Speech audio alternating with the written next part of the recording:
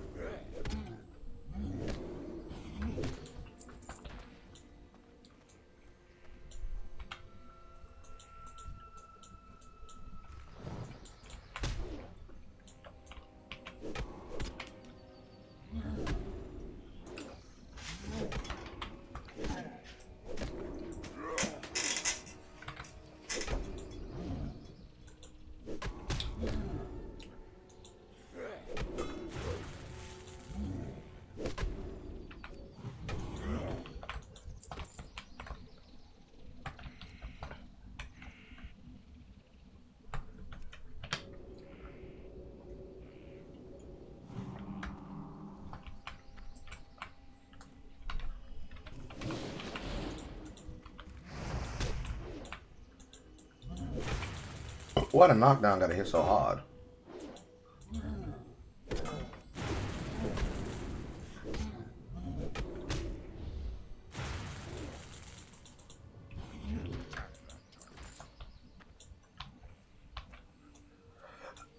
I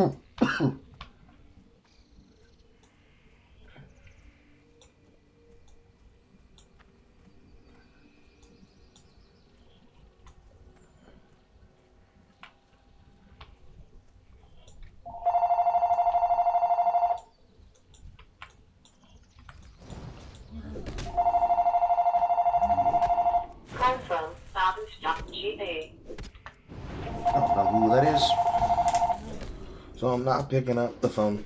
Hello, please leave a message after the tone.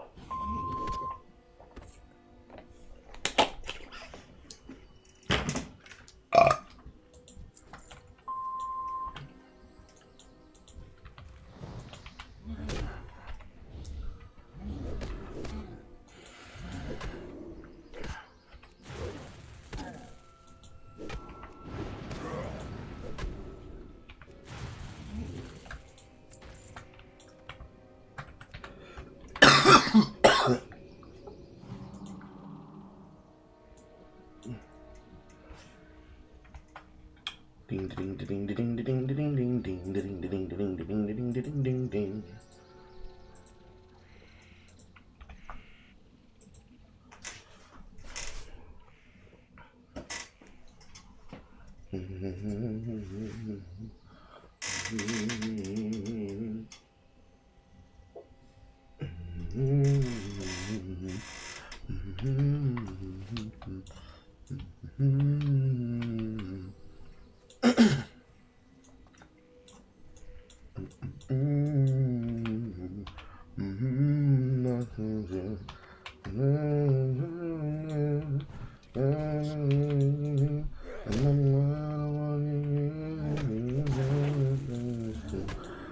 Having deja vu.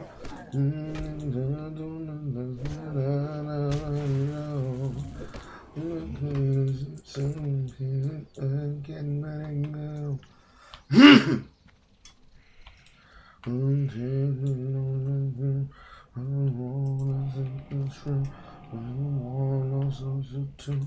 Yes, where's deja? The heart I believe you. To deja vu.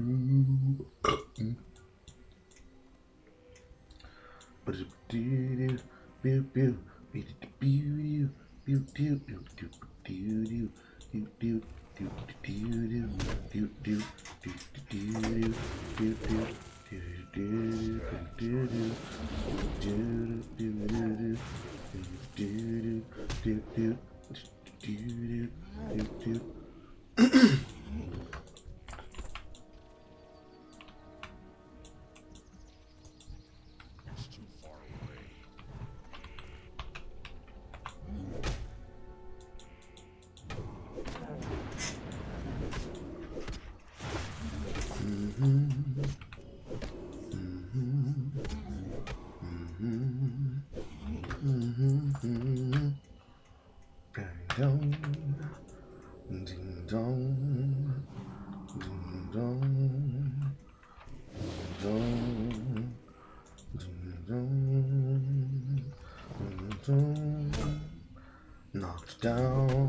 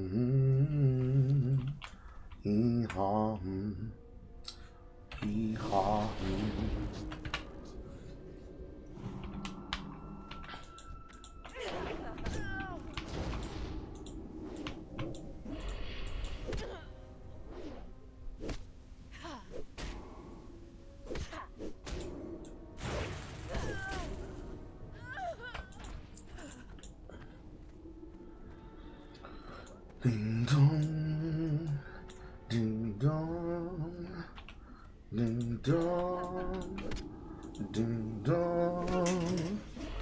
Ding dong. Ding dong.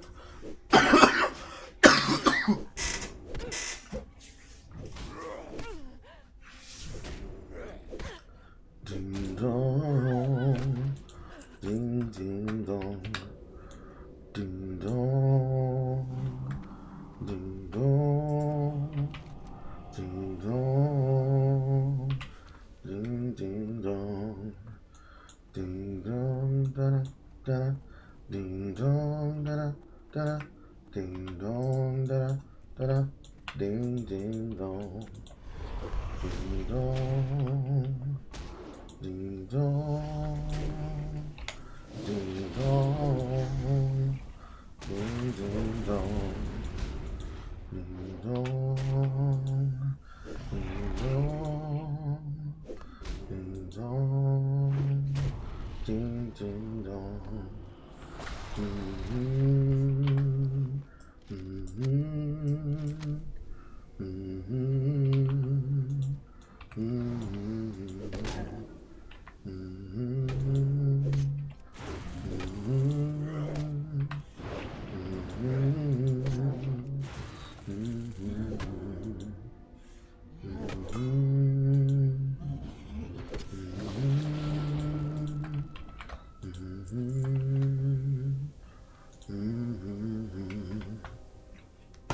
Clap, clip, clap, clip, clap, clap, clip, clap, clip, clip, clap, clip, clap, clip, clip, clip, clap, clip, clap, clip, clip, clip, clap, clip, clap, clip, clip, clip, clap, clip, clap, clip, clip, clap, clip, clap, clip, clap, clap, clip, clap, clap it, clap it, clap it, clap it, clap, clap it, clap it, clap it, clap it, clap, clap it, clap it, clap it, clap it, clap, clap it, clap it, clap it, clap it, clap.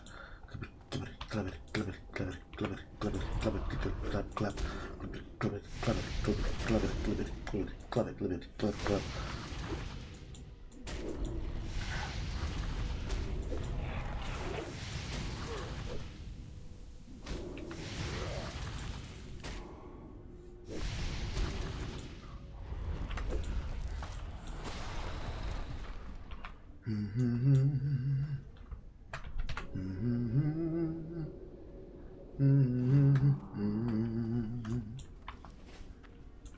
Why you curving my camera?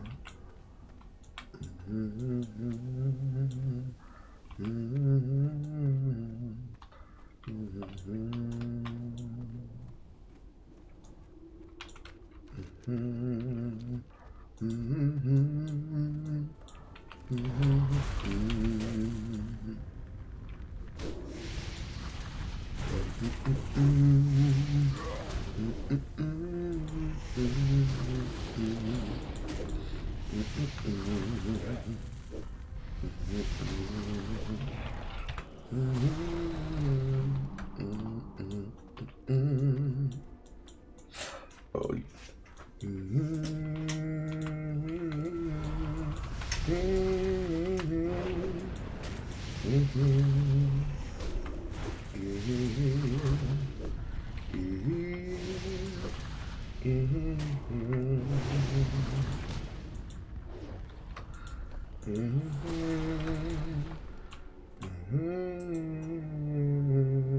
Hey girl, you streaming? yes, Lemon Duck. As you know, I stream all of the Discord gaming nights.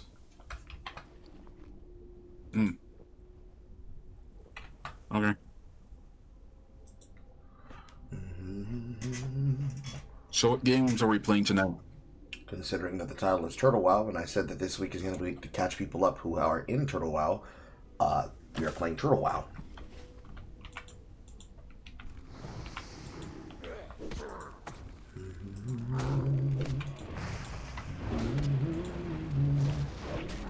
Okay.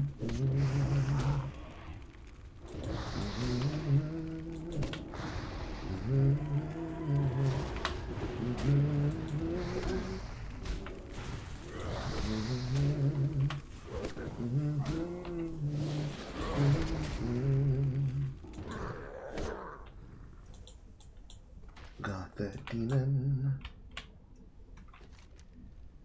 How the hell does this go from here?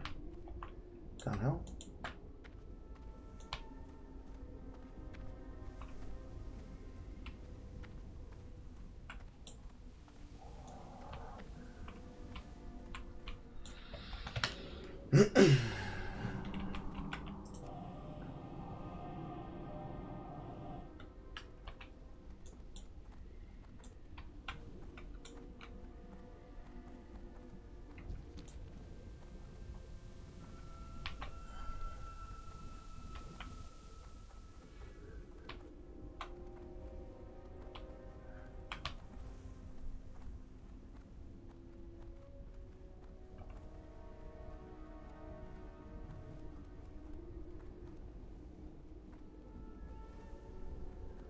I'm gonna run away.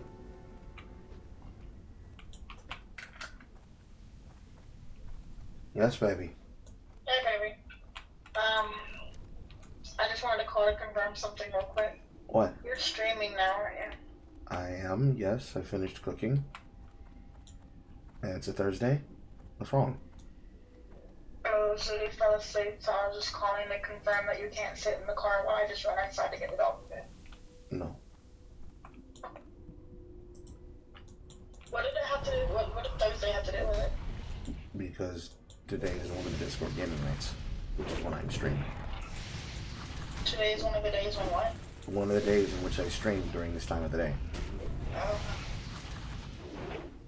I just wanted to make sure. I can get off the game and come sit in the car, sweetheart. All you have to do is tell me, get off the game and come sit in the car.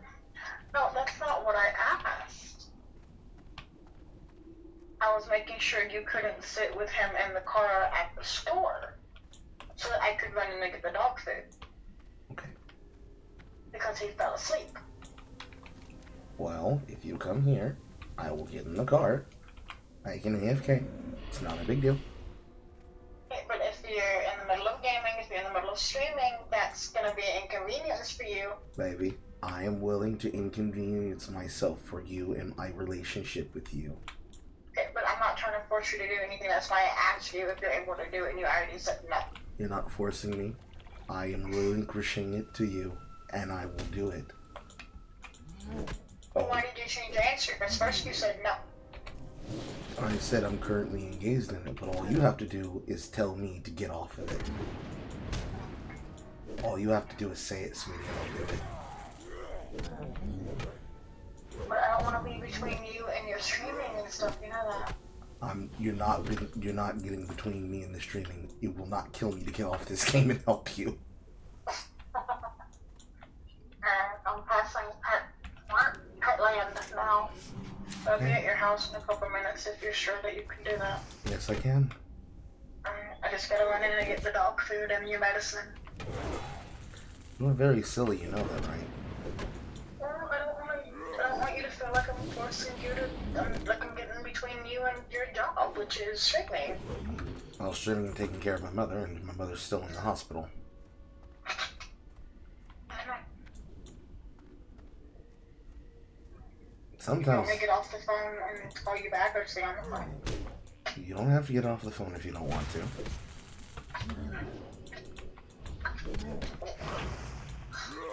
I swear, you're gonna go to your old age bed thinking I just can say anything I want to him, and all I have to do is ask, and he'll do it. Well, all I have to do is ask you to eat my pussy and you'll do it. Woman, I am on camera! But they can't hear me. Yes, they can! You're on speakerphone! Oh shit. Then why do you don't have me on speakerphone? I'm sorry. Yep! This ain't a secret! Huh? This ain't a secret! What? Me eating it isn't a secret. No, normally you don't have me on speaker, so I don't have to worry about them hearing what I say.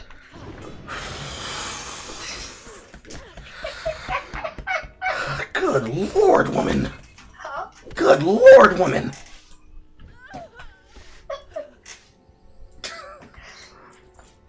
Oops.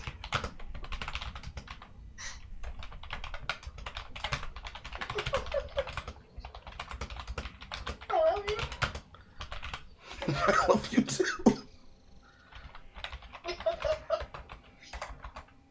One time you put me on speakerphone and don't tell me and say stupid shit. I mean, there's nothing stupid about it, but that doesn't mean that everybody was prepared to hear that. You never have me on speaker. I rarely have you on speaker. There's a difference. You always say no, they can't hear you. You're good. Yes, because sometimes my hands are occupied. I need both my hands for this game.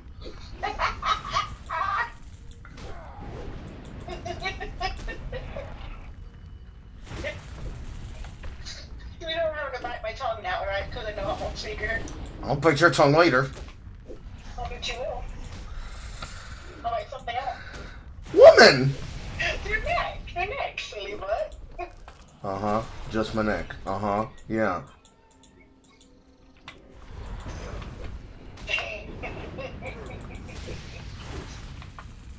Lord have mercy.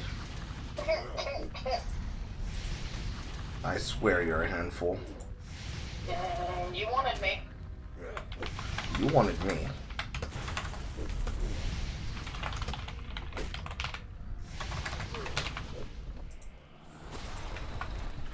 More accurately, we wanted each other. I don't hear you complaining.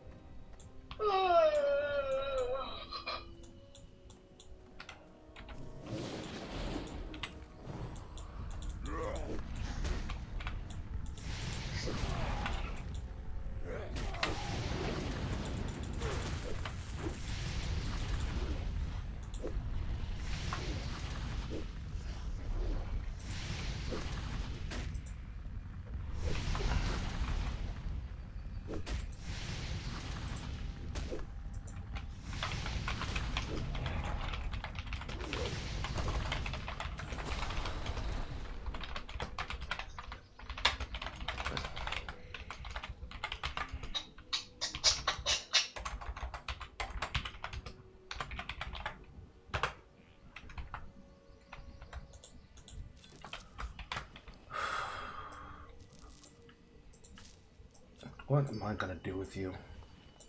Love me and keep me forever. And eventually, hopefully, maybe see me in that pink, or that red, white, and purple dress. How much is that dress, sweet? Oh wait, no, it wasn't white. It was red, blue, and purple. I don't know. We were just playing with AI. Oh, you had to The image of Phoebe. the dress back in your head. They never left. It had to come from something real. So if you can find where the dress came from, you can find out how much it is, so you can own it. No, because I'd have to do alterations to get it in the colors I want. Because those were not the original colors. I told you that. Okay. The original colors was the blue of the light blue, but pink flowers, and I changed it to red and purple flowers.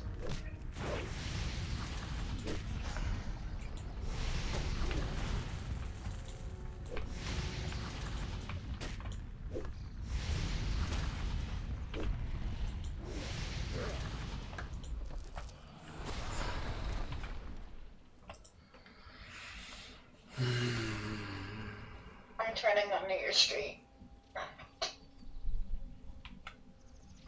Okay.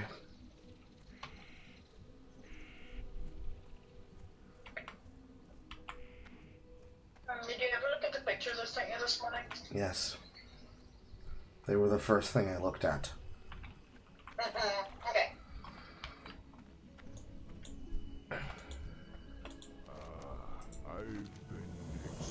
Wait, the pictures of Zulu's clothing or the pictures Yes. of the black outfit? Yes, both.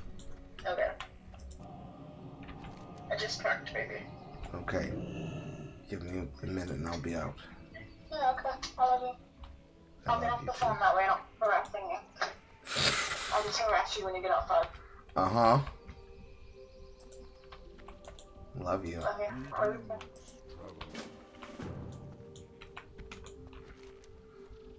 And let no man ever question if Carl gets play.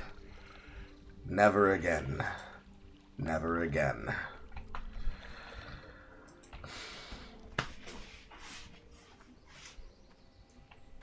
Lord have mercy. I love her so much. But I swear. I swear.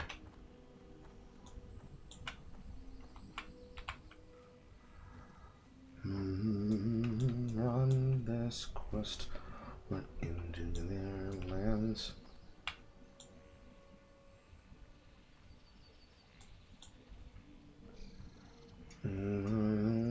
Tell me what you want from me, what you saying, saying.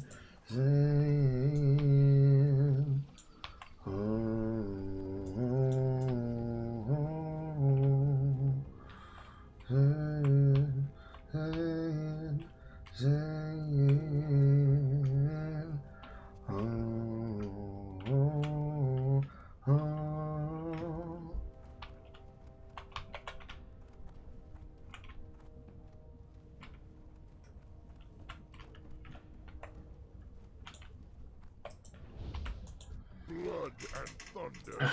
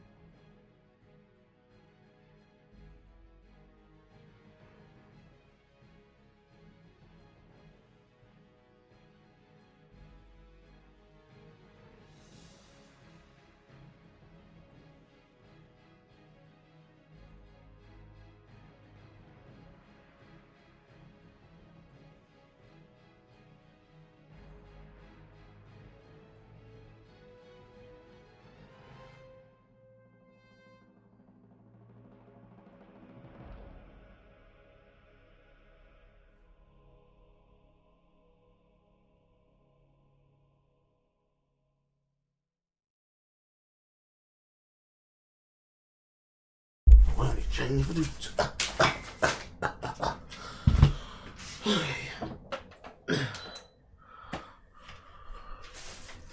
Put the bottle in the coffee. Yeah, I did. Jacket.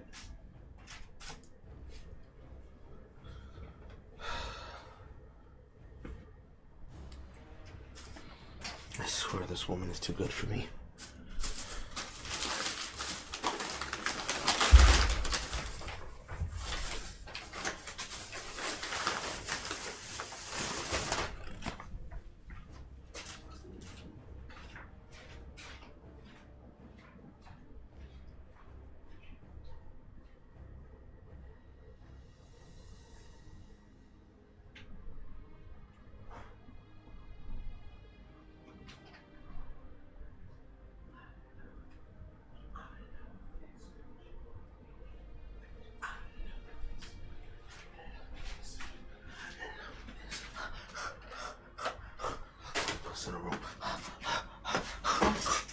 That's in a room.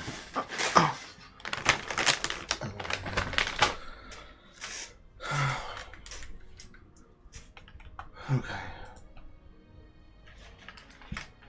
Hello, Chalmers. I don't know if you're still here or not.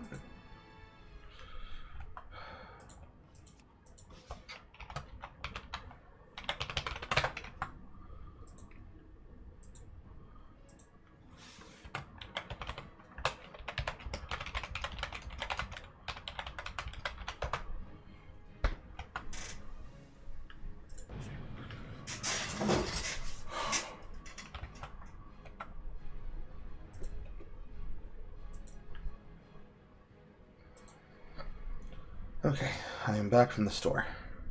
Oh, welcome back. Fucking before she got here. That's I'll let that be a mystery. That'll be more important later. Anyways, I have beef jerky and soda now. Dev has bought the guild bank, so we can now have the ability to bank in any major city that has a guild chest situation. Nice. Have they gotten you into the guild yet? I don't know. I think. Your character name was Mark Tequila? Yeah. Yes, you are.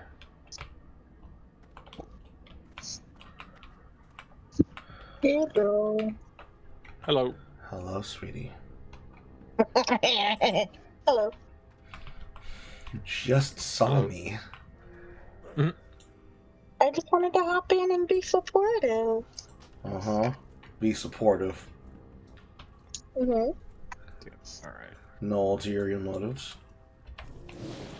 Now, why would I do that when you're on stream? Everybody can hear me because I'm in UVC. Uh-huh. I suppose you've calling me on the phone. I did not know that you had me on speaker when I called you on the phone. I didn't know that everybody could hear me. Okay, baby. I don't normally hop in VC anymore, you know that. I just figured out hop in for Sorry that you lost somebody though, because I know there was somebody else in it earlier. It was just Lemon Duck, who apparently came back earlier because there's a new feature inside of Discord that lets me see the after images of who is connected to a chat room without needing to use log information. It's actually slightly useful. Cool.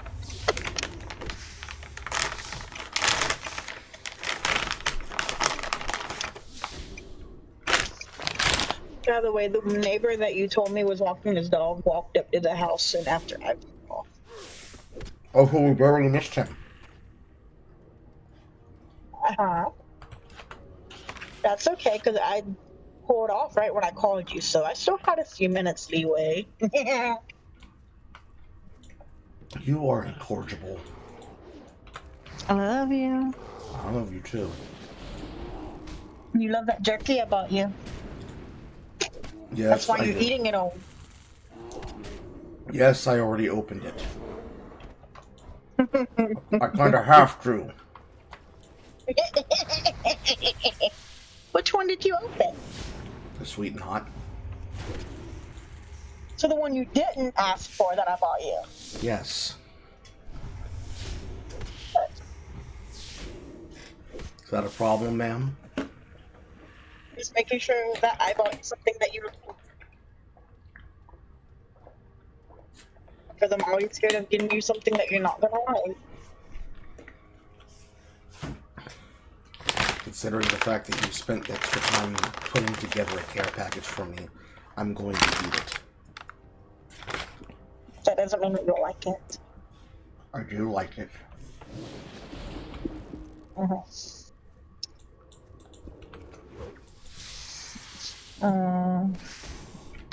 What did you think of that Mountain Dew? I still think Oh, yeah. that it's cream soda with an aftertaste of dew. Yeah. Is it something you would want to drink again or not? Yes. Okay.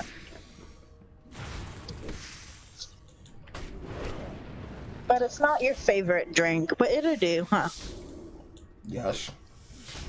Until I make a bottling plant inside your house.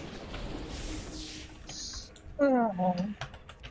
Well, you can old boy you want to.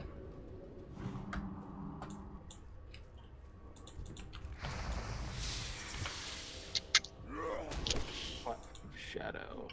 Okay, it's over there.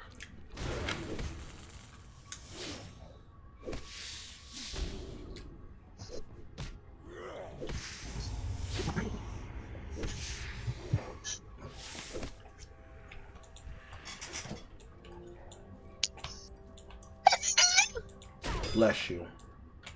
Thank you. I tried moving the phone away. I hope it.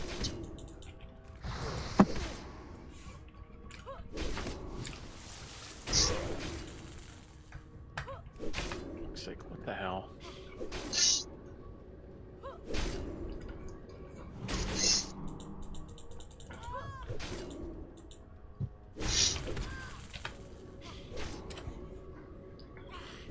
Alright, well, I'm gonna drop out of VC and focus on driving. Okay. I love you too.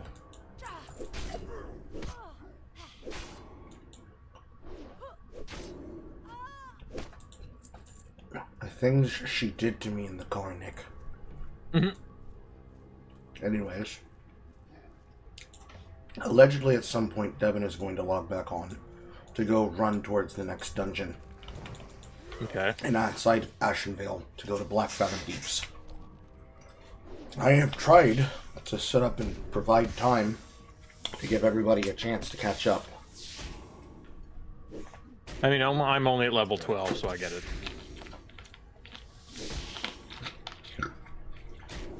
Most of the median levels right now are about, well, it's pretty much in favor between 15 to 28. Yeah, I figured I'd be underleveled. How do I get in here?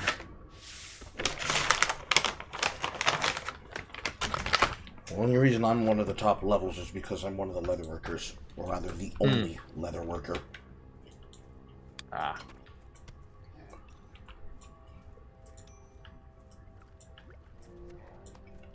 That and the insomnia. Yeah, I've had to not. I've had. Well, I was on vacation, and like the other 2 days, I was just not feeling it. Here we go, Cleft of Shadow.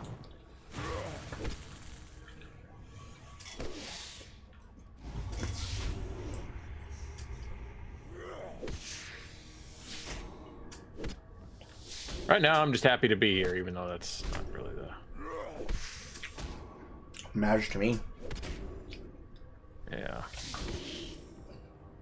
Right, I need to find. Should be Cleft of Shadow. Is that him? No. Korgon. Okay.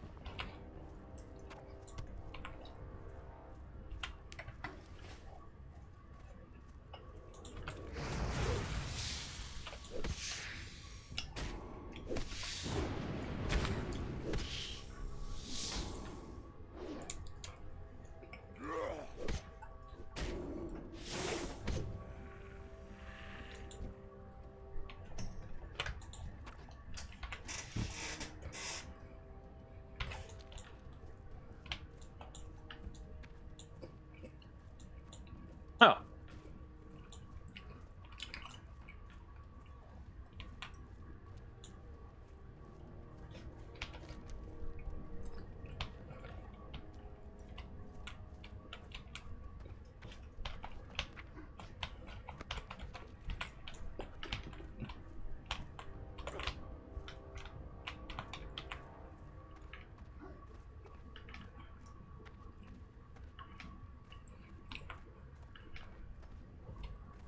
And into Venom Tails near the entrance. Strength and honor.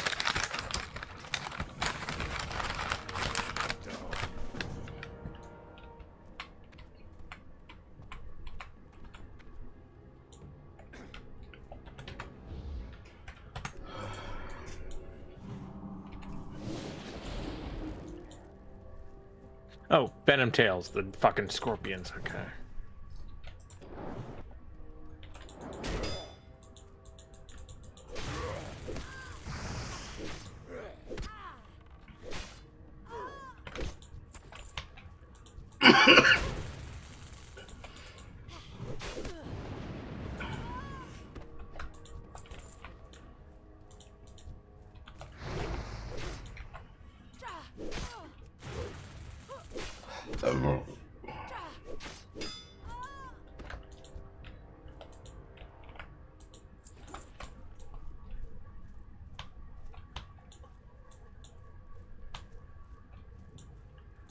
So I'm gonna end up seeing Coheed and Cambria in June. Okay. Yep. Who are you going with? Myself. Okay.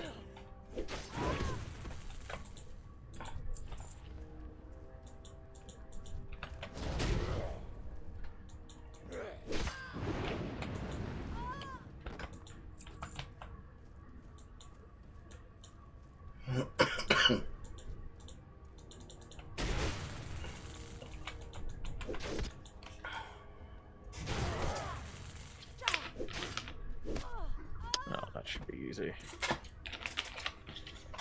I shall kill these from afar.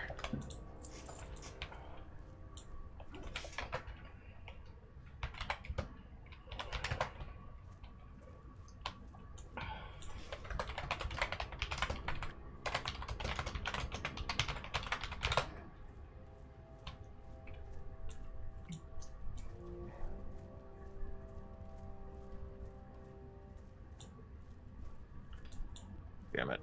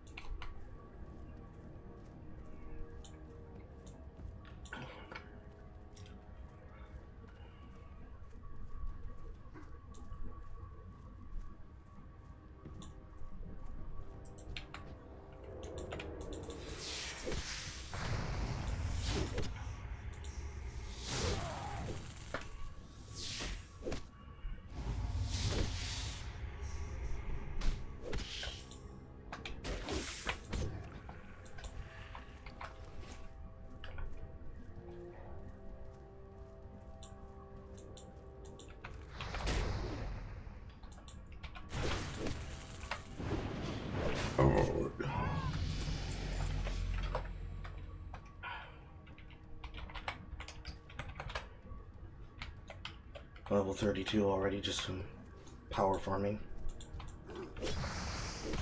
Should be able to make 33 within the hour.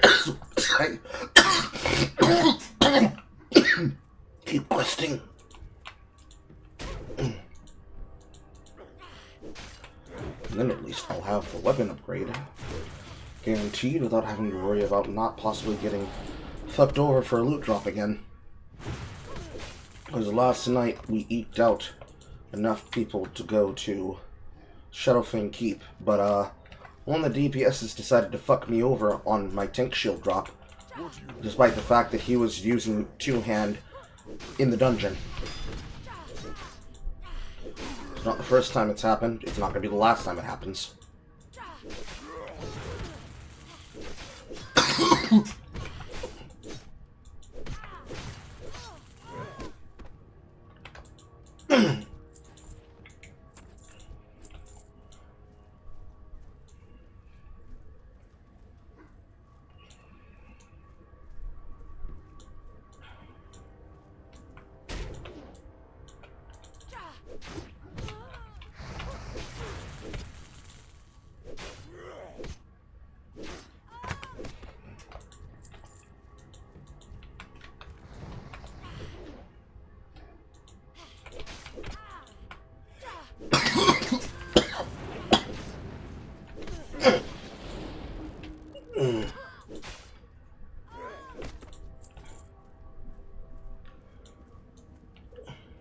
Damn, the defenders are killing a lot of them. Finally, Venom to a sack. Jesus, should not be this hard.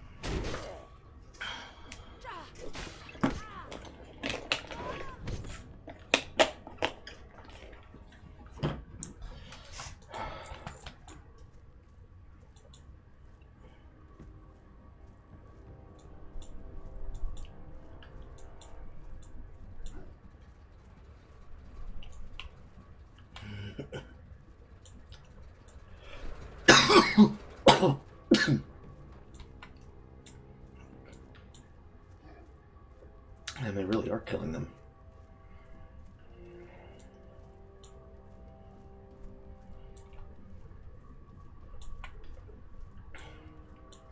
Damn NPCs are ganking all the shit.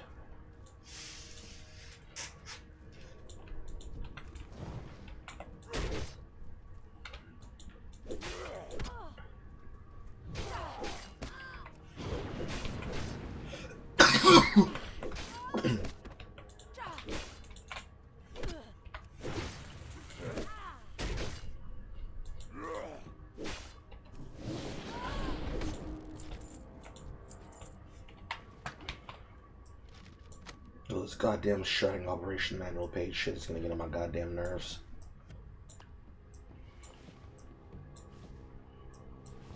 One, 3, 6, 7, 7,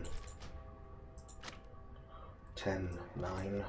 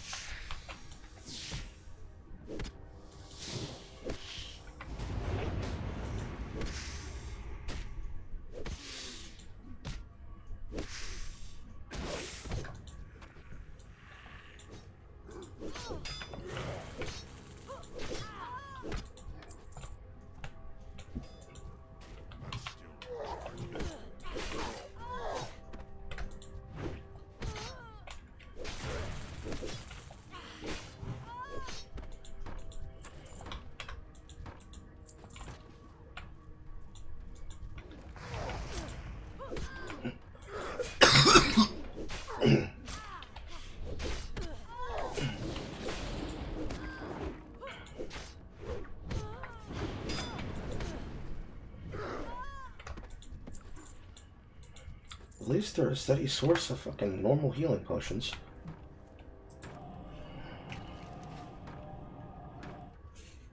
Saves me from having to do work later. And it saves the alchemists time having to make them with reagents.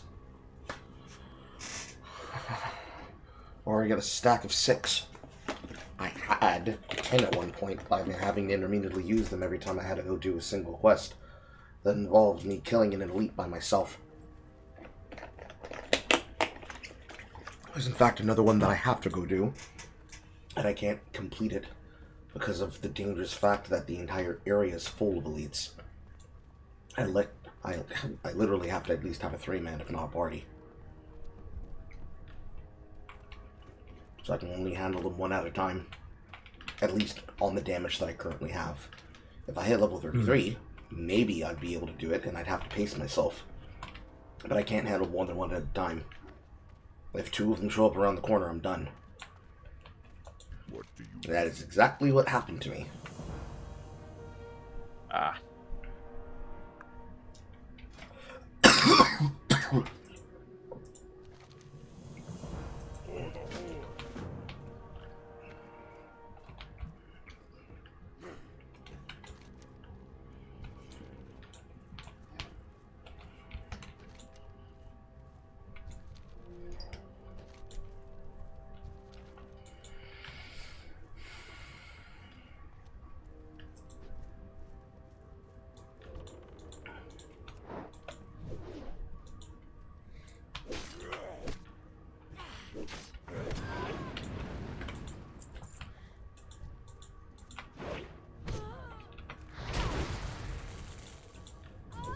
Oh, so I should have gone the other way to begin with. Alright.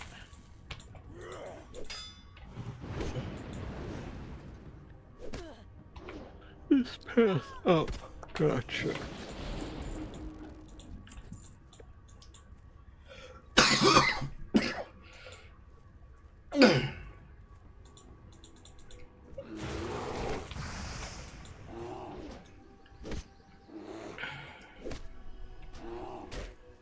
See here. Yvonne is online. Aaron is online. I'm online. Dave got offline and left in Undercity. Naomi was online and got off in the Barrens.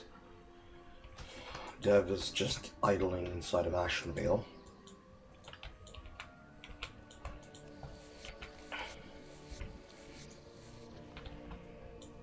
I have no idea who's going to do what until I know when my dry bread gets on.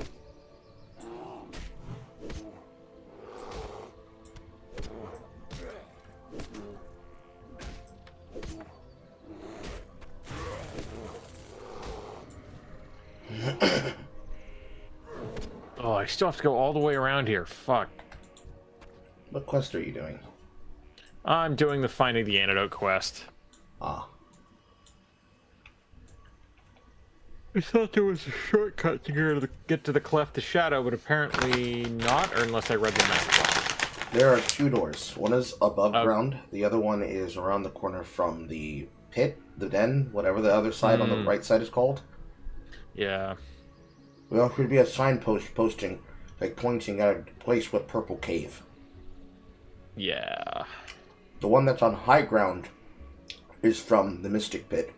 You need to go around on the edge and walk towards the Watchtower. And on the inside of the Watchtower is a ramp that goes all the way around to the top and takes you to the higher rock. And the door from that side is connected on that higher rock.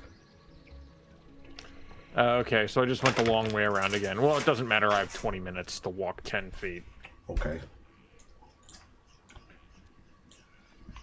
Thank you, though. I'll try to fix that next time. Yeah, I was originally confused when I was looking inside of a Grimnar. Most of my confusion came from the fact that I've never played WoW.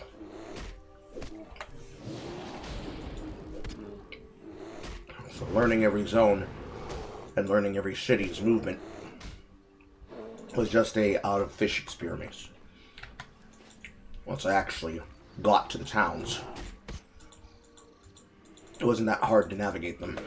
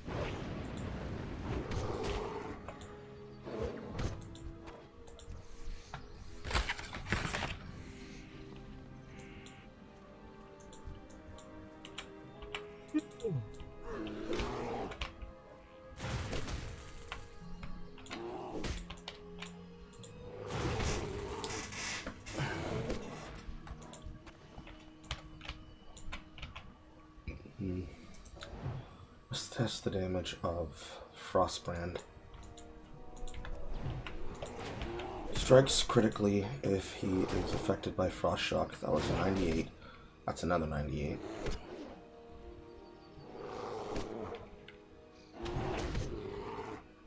$65. Another 97, 98. So every Frost Shock crit is a guaranteed 100 additional damage randomly.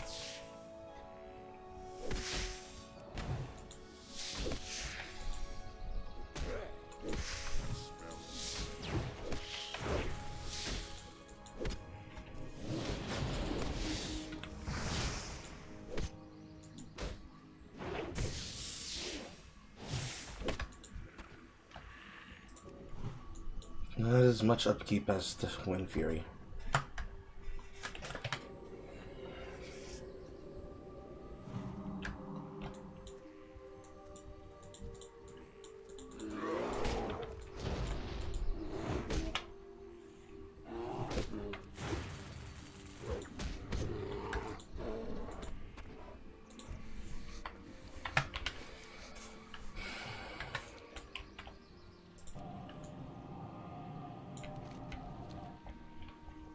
Let's skin these ones.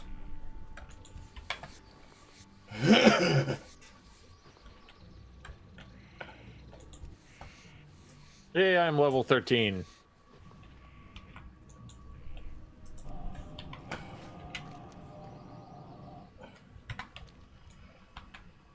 $55. 52 armor. Damn. Okay, well, I can sell it.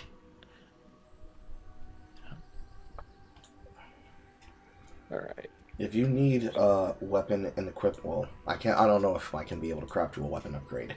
But if you need armor and equipment upgrades, tell me so I can craft them using the leather that's in the guild bank.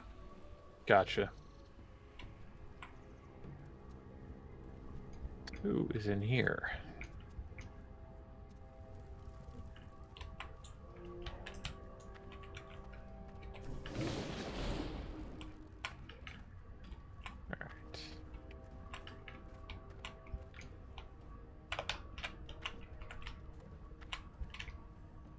And that's falling off the tower.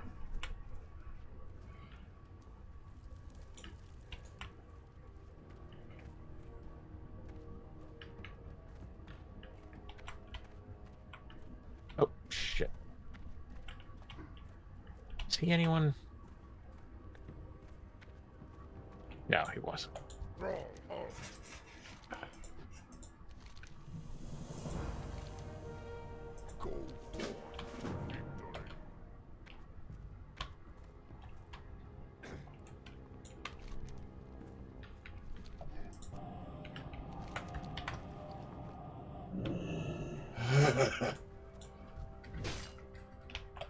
Motherfucker.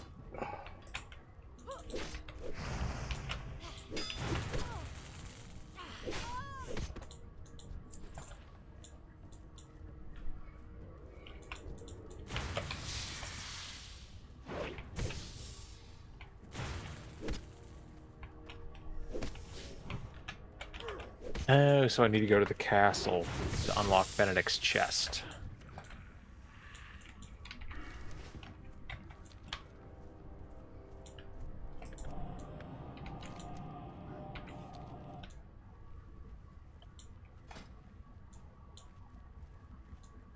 You know what? I'm gonna use a teleport.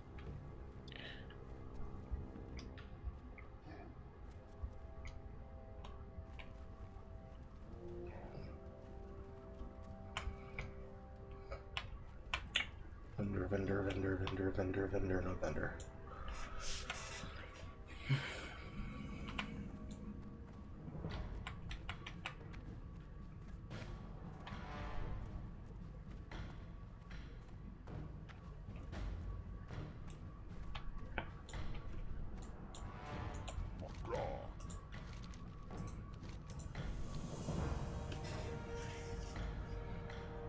Go forth to victory.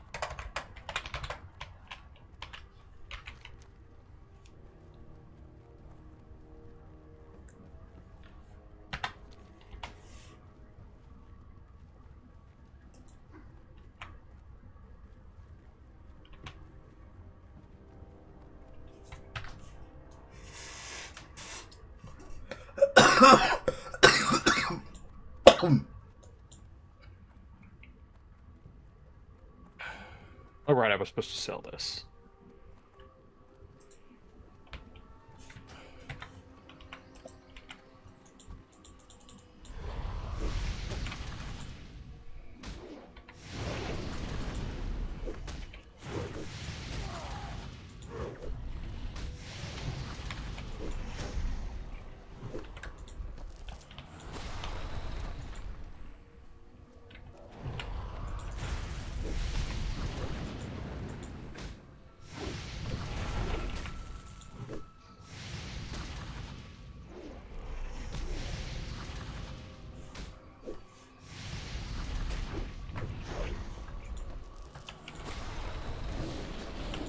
Okay.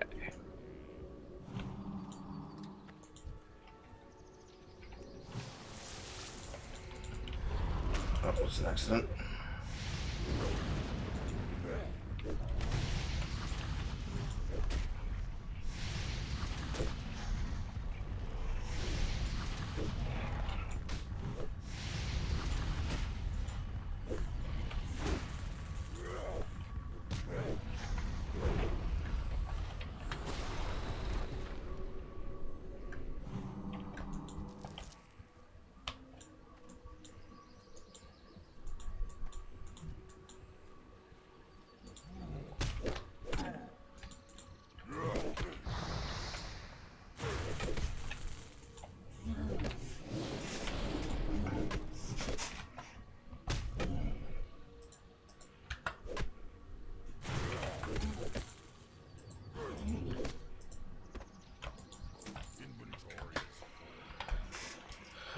Inventory is full. Inventory is full.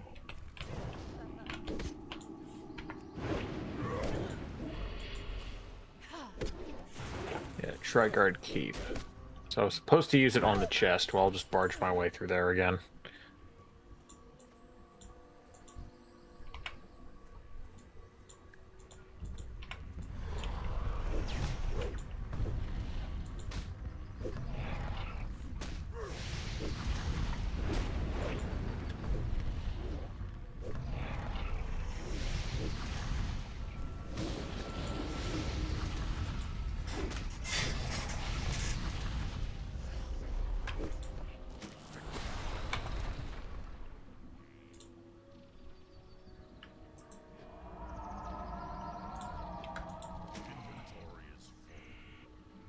Say it's fucking 12.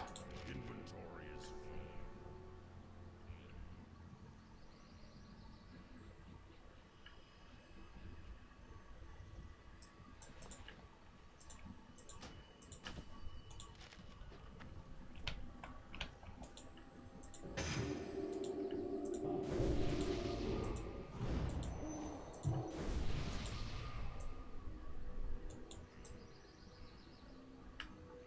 Armor increased by 16. 2 slots to work with.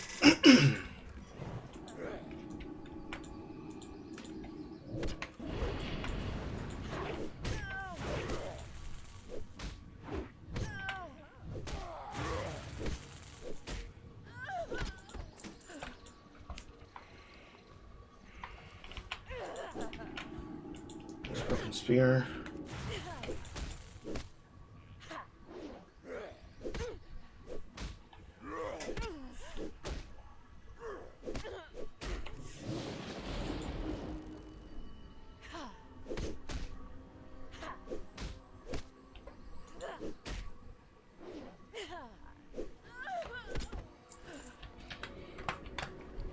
And already back to fucking full. God damn it. We have somebody cooking, so it's not actually justifiable for me to throw these away anymore.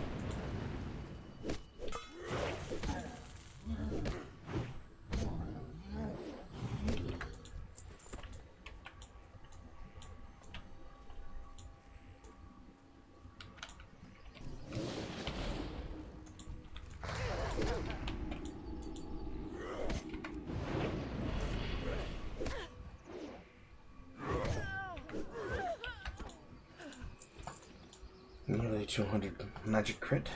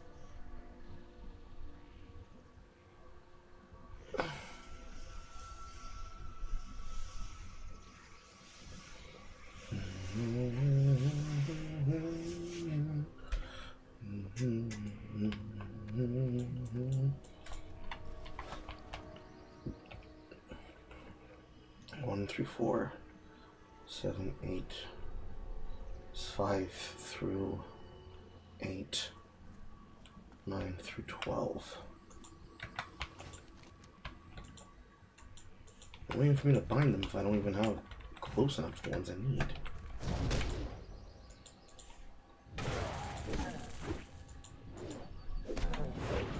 Now I feel bad for throwing away those pages earlier.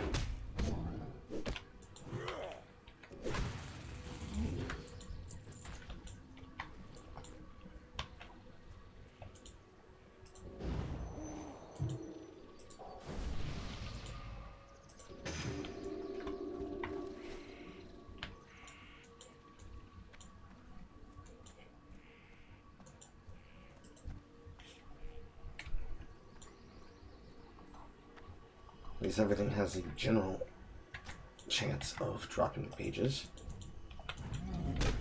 Allegedly.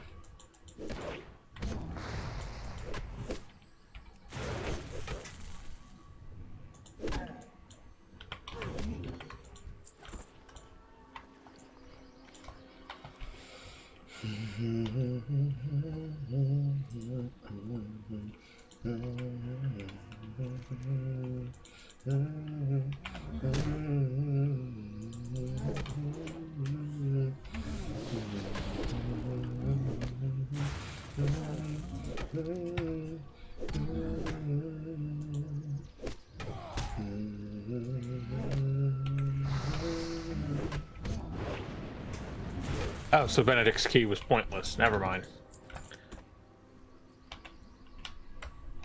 Off the side of the building I go.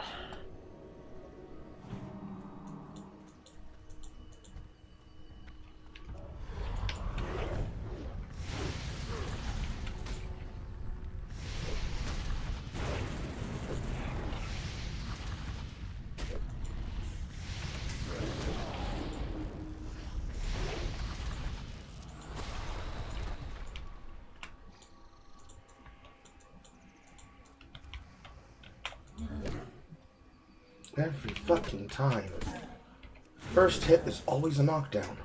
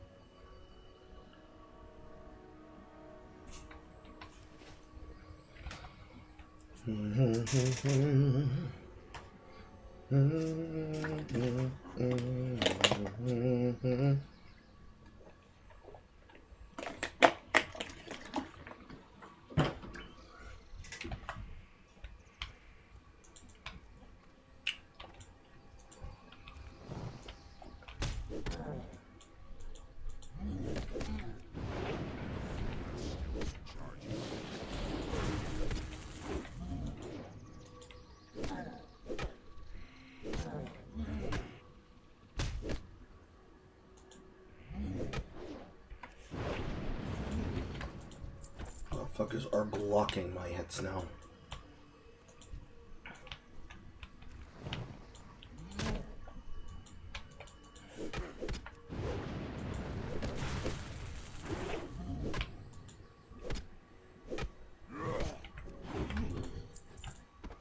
$238 high crit.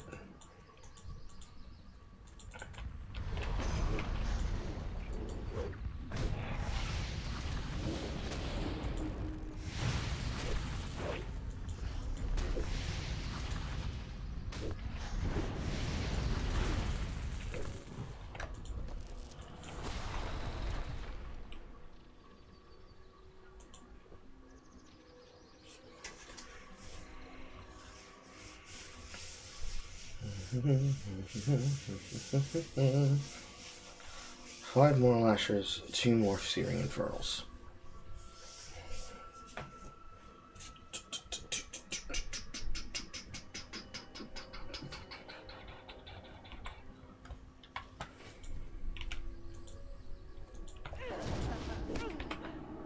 Ten more to page 2 from these ones. If I get lucky.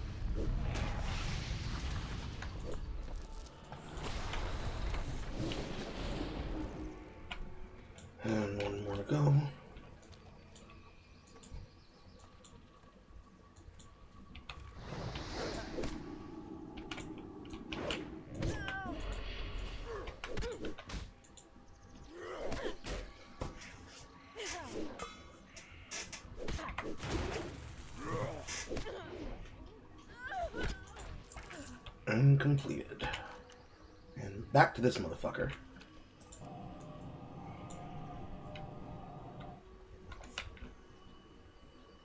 I'm walking back and forth all across this goddamn zone.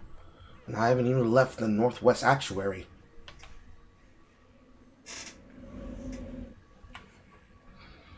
Just fucking is what it is.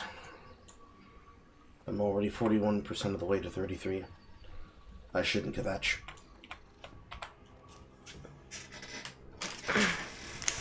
You know, Star got angry at me once because I like to use the word kvetch instead of just using the word complaining. She looked it up in the car. She looked up in the car while I was complaining about my mother. Every time she walks in the room, she complains. And she was in a mood because it was one of those instances where she was worried but I would treat her like my mother.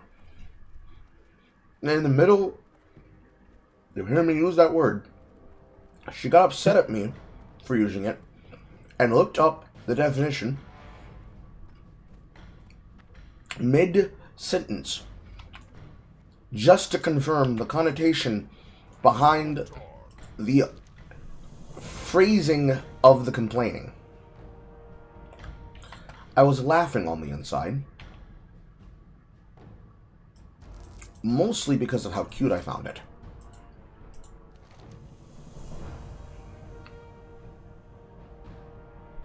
Strength. Now I gotta go to a den? I just wanna go fucking vent. Oh, this was a bad idea. I just wanna go vent, nigga. Why do you keep sending me places? The hell's Fizzle Dark Storm? Oh, that would be why.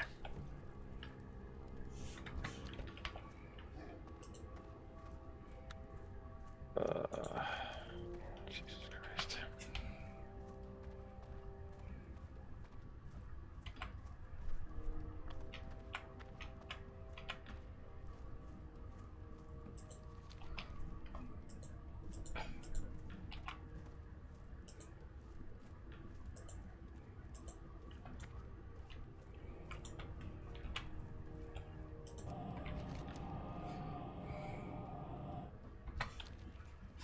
After some barrel days to the north. I'm gonna have to go in the proper way instead of just dropping down in the middle of a hornet's nest. Okay. What mission are you on now? I'm just going back and doing some earlier missions that I skipped. Oh, fuck. Am I not close enough? Oh, no. Wait. No, I am. Good. Okay.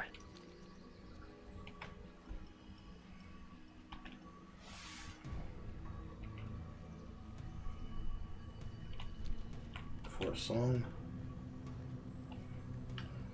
I'll take a lollipop. Where the hell's the entrance to this place?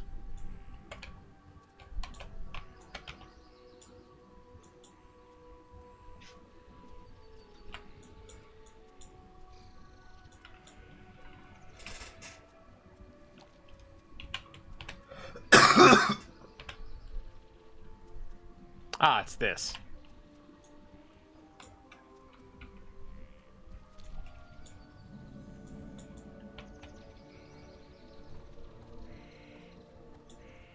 Oh, nope.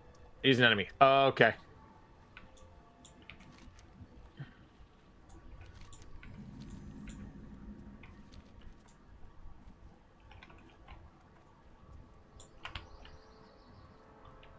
Highborn apparition.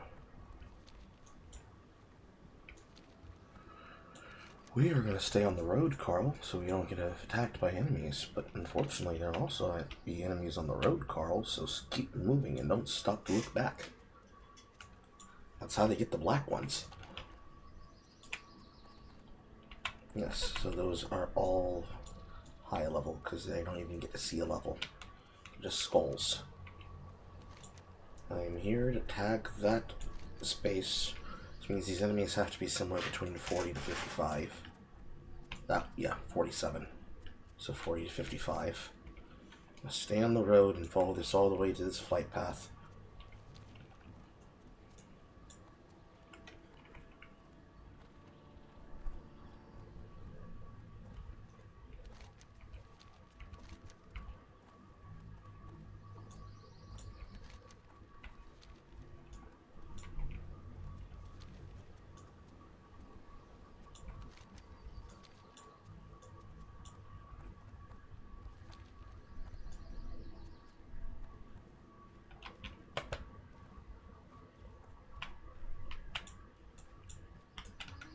Haldar encampment.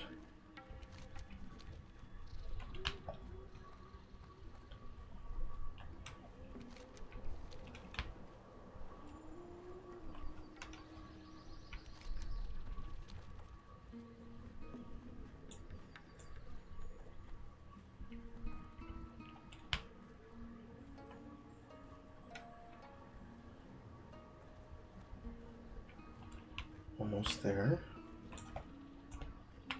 Thunderhead Hippogriff. Valabak.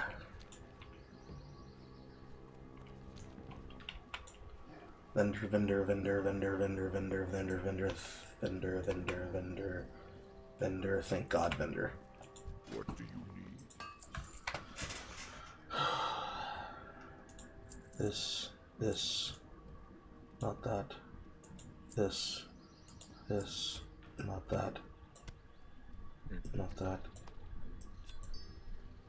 Not that. This, that can go to somebody. Not that. This, not that. This. Goes into this west slot. This.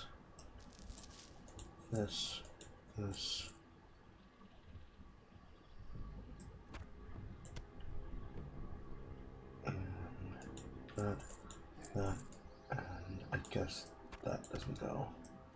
That's also cooking. Oh shit. With honor. Just for the heck and fun of it, is there a banker here? Nope.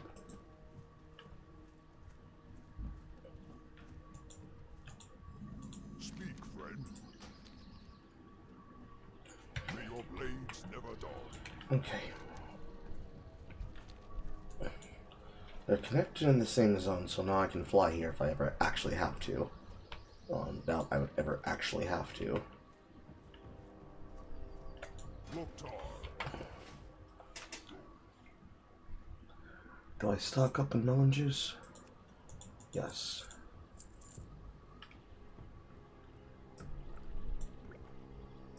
I use the bubble water. Go forth to victory. And we skedaddle back to Splinter. So that was not the way to go where I needed to go. Now I know. And that's the flight path to prove it.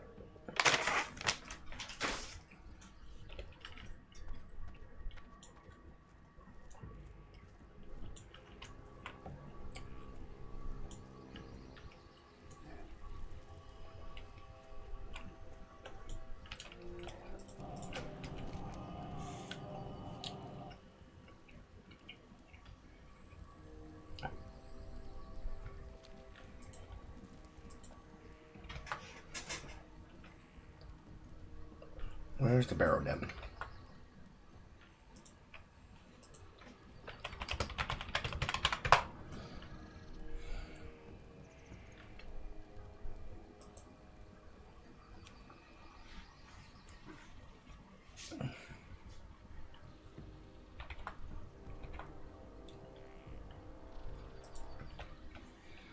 That did not answer my question.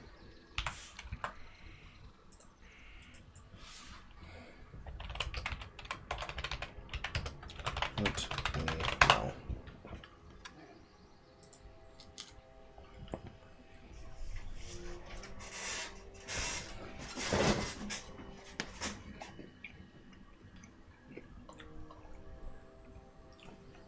That's not what I'm looking for. That's not what I'm looking for either.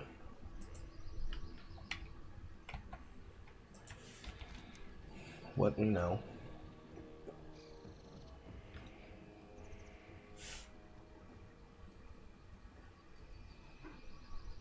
Above the canyon.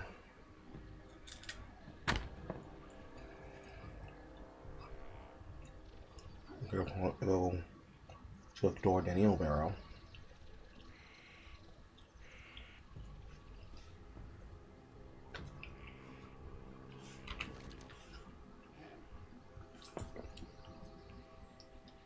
Not in downtown, is it? No. It's just a one area.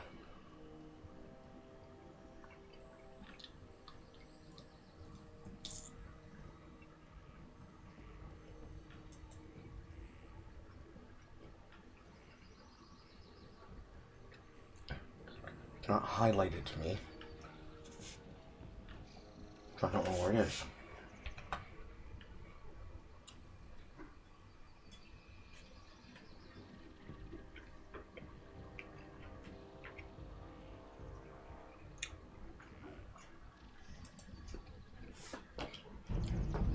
Speak, friend.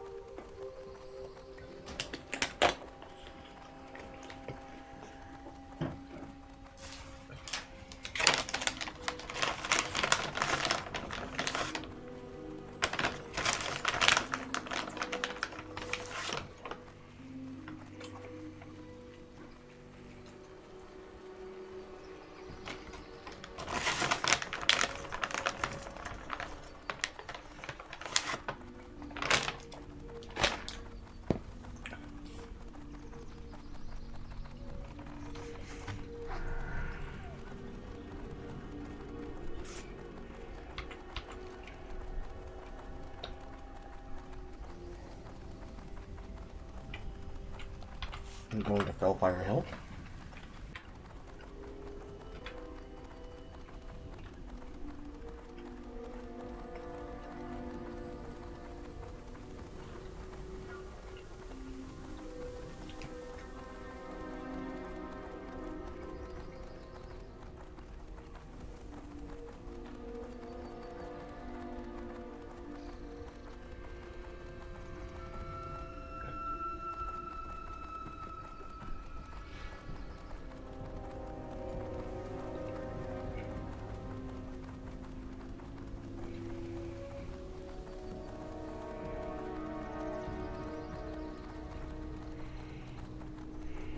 So yes, I am going to Fellfire Hill. Why did I just say that? Or am I blind that I didn't read? One of our grunts found these night elves talking about some creature had a letter on its corpse. So we discussed why I had to try to decipher an abomination of a language. Above the canyon, you should find his barrel den. In the holes, these fighters mongols like to do. Be mindful of no only the general barrel den. And we shook is finding the ridge. So no, I would have had to pick up the note that canyon meant Demon Fall Canyon. That's a little bit annoying. But that's what I get for not paying attention to context clues. Remember, chat, before you blame the game, blame yourself first. Because maybe it's completely broken. Remember, you're blind as hell.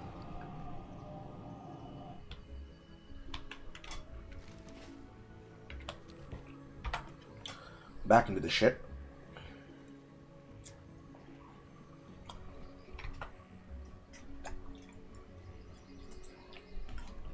Oh my god.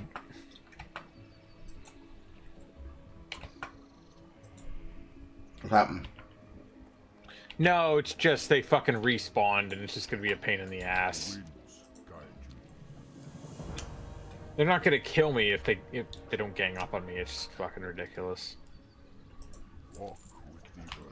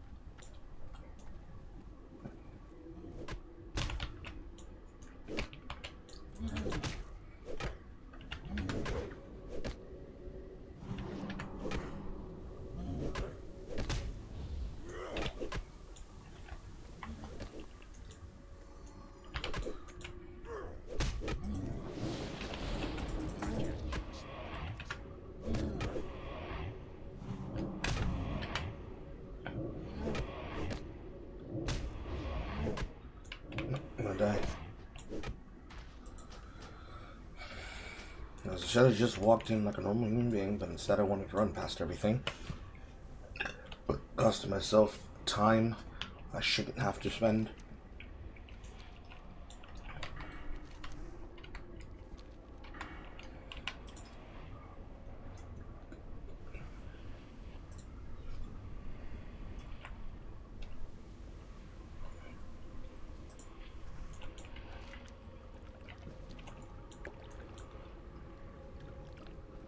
Oh my god. Are they fucking you, my child? No, it's just I can't run past all of these. But they're not high enough level to feel like this is worth my time, but I still have to do it. Yeah. I don't know if this game has coding that labels certain creatures that once you are above their level that they never attack you anymore. It is more than likely the case that that is a feature that they put into retail, not classic. Such dick. But as much as I'd like them to have coded in a rule to make travel forms not get pulled into combat, it's more a movement speed problem. But when you have enemies that basically have the ability to swack you in the face and continuously knock you down, you don't really have much recourse.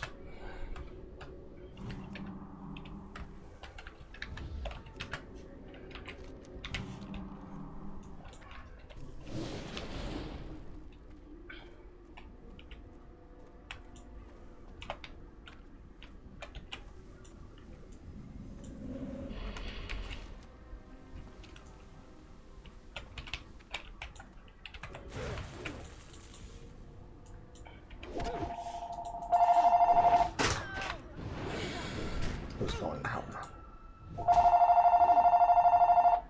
Call from Rodney Kelly. That's Uncle Rodney.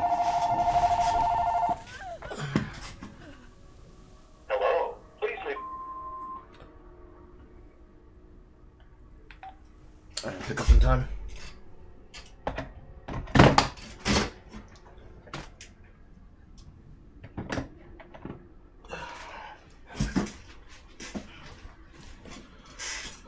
I need to remind myself to call Jeremy and Angela later.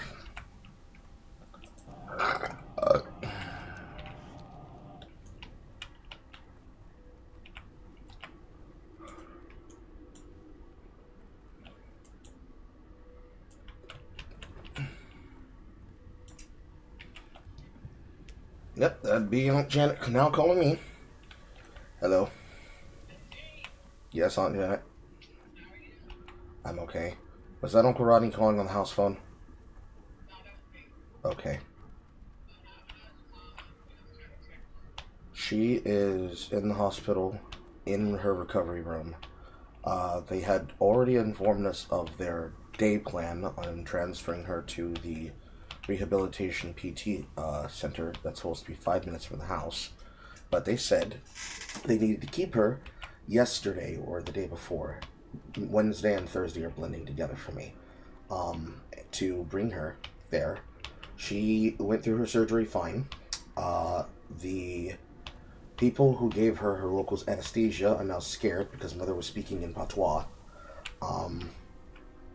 There is a nursing situation where there is a nasty nurse that was doing some not above par behavior to Mother while she was being transitioned from the OR to her recovery room.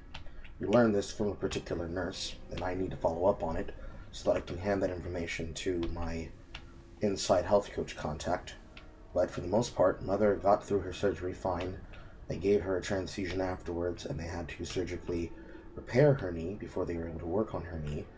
But for everything and all intents and purposes, Mom's okay.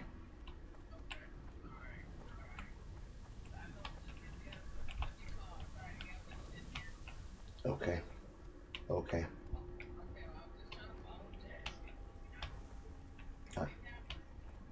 I know. I have to call at least 4 of you on speed dial. I love you too, Aunt Janet. African American families.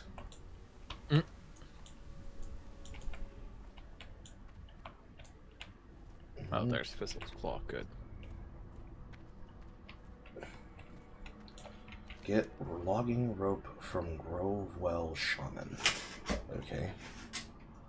That's all the way over there. Oh, that was worth it. Sort of. These boots any good? 40 armor. Yes, they were. I don't have entirely.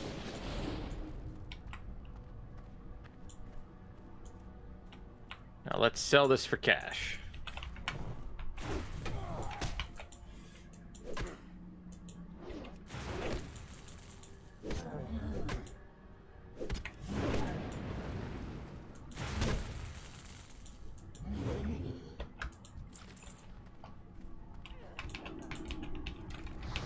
Hey, Carl.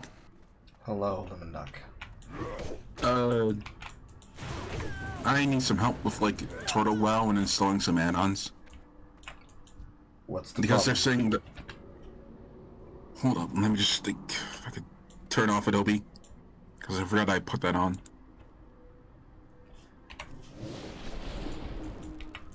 And I was just to get like a TWOW on because like I had this already months ago and I just turned it off when you weren't here.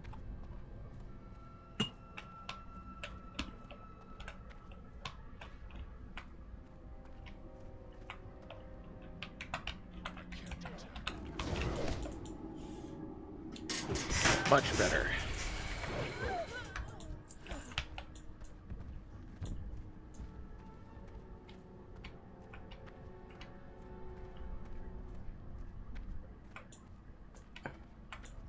So what exactly is the problem, Lemon Duck?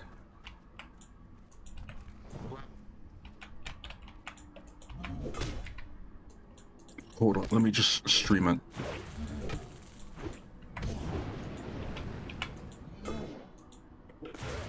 Okay, so this is WoW.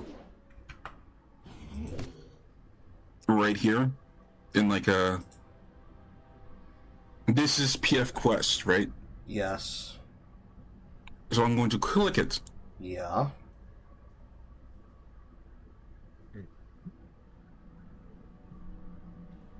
And dude, what doing some with an install for verifying files? Like I can't like. Are you Did you getting show? Are you getting a buffering screen in between when you click on this button that's asking your program to identify a file? No. No. Yeah, I'm getting that. Fail to install. I don't know why it's failing to install, but there should be a FAQ system that should address those problems. Is it the case that you might not have enough space where you're trying to download it?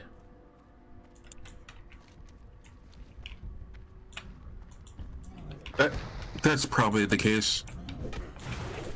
And then you'd probably want to send it to a location where you do have enough space. Hello, Callum. Well, then in that case, I probably can't play TWOW with you guys. Unfortunate. Nah, not fortunate. No, I said I said unfortunate. I probably would slow you guys down anyways. No, you wouldn't. Chapter 3. 6, 5, 6, 7, 8. All you gotta do is figure out what's going on. You don't necessarily have to have the quest. You don't have to have the add-ons in order to play it, but you can use the add-ons because it would help with some of the quality of life and location spanning. See if yes. See if it is an issue of the computer or it's an issue of the download system, and then see if they have documentation on how to solve and fix the problem. If not, and you have exhausted all options from there, I will then help you through the process. Because if it's not a spacing issue, you need to check what you downloaded and did when you first installed it into the directory. And for that, I linked everything inside the TWOW section of the server that's in Gamers. You should be on West Europe. You should be on Realm Nordinar, but you can't do that yet because you haven't even booted the game. And when downloading your files, you should only need to download Atlas TW, Atlas Loot, Attack Bar, PF Quest, TWOW Database. That's about it.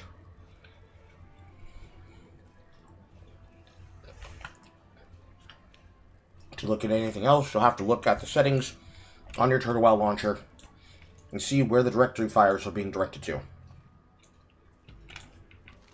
Outside of that, I don't know. Because you would be the only person that's had an issue so far between both DevCord and CoralCord.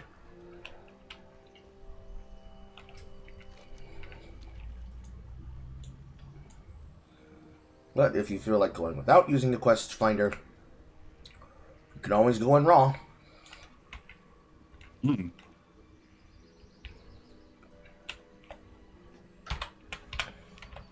How are you doing, Callum? I'm alright, just getting some stuff done before I go to bed. Okay. It's quite late here. Saying I'm just kind of... I'm gonna see what's going on down in DevCord for a bit. Okay. You're coming in a little bit quiet, Callum. Did you change your microphone settings? Maybe. Hold on, just give me a moment. That better? Yes. Okay. Yeah, I was just, I'm just doing some stuff before I go to bed. I'm more here to socialise than to play games, so... I understand. You missed evidence earlier of yet again proof that single-player Carl does not have a deathbed in his relationship. Really? Yes, so Star was calling on the phone, and I put it on speakerphone so I could use both my hands, because I have to use both hands in order to play WoW. And she was talking, and she said something that I'm going to simply describe as something very adult and inappropriate for the ears of young children.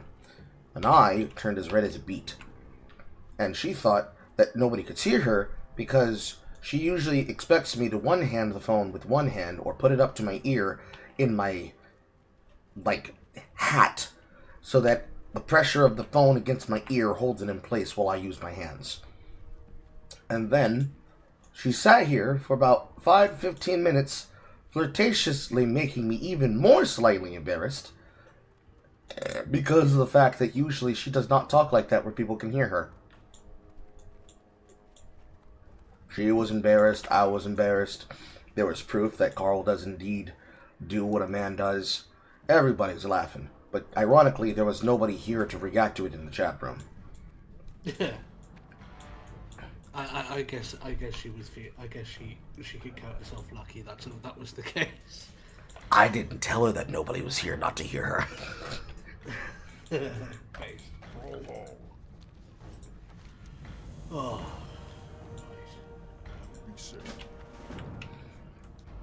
Now, for posterity's sake, I did tell her that I was going to save it and make it into a clip. Probably not going to do it as an alert, but I am going to show her the clip. I would. It'll be a fun time. Yeah. Alright, I'm ready. I'm gonna go in raw. Okay, he wants to go in raw. Update: Dr. Lemon Nick was to go in raw. Breaking news. Breaking news.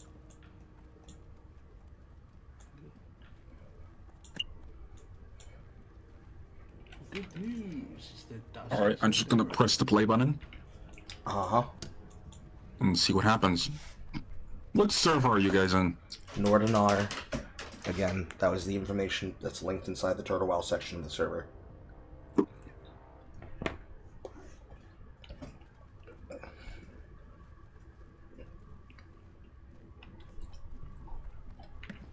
Carl's never-ending quest to get people get people in the Discord to read the information provided. It's a fucking journey, man! I literally was talking to them last night about this in the guild chat. And it's the case that whenever I write anything down and somebody comes in and they're a little bit of a monitoring spirit, which is to say they're a little bit more like Jack, that I could write down 15 ways to Sunday, an update every day that says, hey guys, check the channel, don't forget. And then they'll be like, oh nigga, how was I supposed to know? And then I point incessantly with a resting Carl face to the various times I have posted the information, and then they go, oh, I saw I didn't read.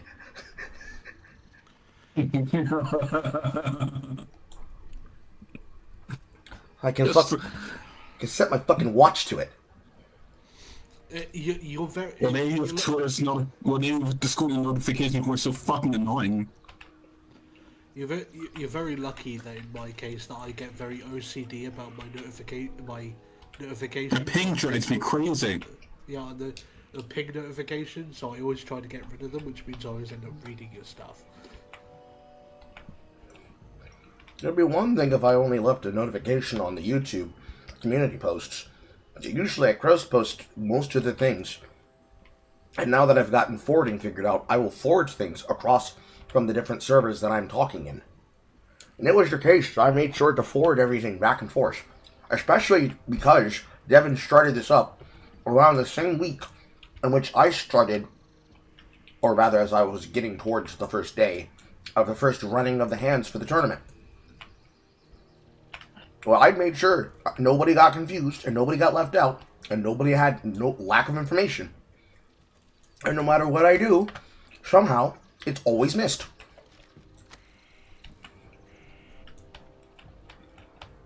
After a while, I keep thinking, is it me? Is it my fault? Am I not doing enough?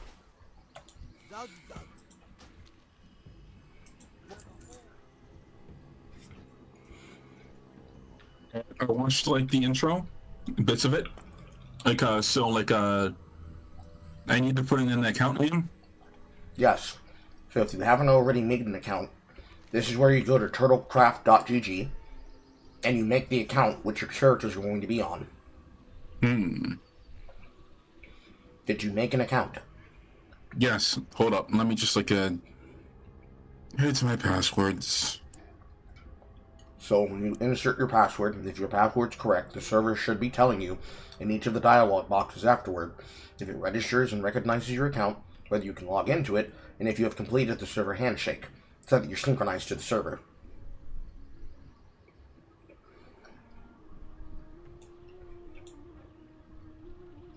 Did that happen? Hold it. I'll just...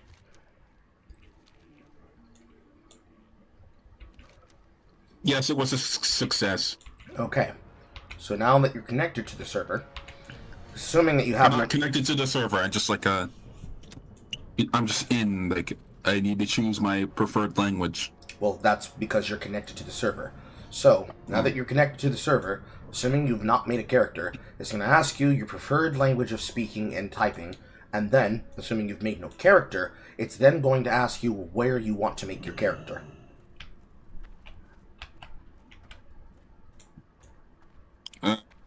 Choose your realm style: normal, player versus player, role playing, You're looking for role playing Nordinar. PP. You're looking for Nordinar. You're looking for Nordinar. Northernar. Yes. So like normal. If that's what Nordinar is, yes. You're looking for the server that's called Nordinar.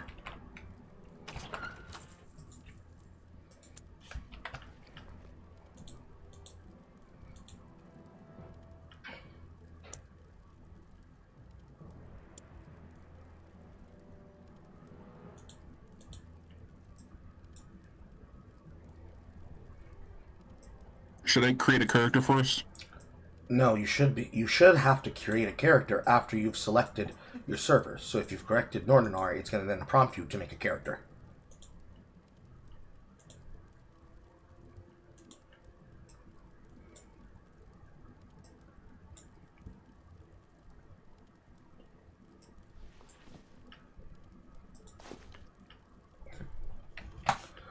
Oh my god, Devin!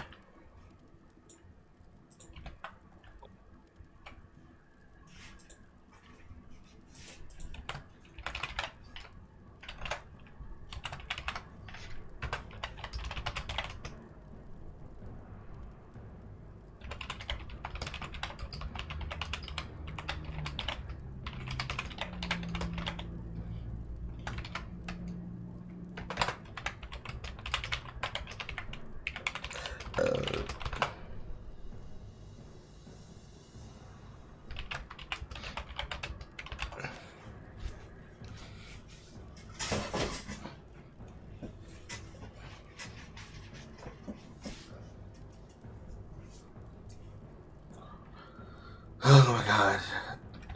I swear. Devin managing This a is- guild is such a goddamn nightmare. You can't even manage the Discord server. Hush you. My apologies. Okay. So, you have set yourself up to make your character on Nordinar. Yes? I click Nordinar on browsing service. Yes. Okay. Have you already made your character? I'm waiting for it for load. I'm waiting for it for fuck. You're waiting for the character creator to load. Yes. Okay. When you get Just... Sorry. when you get to the character creator, most of the characters in the guild are horde characters. So that means you have to make a horde character if you want to be on the same continent at the start as we are. If you end up choosing the alliance characters, the left side is alliance, the right side is horde. It's going to make it harder for us to get to you and get you what you need, should you need things that you can't immediately get from the guild bank. Okay. So horde. Got it. Yes, horde. You don't have to worry about picking a particular character. Just pick whatever speaks to you.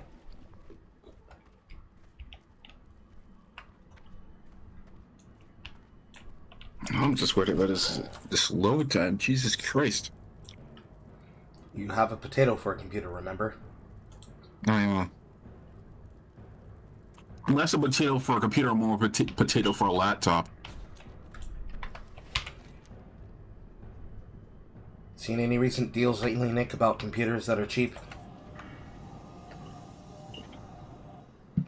Sorry, I just got back in. And I haven't seen any deals, but what you need them for? Lemon Duck has a very old potato computer. Is it still running Windows? You might be able to revive it if you put Linux on it. I would get Linux, but I have Adobe. Huh? Because I don't want to go to. but I have to buy Animate in Adobe. Oh shit. Okay. And I don't want to go through the loops and hassles of trying to get Adobe working on the Linux. Yeah, no. If you're stuck, if you absolutely need like Adobe for work, I understand. Hopefully, someone makes a better alternative to Adobe soon.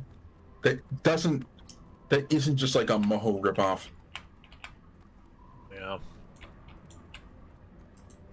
Just God, I can't stand Okay, other animation so- programs as well.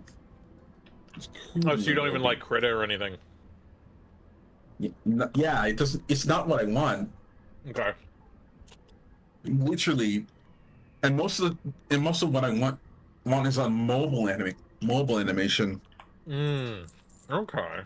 and I want to get off my phone. Okay. Like, Adobe is very good at like using symbols. That is the type of thing I want.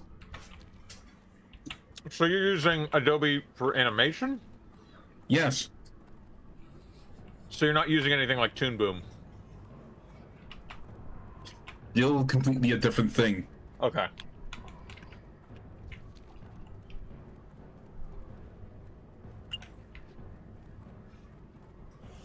I've tried Toon Boom.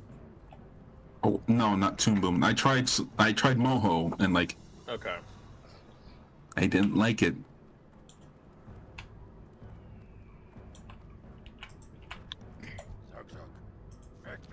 Although there's a sadly one alternative I considered.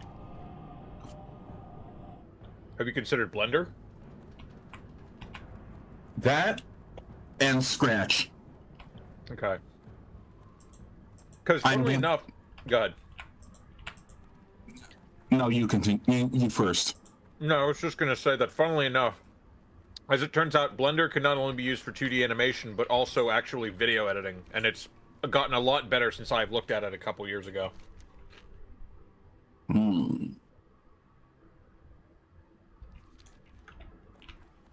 But funny enough, no, you first. No, I was going to say if you can already run Blender, I would suggest at least messing around with it till you get a new machine. Probably can make some videos to make me some money, particularly to like get a new, better machine.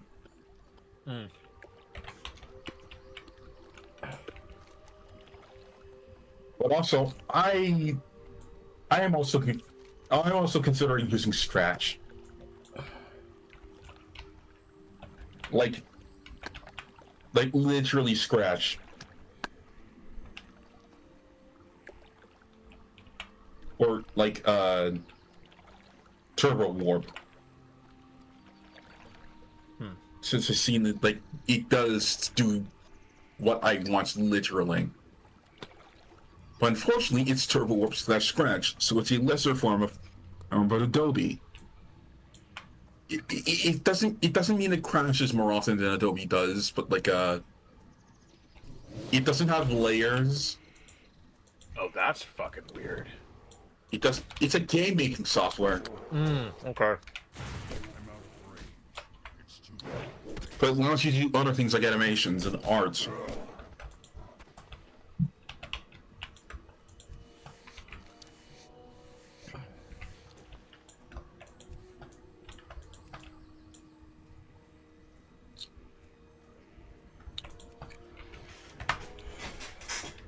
Perfectly good leather going to waste on the ground.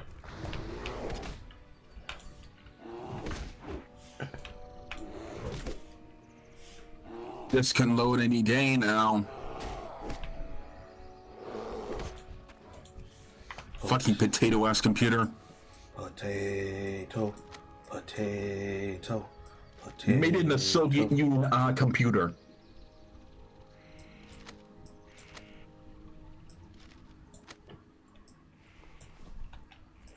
Runs by its service run by 1,000 rice farmers in Vietnam. In Vietnam. How does Vietnam become the operant that changes how badly it runs? Like I said, the rice farmers.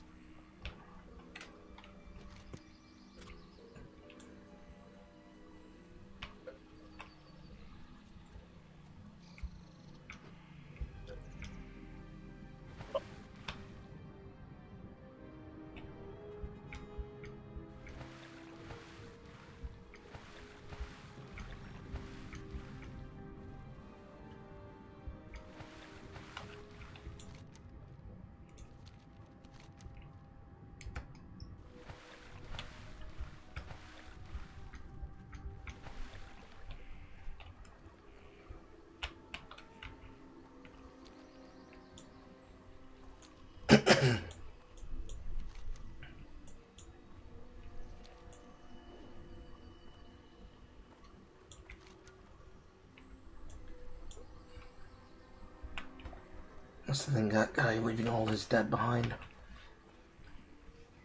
I always weep a little inside when somebody leaves leather laying on the ground. As the only leather worker in the guild, I am fucking traumatized.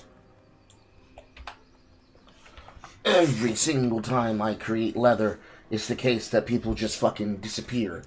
Carl, you have new thoughts on a Steam controller? Considering I don't have a Steam Deck, I don't have one.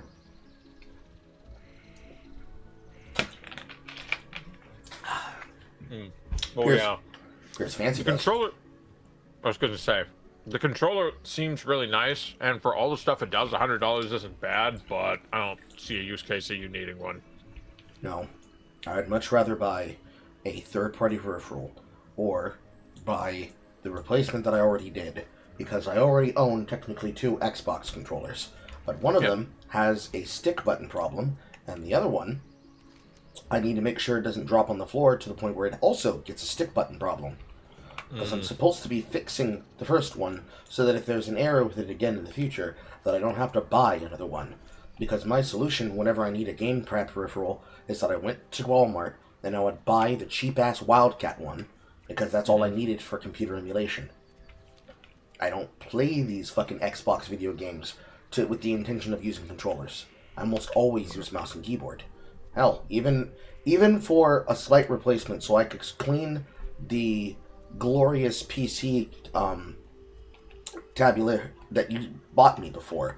I bought a on type, and then I bought an on gamer keyboard with backlighting. Yeah.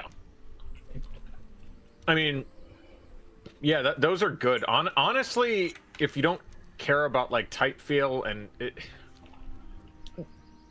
there's a point of diminishing returns with investing money in gaming gear unless you just want it for very esoteric reasons. Considering Mic not coming through? no, There it we is. Considering that I'm not a femboy who wears G-strings, I don't care about the look of the computer. Yeah. What matters more to me is the ability of me being able to actually touch my buttons and touch my buttons correctly. Because the typing keyboard, I could not use to game. It was not the backlight problem, it was the button feel problem. None of the keys felt correct. Because they were designed for a person who was a stenographer. They weren't designed for a person who's a gamer. It could not play a single gamer game I needed to. Tried playing it 1 week with Eternal Return while I was trying to fix a couple of keys and clean the general keyboard. Couldn't fucking do it. Oh, the one I bought. Oh, the one I bought you isn't that good, or? No, I'm cleaning it. Oh, okay. It's over in the side room while I take it apart and I clean it every now and again. Okay. I mean, the switches are dust-proof, so like stuff isn't going to get in the switches. But yeah, cleaning it isn't a bad idea. Occasionally, I have a couple of spills that happened every now and again.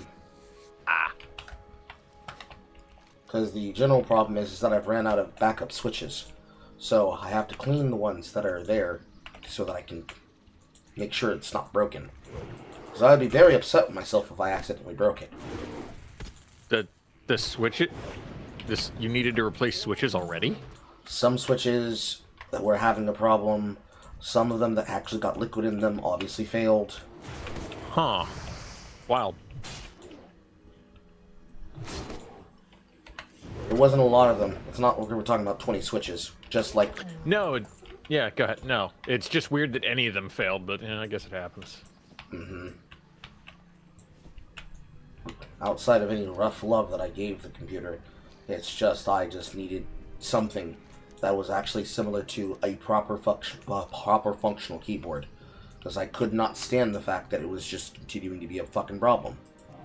Mm.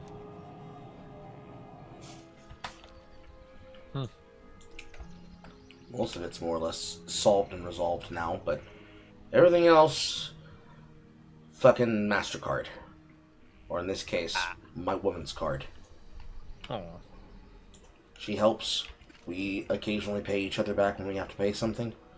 In fact, the shopping trip that we went on because Zulian fell asleep in the car, she bought me more things than I asked her to. All I asked for was a single bag of beef jerky, because more than likely I'm going to be on almost all night, assuming Devin gets back on and then decides to rush to Black Fathom Deeps.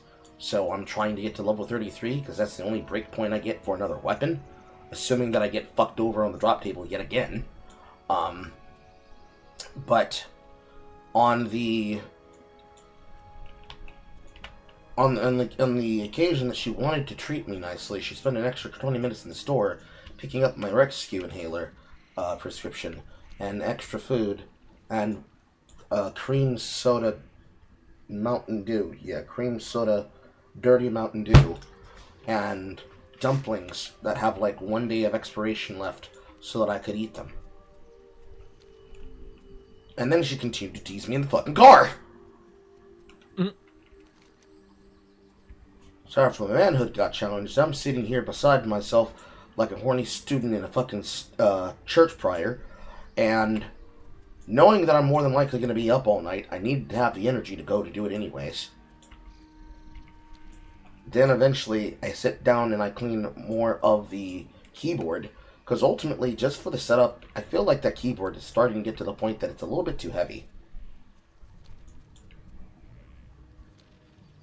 Just in physical weight. It's very weighty. Slightly unwieldy.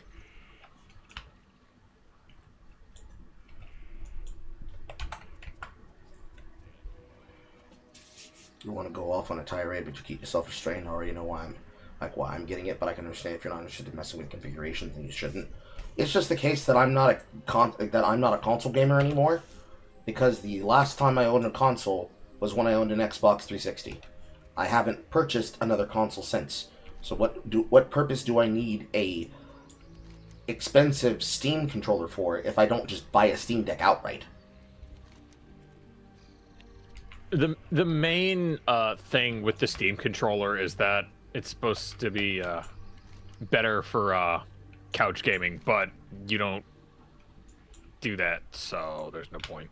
Mm-hmm. That and using it with the upcoming Steam frame, but again, you're probably not getting that either. Probably not. I'm trying to save money so that I can be able to do other things with my cash. It's just not something I really need. That doesn't bar anyone else from getting one that's in my audience. I know Fancy's a controller gamer who tries to use controller on everything. Sometimes to the point of his own detriment, on things that were really not designed around it. Which is to say things like Don't Starve Together, at least on PC. On the console editions, it was designed to do around it, but it's still a learning curve. And in many situations, I always prefer to go mouse and keyboard because of said controller peripheral learning curve.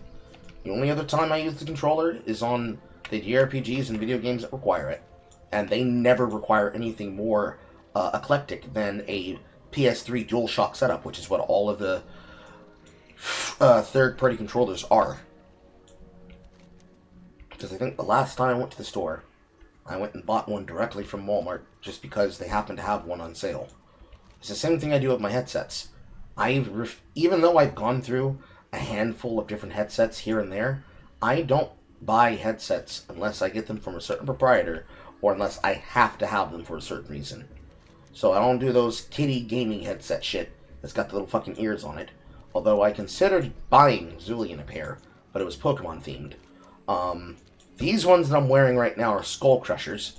I've already owned a pair of Skull Crushers in the past, but that was when my head was getting a little bit weirdly big and lopsided, so my head kind of fucked up the stretches on them, but I'm a lot more careful with them now, and whenever else I needed to buy new ones, I would always buy the Sennheiser knockoffs from Sony, which is about $15. $25, somewhere in that price range. Because I'm not going to spend my money on Bose headsets that are going to charge me like $200, let alone fucking Beats, only for them shits to only last 3 months. I've got a pair of fucking Bluetooth Tozos that have lasted longer than that, and I've had that since Total Systems. So those things have lasted for 2 years, even though they seem to be having problems connecting and pairing now.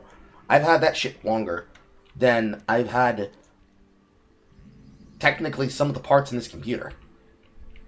So the fact that I have computer parts that have lasted longer than peripherals on the computer is why I'm very, very finicky about buying new peripherals. Controllers are an entirely different story, because Lord have mercy, I play video games like a fucking monster. But the video games in which I've been playing recently don't need them as much.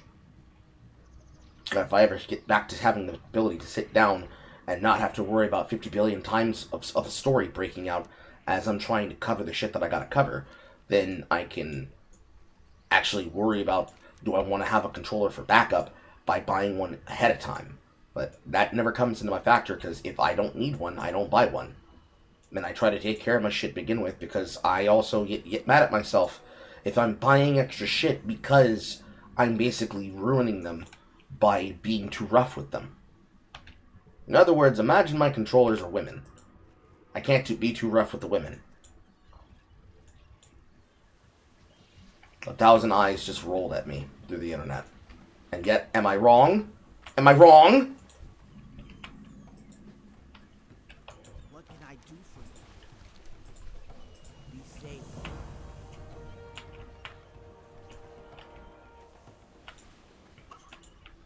How you doing, man? Bring 20 sapphires of Akumai. Amongst the ruins, Fathom Core to Junisakura at Samgar Post. Go to Black Fathom. Find the ruins of the Fathom Stone. I have the room. Amongst the ruins. The essence of McCoy. That's a dungeon quest. That's a dungeon quest. Okay. This loading is taking forever.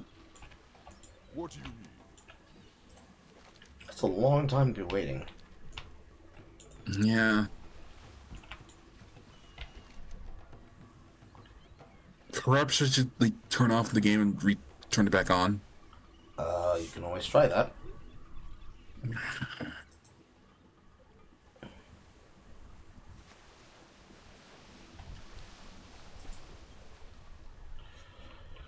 Warsong Act Shipment.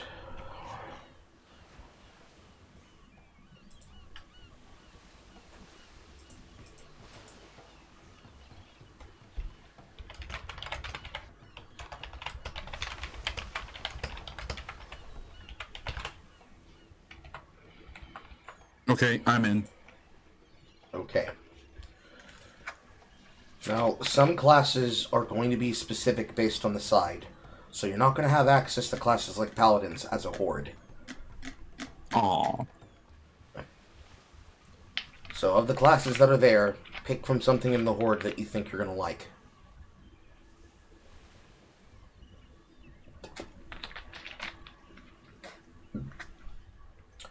DST was more of a problem not spending time on it outside the few hours I play on it in the nights and didn't sit down to learn the game more like Eternal Return. Well, you guys have more than enough opportunities when I choose to start up the thing to do that. But you guys choose to pick the ones that you feel are less stressful and require less startup, so I don't know what to tell you. It is the case that I'm almost playing it every night, if not every other night, by myself.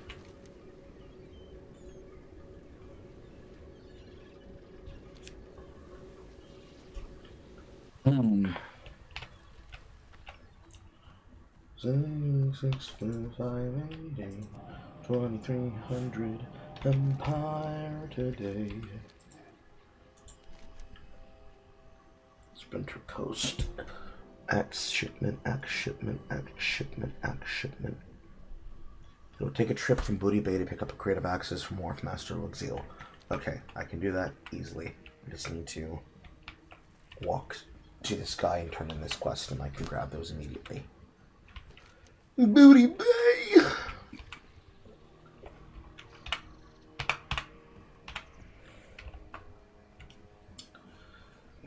Considering how I had to look up more controllers because the first fighting game I really got into led to me breaking my first DS4 now. Really? Damn. That's crazy. It wasn't one of the Tenkaichi Budokais, was it? Those motherfuckers mangle video games.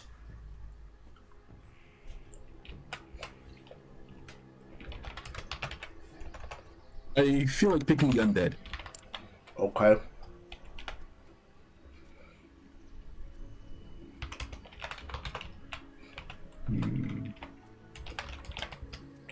And I will be Warlock. Okay.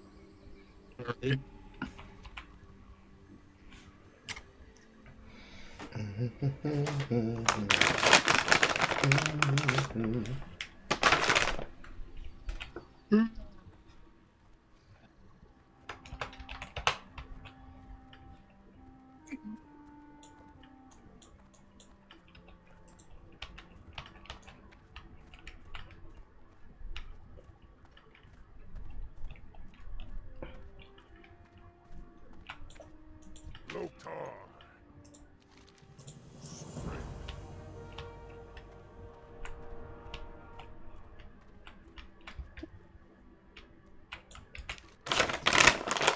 Okay, I need to now go to further instructions.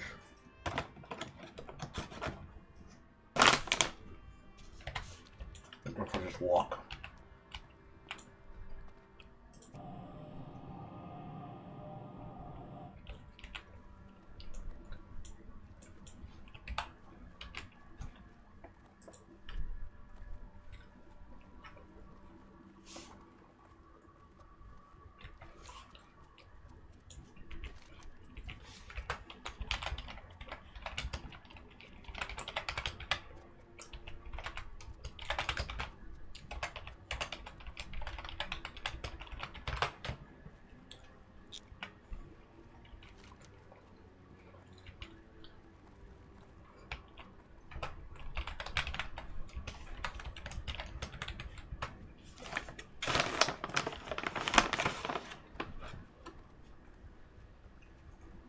Have you made your character yet?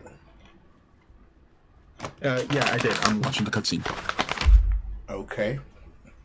What is your character's name? Hold up.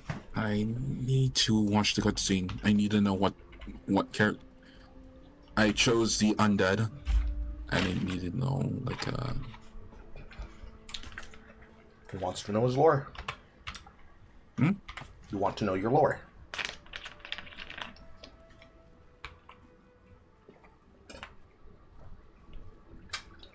All right. So my name is Elvili. Spell it. Eavile.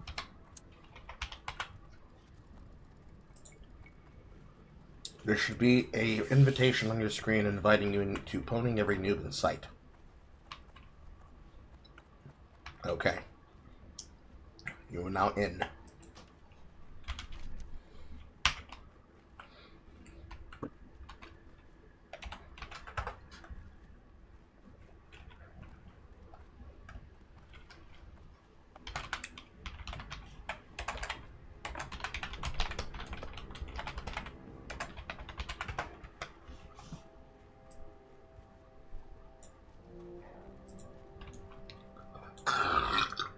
Absolute rude awakening. About time you woke up. We are ready to toss into the fire. Toss you into the fire with the others, but it looks like you made it. I am Mordo, a caretaker of the crypt of Death, and you are the Lich King's slave. No more. Speak with Shadow's priest Sylvanas, us in the Capitol Base Hill. He will tell you more about what you must know.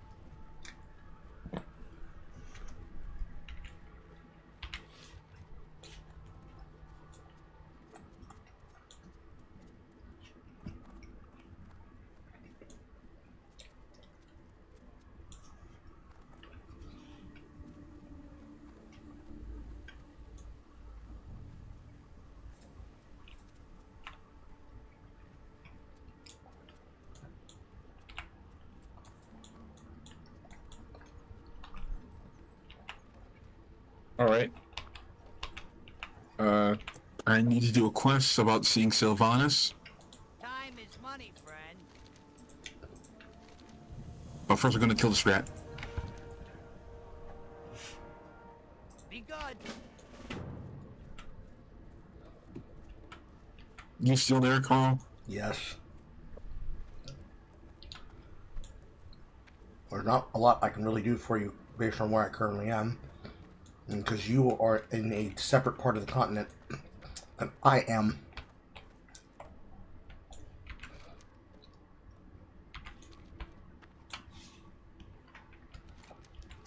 And it's going to be a while until you end up meeting up with us. So, you have to get through your starting quests. And do your class quests. Those are our best way to be able to get you up to level. Is that we either send a person with you, or you eventually meet up with us in the zones that we're currently in.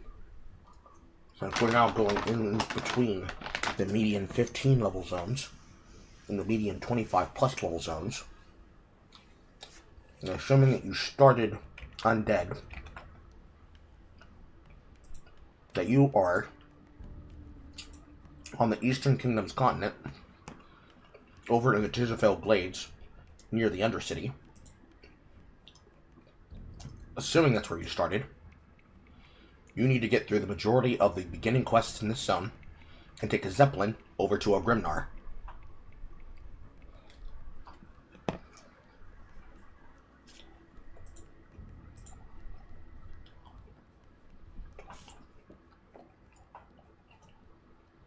Because there's several quests in the zone that will get you up to level, but we can't do them for you.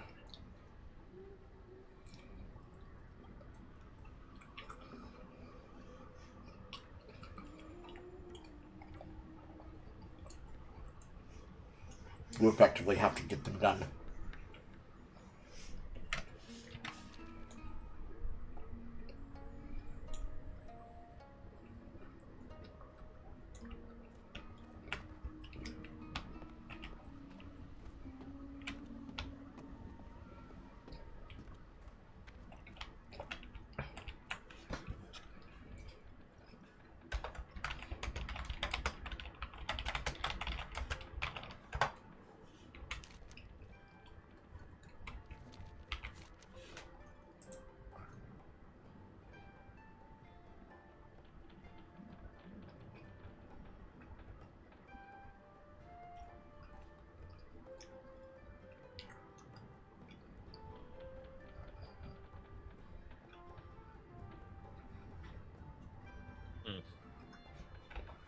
I gotta get going. Okay. Bye, Nick.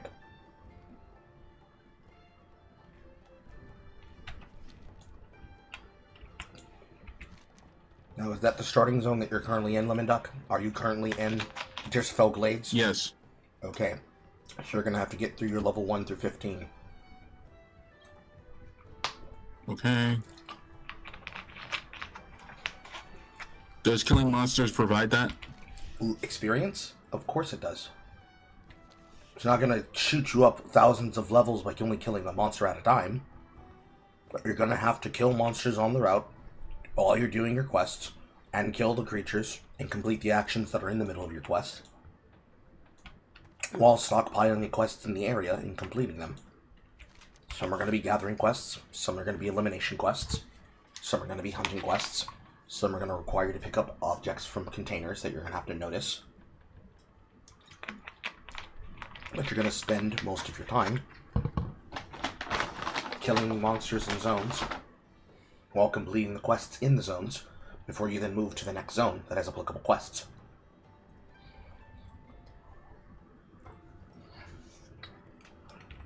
In your first zone, you're going to want to get to level 10, but you can actually have meaningful skills that will help you kill things without potentially getting fucking eliminated while you're fighting normal things.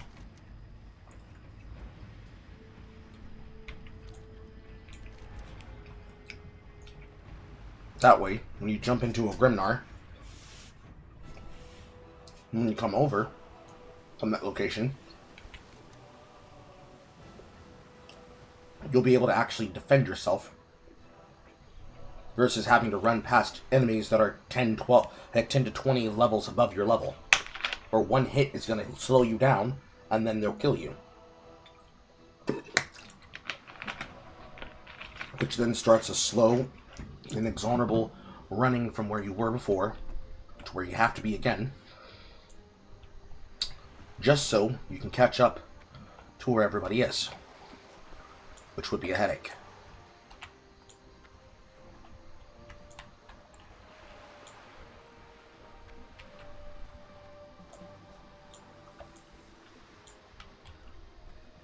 It's too far away.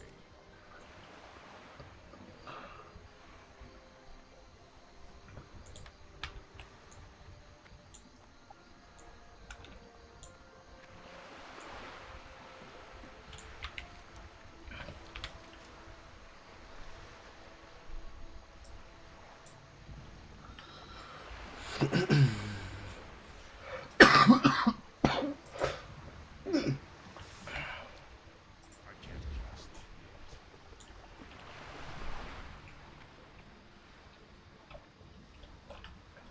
6, 3, 2, 1, recall.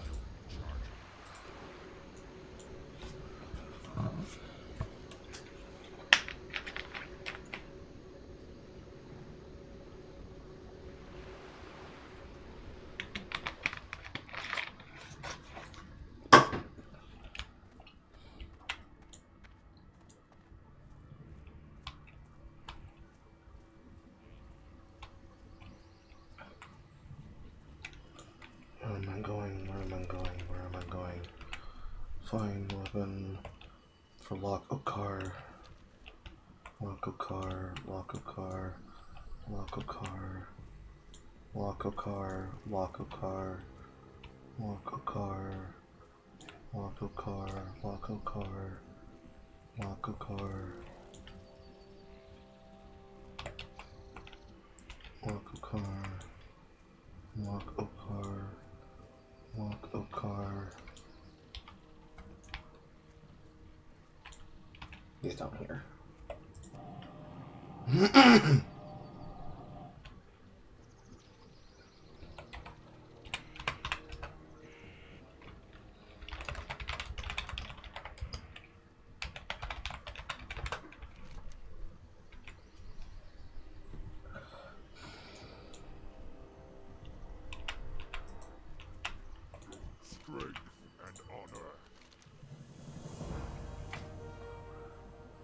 53 to strength.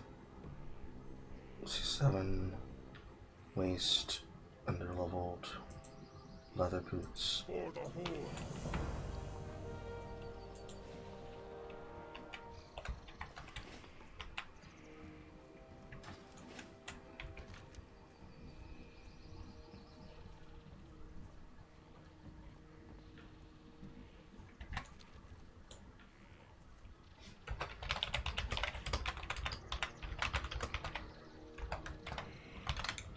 Must bring Venia Martha 3 rattle cage skulls. Sounds like an interact quest. What? Sounds like an interact quest. Now, where would I find 3 rattle cage skulls? Probably in the area where the quest is telling you to go.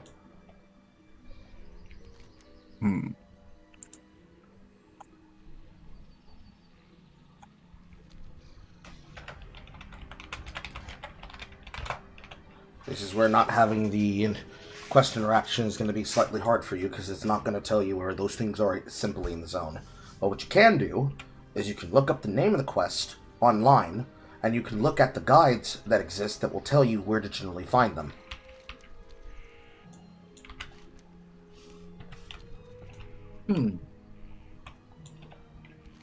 Because the TWOW area, or the TWOW things are very simple.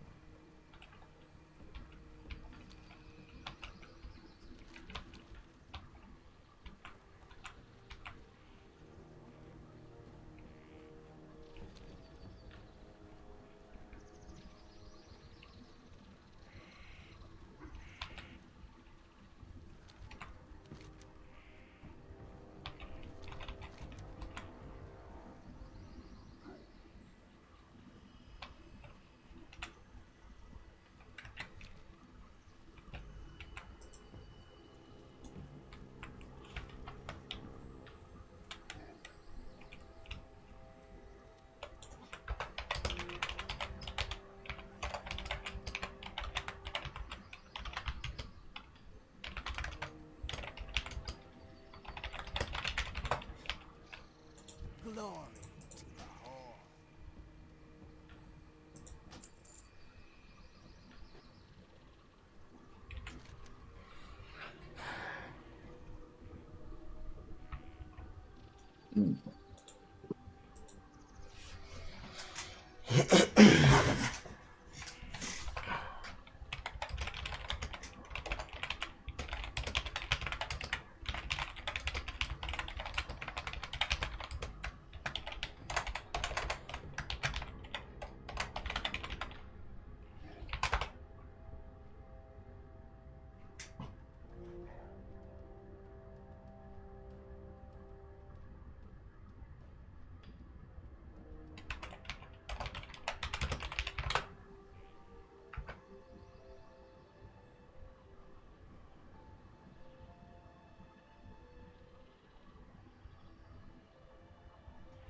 He did the reports. And, It says to find them in abandoned buildings. Okay, go look for him. Hmm.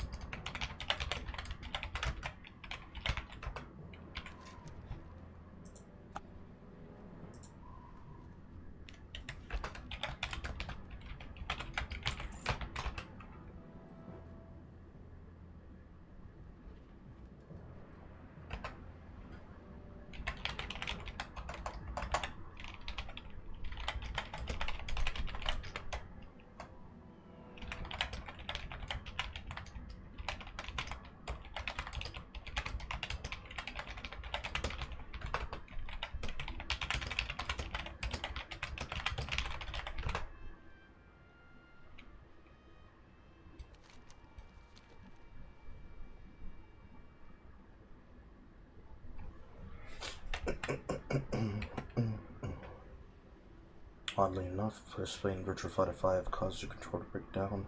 Felt like that was nowhere near as rough as when you went with a ray on afterwards, just jacking up your thumb. That's what you gotta do the thing. Or you're using things with thumbsticks and you're trying not to fuck your thumb up.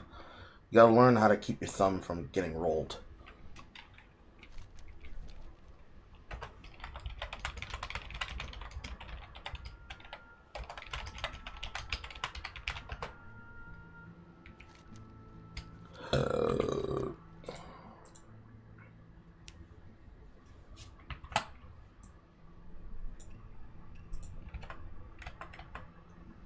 Your thumb's confusing me.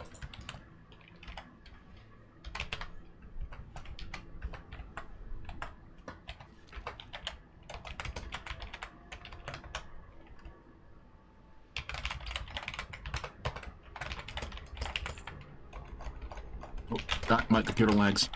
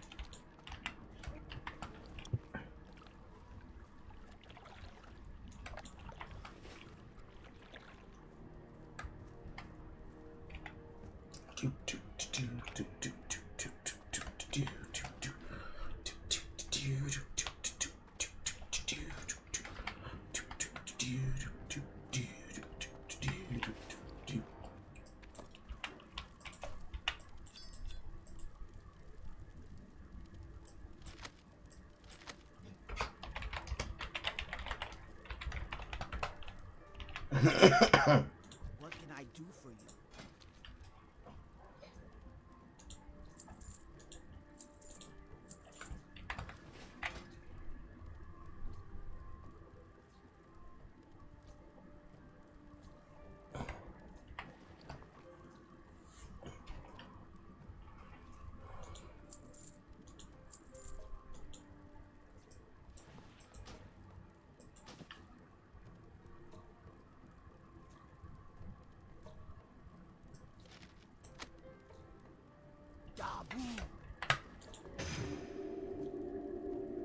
I did not mean to cast it on the Inkemper. Fuck.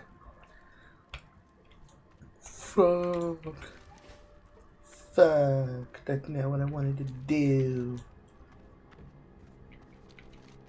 Maha. Maha. Maha. Mm-hmm.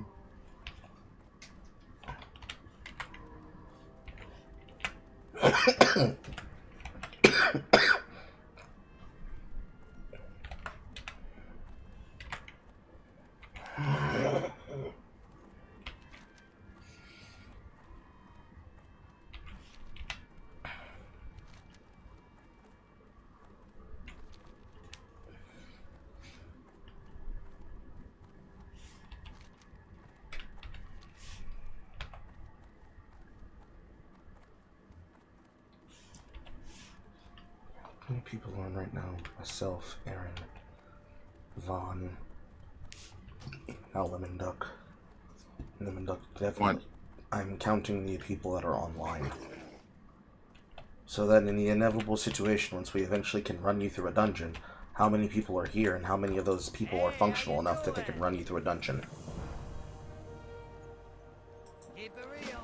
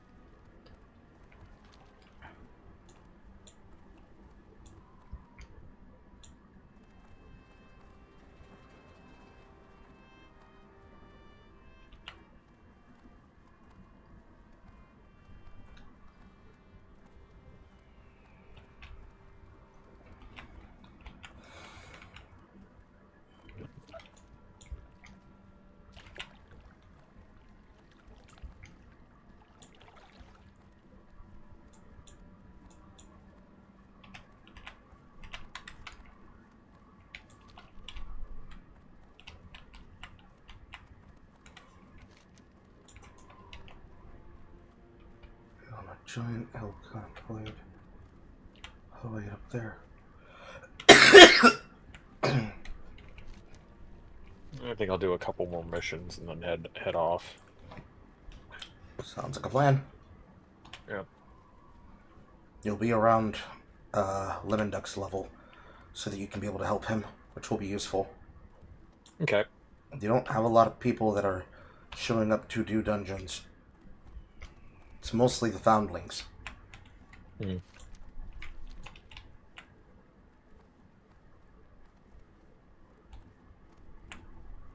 The more of you that are on at a time, so that we can reduce the amount of people that we have to depend on showing up to make a full party. And the stronger we are, the more easily capable it is for us to be able to staff those dungeons. They won't require a full party, but you will need a tank at minimum. You'll need a tank, you'll need a healer. There's only really technically three, counting Dave. 3 dedicated potential healers, and 1 guaranteed off tank on my character that can run the majority of your content with what you need for those encounters. For your early dungeons, it's not really going to be that big of a deal. They're not going to even deal enough damage to possibly kill me, unless we somehow do that much of a bad pull, but I don't imagine that being a problem. Regardless, still gotta have the people there to go to the dungeon in the first place. I would say a minimum of 3 people, probably, including the person who needs the quest run, but including all the low levels, at least 2 of you. Bringing 2 of you up at the same time is going to reduce the amount of effort it takes to go back and do it again.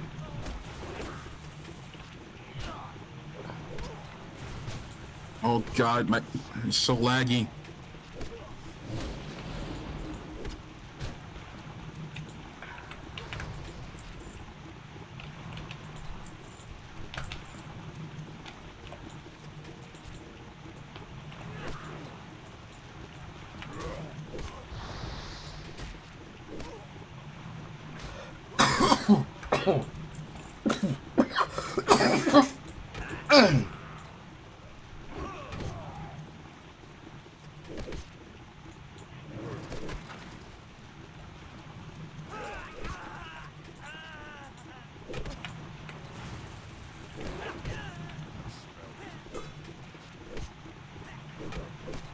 I gotta summon a little imp. I think these guys are all underground. God damn it. Yeah, it does not have a very good targeting system to tell you when they're underground. You gotta just have to guesstimate and hope that the zone isn't so far underground that it's asking you to go 50 miles in game to get the quest objective.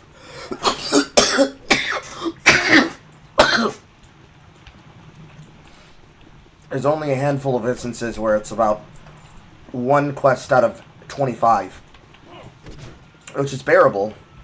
It's just, it's tedious.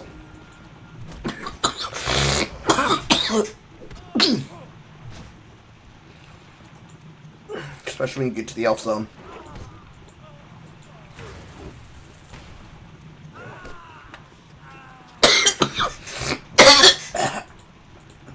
Here's the entrance to this piece of shit. Where's the zone? I'm in Durotar. I'm trying to get into, what the fuck is this place called? Skull Cave? Skull Rock. It is in the hill. Outside Yep. of Ogrenar. Yep. Over in the top right corner. Yeah, I see that, but I don't know where the fucking entrance is. Walk further until you see discolored rocks that are jagged. Right. Oh, okay.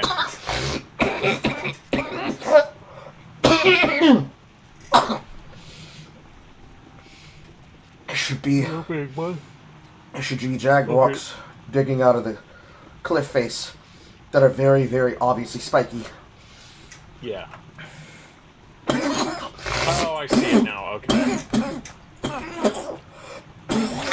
Go. Alright, how do I summon my, like, a goblin? How do you what? How do I summon a goblin? How to sell to a goblin? Summon a goblin. Did they give you a quest item to summon a goblin? It was a part of, like, the Granite Skull thing. They should have given you an object to summon the goblin. Either an object or some method of contacting them. Can't inherently summon a goblin.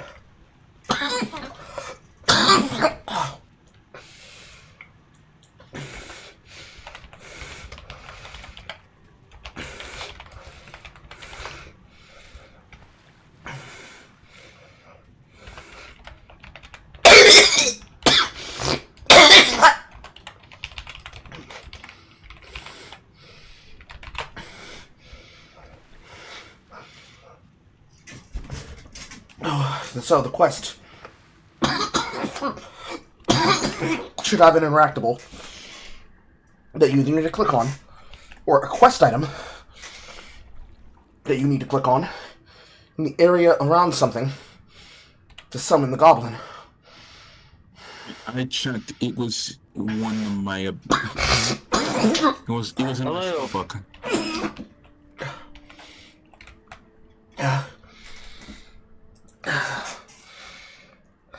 Ow. Hello, Reflex. Yeah. Oh, shit. What the hell did you just do? Huh? He said, ow, and I'm like, the hell did you just do? I'm having a coughing fit, which is then stretching my muscles. Oh.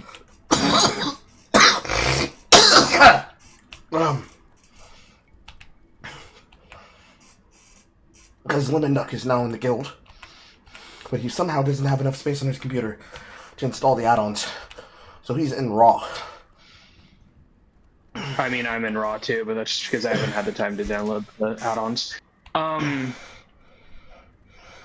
So I'm a different case. Can I rant for like 5 minutes about Pokemon players being brain dead? Please? I'm already a hostage, might as well. Okay, specifically Pokemon TCG players. Okay, so I think it's kind of evidence if you're in TCG spaces that Pokemon actually has the worst like sub-community of scalpers.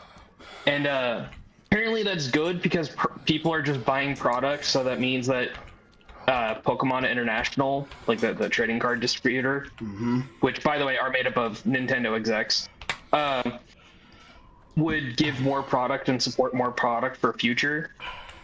But I mean, like, the game was already selling before the scalpers came in. They just quickly picked up that scalpers are going to be a thing, so they're going to make product to make product, not because they actually care of the community they had originally built. And that's just how, like, there's nothing wrong with the chase card, but the chase card should actually have some real value within the actual game. And I've seen so many chase cards not actually be played in top tier decks because they're dog shit. Like, you are more likely to get a like better version of the card that does something completely different. Like, I've seen like a Vaporeon, like full art Vaporeon card not be played, like the chase card for the set, it not being played, but a different version of Vaporeon, like completely different stats, different moves, everything, right? That's the one that's being played because it actually has real competitive viability.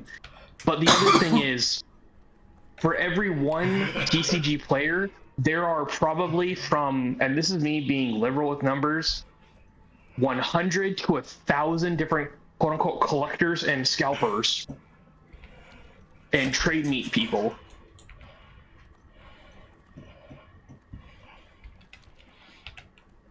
That's not good for your game if part of your game is not actually being played. Wouldn't the scalpers buying these additional booster packs and starter pack sales be driving down interest in these cards? Since the likelihood of these cards, because I've seen some TikTokers who specialize in doing these types of card pulls. They have a little QR code device or a little scanner that basically they scan the pack to see if it has one of the rare pulls inside of it. So there was a person that was selling packs. They weren't opened, so they didn't take the card out of it, then close it and reseal it. But they held up this light gun, and they basically scanned about 15 backs, and they had about 2 different hits on 2 different cards, and the rest of them were duds. Wouldn't that kind of investment in the product completely obsolete most people's ability to buy these packs, knowing that scalpers are just going to hit up their local Target and or game stores and just simply buy the full trade value of most of these RSVPs, and then they would just simply price the cards as well as the packs out of the range of normal players, thus creating a weaker competition? So those ones are the more smaller people that do that, and also most stores actually are catching these people and kicking them out, banning them completely. And like, that was actually a big problem in Target, and they actually get really heated that people are literally throwing hands over product themselves. The other element is, so they will. So, for instance, right? There are people that do that, and then they get caught, banned, and they move on to the next store until they're banned from every store, either from buying cards and/or just completely from the premises. Mm-hmm. So that's very, very niche. It's the people that just buy in bulk of the same product. Like, it could be not even like it's a promo based kind of. Pokemon doesn't really have this, but Yu-Gi-Oh players will know this. But basically, what is considered a promo tin, meaning it's like it's those giant big boxes with a big card in it that's like for show, Yeah. and not actually like a playable thing.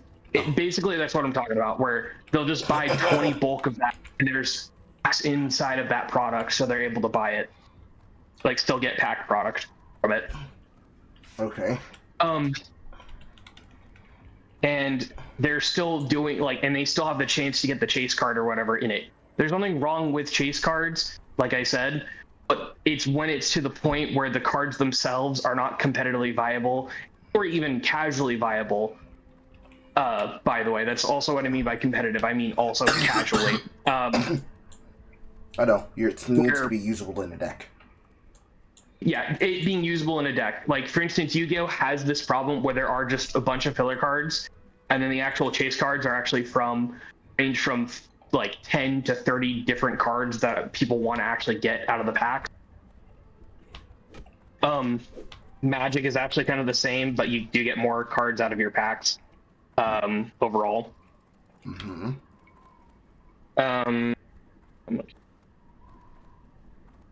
Sorry, I'm also making dinner at the same time. So that's like the whole thing, and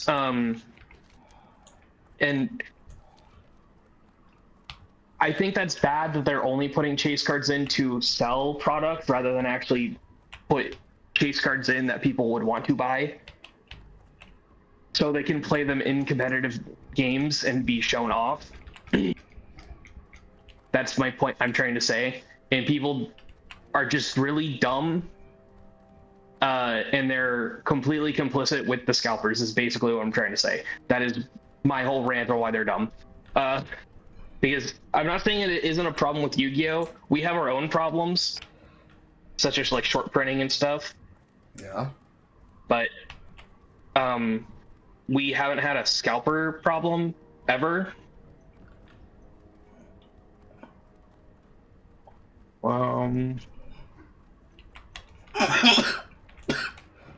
Yeah.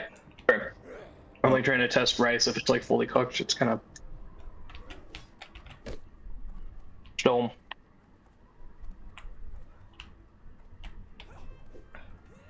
There, it's good enough. Or here, I'm gonna put an extra cup of water and then put it on the. Yeah. But that's like basically what I'm trying to say. They're just complicit with like the problem and think that it's okay because product is being made and sold. Uh-huh. That's like like what it is. And yeah, sure, the Nintendo loves this because the reason why I say Nintendo is when you look at who the trading card Pokemon International Company is a subsidiary of the Pokemon Company, which that is a subsidiary from Nintendo. It is made up of junior and senior executives of Nintendo themselves. Okay. And some people are like, Nintendo has no input into this. I'm like, yes, they do. How they can write off a bunch of the shit on taxes over in Japan and in America and other countries. The part that would interest me most is exactly how much they would claim that the profits of the game and how many packs are being bought would result in them justifying a running of more card packs, while at the same time attempting to explain how it's completely normal that they see this level of investment into the system only for it to synergistically have a feedback loop. They say numbers are up because the packs are being sold, but they're being sold by scalpers, and stores are not using can only buy X amount of cards per customer policy. Where they're making sure to track the numbers of who's buying the packs, so they know that they're not just sending people in with the same credit card to buy the same game cards over and over again, to the point where it becomes a statistical problem for every single person who wants to be a part of the game, because there are no cards for them to be able to buy, because the scalpers have basically bought not only all the tins, but also all the booster packs, and not even the game shops can be able to do anything about it, because even if they're able to catch the cards at the door, to know that these aren't players that are playing, but scalpers that are just simply moving dollars and monies around, you still end up with the same causal loop. It's just that they'll then say, well, we are just making money off of it, and these are just really dedicated players that are transactioning their cards without actually having to show where the investment of them buying things comes to a mild. You just end up with a synergistic problem in search of an explanation, and everybody gets pissed off at the end of the day, because everyone is suffering at the end of the day. I don't see a lot of good ways that this ends up going well, because then when those players stop buying those things, who's going to be the one that explains to the executives where their cash cow went? Yep. I doubt any of them are going to fall on that sword. Not willingly. Yep. Anyways. Yeah, and so we are technically going to have a chase card problem in Yu-Gi-Oh! Soon, but actually it kind of not. For us, in terms of it, there's this new card type called overframes, meaning like the card breaks the card border's frame, kind of like full arts. Mm-hmm.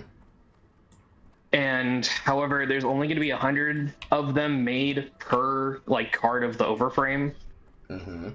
And they're only given out via promos, like through contest winnings and stuff. Mm-hmm.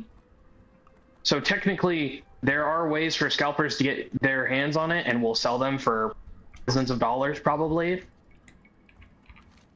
But weirdly enough, Konami's actually more diligent about it, because they look at other card games like Pokemon and see that's bad because we also want these cards to be played. Yes. So we're not going to do that. Because I think it's kind of intrusive, but basically for you have to give it your mailing address, and they actually keep it on record. Mm-hmm.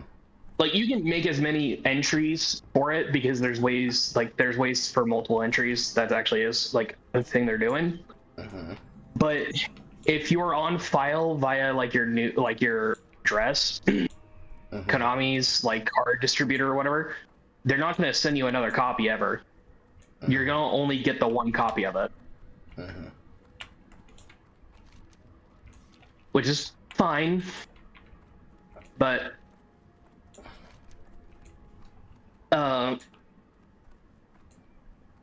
it just, like, they actually had done it, the contest winner thing, they had done it with 4 cards, the first overframe cards they revealed.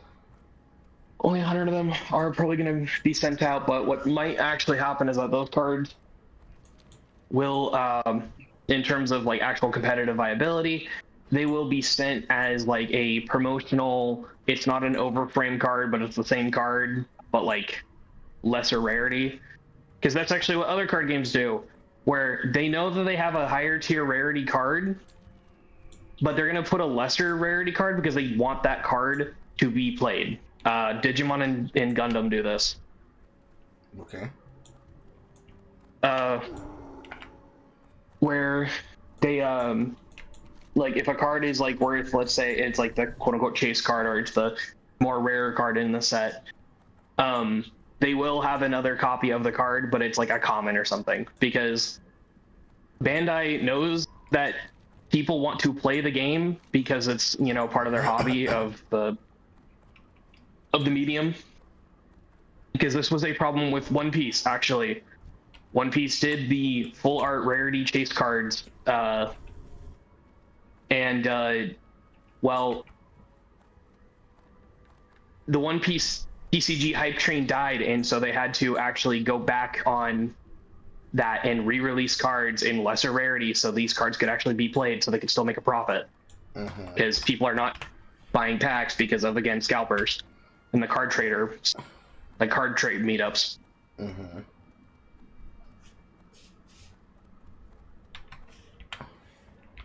It just, I'm sorry, but I just, like, my brain is fried from not just school, but like unironically from reading like the dumbest tweets, because I basically just said massive hot take. I don't think the chase card system that Pokemon has in place is good for the card game because no one actually is playing the card game. And people respond as, but products being sold, so what's the problem with that? Like, that's not the point. No, I understand your problem. I can actually explain this to you the way that I understood it when I first dealt with this problem with chase items in Path of Exile. So, chase items usually are specifically pieces of equipment that either you can find them, and once you have them, you have a build-enabling piece of equipment that is highly sought after, either because it's a very well-known piece of equipment that is guaranteed to create the engine or create the defenses necessary to start a build, or is a necessary piece of a build that once you've gotten a medium piece of it going, so you can get through tiers 1 through 5 in either game, but more focused on tiers 1 through 10 in Exile 1 and tiers 1 through 15 comfortably without needing a build-enabling unique that is specifically hard to get. So not things like the Deepest Helm, not things like Solitary Snake Helm that I cannot remember the name of right now, but specific pieces of equipment like a pre-nerf Tangle Tongue, or even a post-nerf Tangle Tongue on a character like a Blood Mage, which depends on crit in order to begin the crit engine that enables the bifurcating critical strike effect. These builds require these pieces of equipment because we're talking about early league vantage points being equivalent to what I would say would be a real money trade value of $50 to $150. If you found one of these early league, this is how you're going to make the backbone of your money. Because inside of Exile, most of the wealth is started in the first 7 days of the league. So, making the character, getting through a campaign, where most people who are casual players, you're all going to be 20-hour campaigners. Because you're going to start up, you're going to want to click on everything, you're going to want to explore the zones fully, whereas most of us have learned how to speedrun the zones because we know what actual interactables are forced and what interactables are actually a decision-making choice, especially if it's campaign stuff. So, the best of us... Excuse me, yes, Lemon Duck. I have to go. Okay, Lemon Duck, bye. Alright. See you. Have a good day. But, the best of us, like Guy That Dies, that happened to put up that 100, or was it 1,000, I can't remember, bounty during Second Wind, the one that I got really pissed off about because my mother ended up making me miss it. Those kinds of players can hit campaign end in about 3 to 4 hours. Now that's of course with them abusing the meta, but it's the same standard as you would have inside of any other trading card game or any other game that has a similar system of meta. Playing the best class that has the greatest amount of effective efficaciousness with equipment for efficiency, with the least amount of pieces necessary, so that once they find one of those pieces that are build enabling with the particular skill or the particular playstyle that you're playing on said character, can immediately start clearing most of the campaign on a cheap dime budget. Then you have the real chase items, the ones that are whispered about as being the most expensive and most elaborate pieces to get, mainly because they are now locked behind a difficulty spike. Those are things like Headhunters. Those are tier 0s. Headhunter, Iroquois, Mage Blood. A handful of these are what we call tier 0 uniques. They're tiered from 5 to 0. 0 is the hardest to drop because it has the most amount of rarity necessary in order to push it. So that means maximizing your rarity drop rate, maximizing the amount of mods that are on your maps, which means you're running with 8 mod maps, meaning that they're very difficult, they're very hard. If your character doesn't have the defenses to survive in them, or the damage to clear in them, you're more than likely not going to find them unless you get really, really lucky one day, and you end up dropping, like I did my first time I played Path of Exile, dropping Siobhan's Wraps, a complete 6-link Siobhan's Wraps, thus enabling a mage character to run a low-life build, where they no longer have to run Chaos Inoculation, but it can instead run a version of low-life that protects the small amount of life that they have, so they can run Generosity to fuel their auras on their health bar, but then run Blue Life and run 5 lines of Blue Life to protect their life. Or Iroquois, which, God, my fucking horrible, awful experience with that fucking weapon. Theoretically, a really strong two-hander in the Mace tree, both in the first game and the second game, but with a heavy stipulation on attack speed. Technically, it was a totem weapon. It was designed to be used with totem summons, but when they gutted the original change in Boat League for Kalgurin, they basically gutted this weapon's main efficiency. If there are no melee totems, how the fuck is a melee player supposed to make use of this skill without having to deal with the stat stick effect and have to actually interact with the 30% reduced attack speed? Unless that person has the survivability of, say, a Juggernaut, or, specifically inside of Exile 2, the defensive tree of a Titan, to be able to be in a group and a pack long enough for them to get off the 3-second cast time of the startup of an Earthquake, so they can actually smash with the Earthquake with self-striking slams. You're talking about a weapon that, for all of its value, is basically garbage, because I could get a yellow rare that is thousands of times more accessible, easier to craft, easier to recombinate than that weapon. So in your hands, this is the comparison of a unique compared to a uncommon card versus one of the foil label cards that people like to spend top dollar just to have look pretty in their binders, right? Versus usable versus non-usable pieces of your decks, of your gears, right? Yes. So, sorry, I was muted for a little bit because I had to deal with the dog. Mm-hmm. So, one of the things that I learned is that a lot of the people who want chase items don't actually ever use them. They only ever just collect them. They put them inside of their chronicles / their holy grails just to stare at them. And it's meaningful to know why, and it's because when we go off ladder and our characters get rolled into standard, there's no place for the item to go except to either be used on a character, because now, let's say, I own a pre-nerf Tangle Tongue on my original Blood Mage in Season 0.2, 0.3. If I was to give that to somebody, that'd be the equivalent of saying, I will pay you $100 if you want this item in trade for you putting it on my account. Now, of course, I don't real money trade, but that's the equivalent of what they're asking for. They just want it to look pretty as a museum piece. Yep, that's exactly what it is. And yeah. And that's like where the problem relies on, is because it's there's not really a patient zero, but it's just a phenomenon of baseball cards. The fake scarcity that baseball cards actually presented when they were first introduced, when it was the token of buying a pack of cigarettes for your dad or whatever, right? Yeah. Where they said, "Oh man, these are investment." It's like it's the Babe Ruth effect is like what I'm going to call it, because like that's the one card everyone kind of talks about when they talk about baseball cards. Where the idea is that everyone wants the special card to look at and be pretty, and Magic came out as an actual game.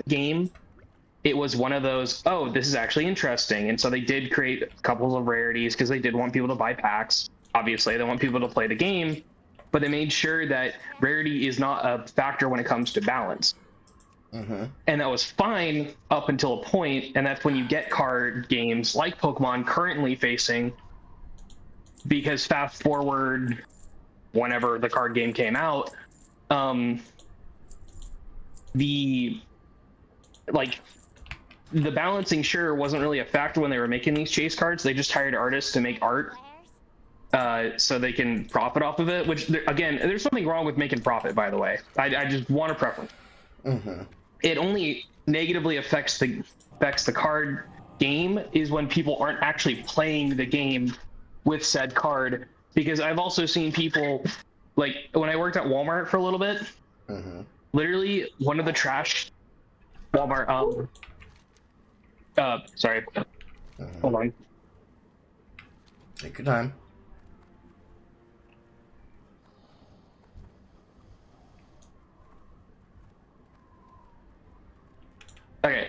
Sorry, the dog was barking because my mom's now home. But basically, they're not playing the game. Or when I worked at Fred Meyer, sorry, not Walmart, we had a massive problem where people would literally throw away cards, clogging up our trash cans, because they're going to be just opening it, seeing if they get the shiny rare, the full art or whatever, and if they don't, they just throw it away. And it's like those cards, whether they be commons or not, could have actual use in the game, but because they're being thrown away, it's like, well, it's just a waste of cardboard at this point. It'd be better use if you had, it'd be better use if you had a shredder next to the venue where they're paying for and throwing the cards away, so they can at least fucking shred the cards if they're just gonna waste money on that.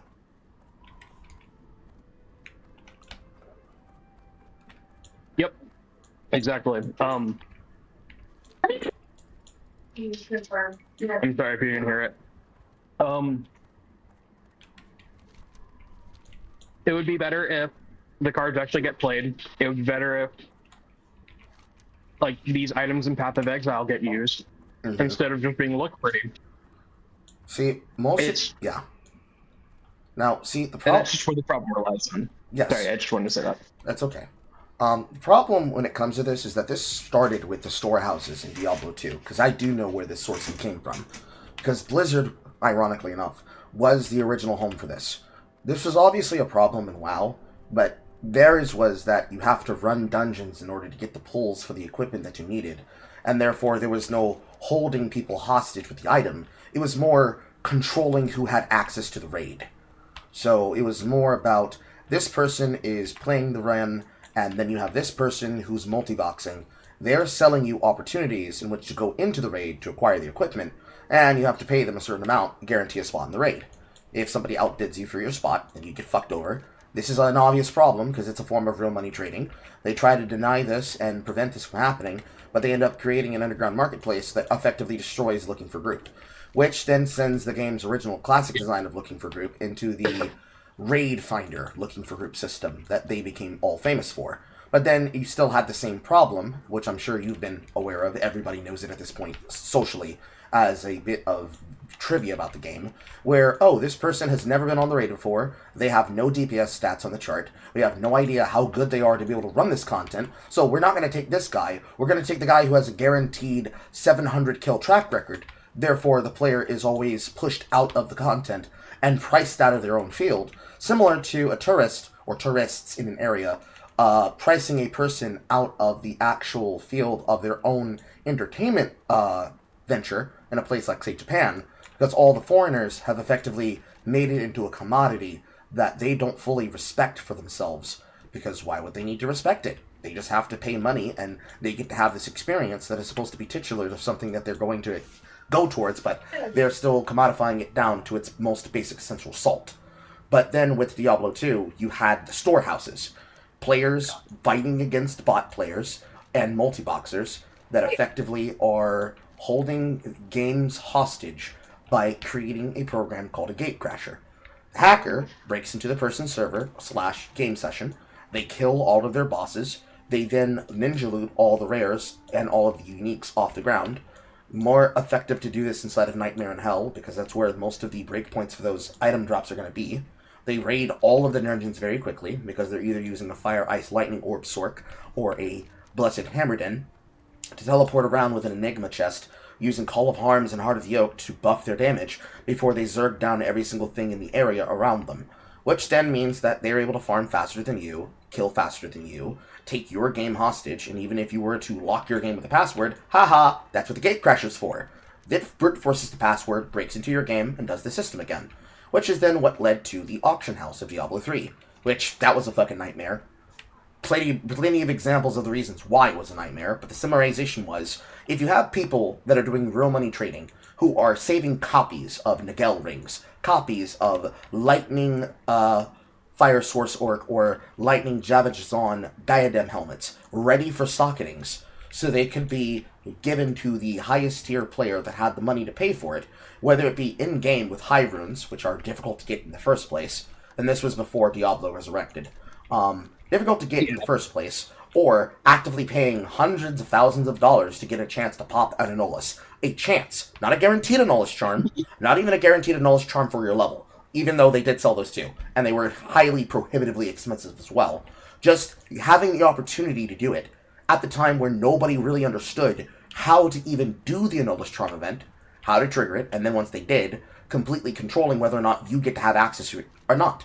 Because they have to first figure out if they're on the instance where you can pop it, which means if they're in a game popping it, you have to find out what your connection to the server is to ratify that you're on the correct connection. Then once they pop the Anolis charm, finding the first super unique to transform, usually using Stony Field level 1 near the Tristram event to use Rakanishu to spawn Clone Diablo, killing C Diablo, taking the Anolis charm, seeing if it high rolled the plus experience and plus levels, and then handing it to the customer to finish the transaction, which requires a backlog of thousands of Stones of Jordan, which is what the Great Crasher bot is mostly farming.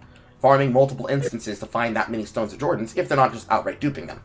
The dupers get banned. The ones that Great Crash don't, because Blizzard didn't give a fuck about stopping them. They only cared as far as their concern took them towards being told to care.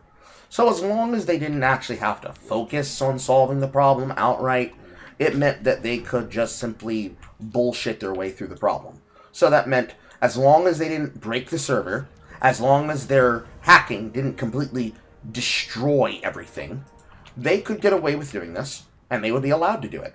Because who's going to tell them not to? Blizzard as a company doesn't care. Even when they're complained to by longtime customers on the Battle.net Classic servers, they didn't care. What their solution was that they were going to recreate the game, which is where Diablo Resurrected came in. That's why the eras exist. So, the Reign of the Warlock DLC is in its own era, which is equivalent to saying that it's on its own ladder tree. It's in a different era of the game, where it plays and is sectioned to be most like Path of Exile, ironically, complete with stash tabs and a chronicle and all the extra shit I showed off before. But the other side of the eras, the original Classic era, as well as the Lord of Destruction era, are still there. Since it's technically the same game but with redone graphics, this was their solution. You can create a new economy system on the new Battle.net subbase servers, not on the old ones, and by running them on new Battle.net connections with the 30-day authenticator, with two-factor, you stop people's accounts from getting hacked, number one, which was the first problem. Number two, because it's no longer running on the old depreciated AT&T servers, similar to not Diablo 3, similar to Warcraft 3, remember, Warcraft Reforged, they avoid that secondary problem, because now real players are playing. And if they can't find a real player who owns the account, especially if they end up finding the hacker, well, they just ban the hack account. And they ban any account that's connected to that ISP, connected to that hardware, connected to that thing that connects them to the places where you expect these players to be. And if all else comes to fail, I need to turn around, it's a level 37. If everything else fails, if push comes to shove, then they just ban the entire contingency, similar to any other video game like OSRS. But that doesn't solve for the problem of the drop system, which is where you then create terror zones. Instead of having people gate crashing characters, you now have people actually playing in reset servers. So every time they make a new game, which is how you have to farm in the first place, because they're not on the Project Diablo levels yet, where they have mastered having tile sets with a infinite mapping system. They instead still have you opening and closing new games. They have at least created the Terror Zone, where you can now have all of these additional world events, like the Uber Ancients, alongside doing terror zones on the hour every hour, and you can also have even better terror zones that provide opportunities that why would you want to gate crash somebody else's session when you can run your own, since you can now find the equipment that you were gate crashing for in the first place in zones at your level while you're still farming the game 24/7. For a multi-boxer, why would they ever want to do the opposite? This was a solution for Diablo 3, but it came at the consequence of the regular commodified customer and player, because it's a solution on paper, but in practice and in praxis, it's really not. Because it's why Diablo 3 is more an arcade game. Because we were talking about this the other day inside of DevCord. Diablo 3 became boring because it was a solved game. There was no discovery because every single person that was a streamer was already playing on the PTR. There's no fun in being a player that is playing on stream and someone's like, bro, you're missing pieces of your 6-4 Raycore. And you as a normal player like, bro, what the fuck are you talking about? Because even if you know what the Ring of Royal Grandeur is, and what its set effect does, and what it's supposed to do, there's still a joy of, stop spoiling me, I want to find out about this build on my own. People can't let you do that, because obviously that's how players are. But moving from Diablo 3 to Diablo 4, even after the DLCs, several of them, basically both of them, they still have the same problem where the game is just basically obsoleted. And considering the amount of broadcasters just inside of Path of Exile alone, you're talking about people like, say, my Blood and Kin. People like Darth Microtransactions, which basically jumped from Diablo 4 to Path of Exile and just had a ready-made audience already ready. Gazzy TV, Zizarin, Steel Mage, Matholification, Ben, Connor, Converse, aka One Mana Left. All of these people, whenever they get bored with Path of Exile, they go over to another ARPG. And they've already done it to Last Epoch. They've ruined Last Epoch for most of the people playing because, you're not playing the best build. What's the point of playing that build? It's completely obsoleted. What's the point of playing this? It's completely obsoleted. To the point where most of the chase items, most of the ones that the community, air quote, wants to go for, they're only accessible to people who can do Ubers. So, let's say you are able to push to your first 2 Waystones, which is to say, inside of Path of Exile 1, you're able to push to the Atlas, you can get through 1 through 15, maybe even take a couple of corrupted 16-tier maps, and you're now doing your quest-based Waystones to get your Voidstones from the Searing Exarch and from the Eater of Worlds, which gives you 2 out of the last remaining 2, which one requires you to go to the Maven, and I think the other one has either been changed from doing the Elder specifically, or just not Uber Elder, but the Elder inside of the Shaper's Realm, which is what we call Red Elder. Originally, it was the difference between Uber and Uba Uba. Double difficulty. Once you get past those, your breakpoints now become, okay, you want to have a dissolution of the flesh? Kill Uber Exarch. Its drop rate is 2%. Kill Uber Exarch 100 times. No mistakes. He has 70% DR. He does 20 to 30% more damage. And the difficulty phases of his mechanics have been increased by about 50%. And it's 2 times faster. Good luck. Assuming that you're not playing a hardcore character, you would have to be softcore, just so that you can learn the mechanics. This is what makes chase items for us important, because it's like, nigga, I played for this! I ground for this! I developed a build specifically to extinct this boss, so I can run it 100 times just to get the drop. Now, before the change, before they made it that certain bosses' drops were only in the Uber version of the fight, Uber increased the drop rate, but was not the access to the drop rate. So things like Crystallized Omniscience. I'm going to bring up the page as I'm talking about it. Because I'm certain I'm talking gobbledygook to the people who are talking. Or rather, the people who are listening. There was all one. Crystallized Omniscience. Weirdly enough, speaking of like another loot game, Borderlands 3 did this in the sense, and technically 2, but sorry, Borderlands 3 did this when they had the Mayhem mode system, the endgame system, where when they revamped it in Mayhem mode Mark II or whatever they did, 2.0, there was certain loot hide behind the different Mayhem levels, which basically it's from 1 to 10 at first, and then they added 11, but basically it's you get random modifiers, but and they can be negative or positive. They increase the loot chance of it. Enemies have like ridiculous amount of health, ridiculous amount of damage, and all this other stuff. And the original intent for Mayhem was to build your end game, and then you would go into end game content when it comes out, because like they never release end game content whenever it comes out, which is weird, but whatever. And then people didn't like that because they're like, well, it feels like it just is a worse version of overpowered levels, overpowered levels were the endgame system in 2, and honestly, overpowered levels were just kind of dog ass. I hate overpowered levels. Mm-hmm. But that's a hot take, by the way. That's not like universally agreed upon opinion, by the way. Mm-hmm. Shit. But the main kind of thing for Mayhem mode, I think it was like 1.5 or 2. They added level 4, and that's when they added new exclusive gear to it.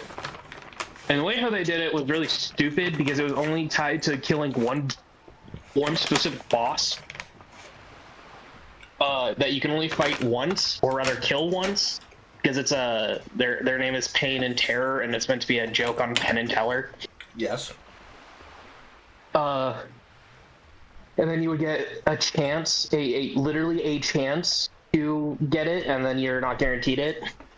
Turns out that weapon sucked ass when it came out. Then they're like, okay, fine, it's going to be tied to the actual boss that you fight, and not Pain and Terror. It's like, man, who would have thought? That's like really stupid. And then people still didn't like Mayhem mode, or Mayhem system. Then like, all right, we're going to do 2.0, 1 to 10, higher the level, the better loot odds you get, and more negative modifiers and positive ones. And they're like, okay, that's fine. And they're like, okay, well, we're going to release Mayhem Mode 11, which is basically just the highest difficulty, but no modifiers. Everyone's like, shouldn't that just be 10? Uh-huh. And yeah, it was a terrible, terrible system. Yeah, it's the same system that they had for Diablo 3.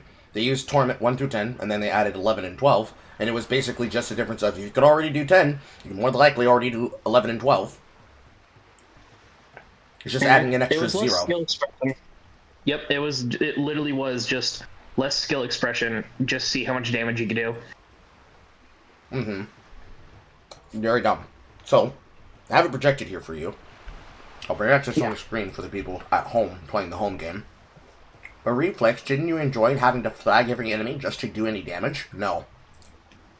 No. For what it is worth, Slag was a mechanic that was slightly fun in the sense that it was a new thing, but once you actually get adjusted to the system of how elements work between 1 and 3, it was the worst mechanic you could have added to the game because it added extra tedium to using equipment and required Slag as a methodology to do damage. Because there is 2 weapons that were always used, like guaranteed on everybody's build. It was a electric missile 4 times, which people would farm hours to get. There was the grog nozzle, which I'm not going to count, but technically it is part of it, where it's the best Moxie healing weapon, where you get 95% healing or 94% lifesteal based on damage dealt. It doesn't do a lot of damage, but you could just quickly swap over to a different weapon very quickly and just gain all that healing from your actual damaging weapons. And then the other one is the Slaga. The Slaga was an SMG that you had to specifically go out of your way to complete a side quest, which is nothing wrong with that, but you have to side with a specific faction, like sub-faction in the game, and you cannot farm the other side. So, if you wanted to use the other weapon, which is called the Maggie, you had to start from scratch with a new character or on a friend's save file and have them open up the game, and then you go and farm it, and then basically be reliant on your friend or open up another instance of the game on a different account. But, like, again, it's still too much work. Yeah. Just to do that one thing. Like, what? The other thing is just having your friend who has a slag on hand to just drop for you. I would say slag is not a bad mechanic if it's not in tandem with the end game, because it was a fun, unique mechanic in the base mode and maybe Ultimate Vault Hunter mode, you know, like playthrough 2. Yes. It's fine. Like, it's fine. You don't need it, but, like, it's cool that it's there. And then after that point, it's needed, and it's...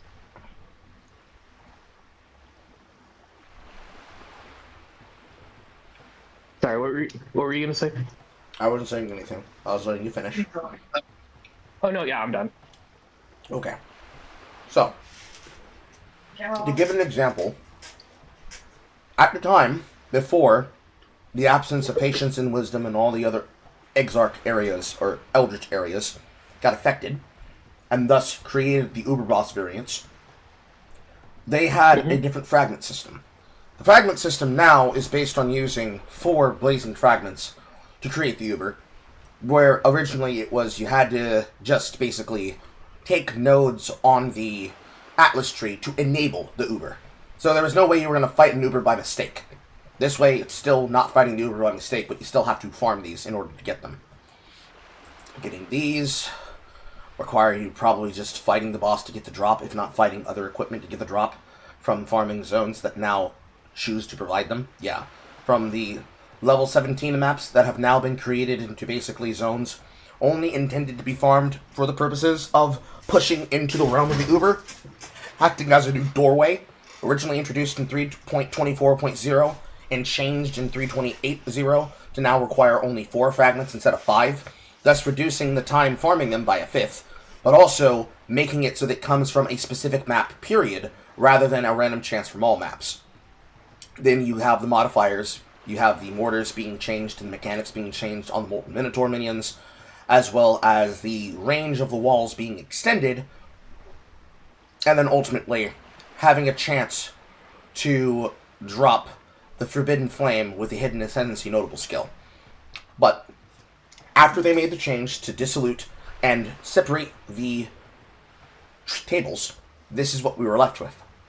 So, in order to find an Annihilating Light, which used to be one of the most common pieces to the point that it was just a 1C drop piece, because who wants to take 70 to 60% reduced elemental chance on a two-hander to triple the damage of their elemental skills? And there's probably better equipment that can allow you to have a one hand and a shield and still accomplish this, if not stronger. And Annihilation's approach, which for most people doesn't mean anything, Crystallized Omniscience, which is one of the best playstyles in the game, which was deserving of being played, but it had the same drop rate as the Dissolution of the Flesh, which is now 2, so it's 24. And then the Celestial Brace, which effectively is just a dream stat of a chase item. These items used to exist on the same drop table. Now, with Exarch, you only get access to Dawnbreaker, Dawnstrider, and Dissolution of the Flesh. Now, Dawnbreaker is an extremely powerful defensive shield. You want this. This is what we imagine and call a open chase item. Getting copies of these in SSF is basically the equivalent of breaking into the next echelon of what your build wants, which is why it's a chase item. Dawnstrider, not as strong, but hey, for everybody who's using Ancestral Bond with slam skills, this is also a chase item. So if you're a slam character or a shield character, you want this. Dissolution of the Flesh, a methodology for you to remove energy shield from your pool, and then life that you would have lost by taking damage is instead reserved until you take no damage to life for 2 seconds, giving you more maximum life, acts as a methodology to basically give you a form of resistance to damage inside of a build that utilizes something like Petrified Blood. So if you're a low life character that's already reserving parts of your life pool, and you can find a way to get out of damage quickly by using a teleport, which is as easy as Flame Dash, but most melee characters like using Frostblink, because it has a faster recovery time when you're attacking an enemy that's considered a super unique. So it's instead of a wait time of about 3 to 5 seconds, it's instead a wait time of 1 second. You're talking about basically teleporting on top of a target so you can face smash them. Running this boss multiple times prepares you to fight the Exarch, so that you can then have a chance at rolling these. The same system, technically, would apply to both bosses that are part of the tier of the elemental tree of the Cleansing Fire, which isn't just the Searing Exarch, but is also his champion, the Black Star. The Black Star's pool doesn't have an Uber example, but the Black Star still does have its own chase uniques. Polar Devastation, Sudden Dawn, the Eternal Struggle, and some of the better chances at rolling Eldritch Orbs of Annulment, Chaos Orbs, Exalted Orbs, and Greater and Grand Exarch Embers at a chance of 12 to 20. compared to the Infinite Hunger, this is the champion of the Eater of Worlds, you have similar uniques that are chaseable on his equipment. One of which is one of the best for attack skills, but is unfortunately a 3 to 5% chance, which is the Ceaseless Feast.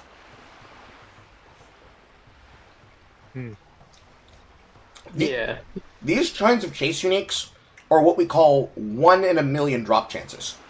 Not because they're impossible to get, but 3 to 5% chance when you're already stockpiling these. The way that these work, they're not like itemized chronicles.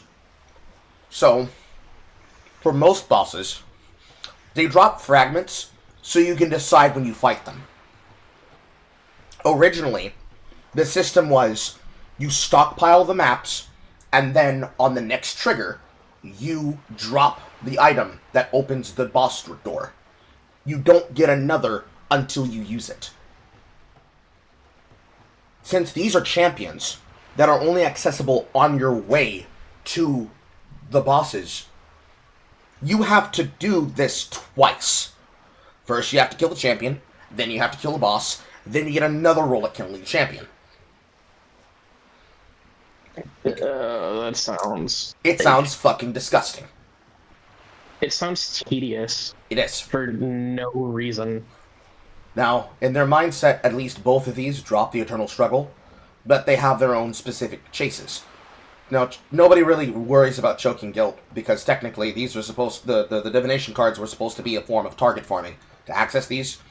And in a trade league, you'll probably find somebody who has copies of these. But again, if you're SSF and you're learning the game for the first time, you're talking about, if you really wanted to have this item, which this item is good on a build that utilizes Replica Wings of Entropy, utilizing Ceaseless Feast to inflict corrosion and to gain endurance charges and frenzy charges as you remove armor and evasion from the enemy, alongside a set of Replica Wings.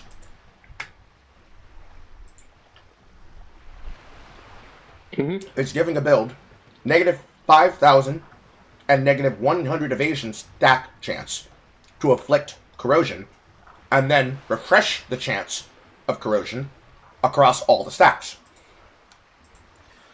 Utilize this on a dual wielder, which will probably be a gladiator in the new season. The very broken, I have a 95 block cap defense gladiator with a Replica Wings of Entropy.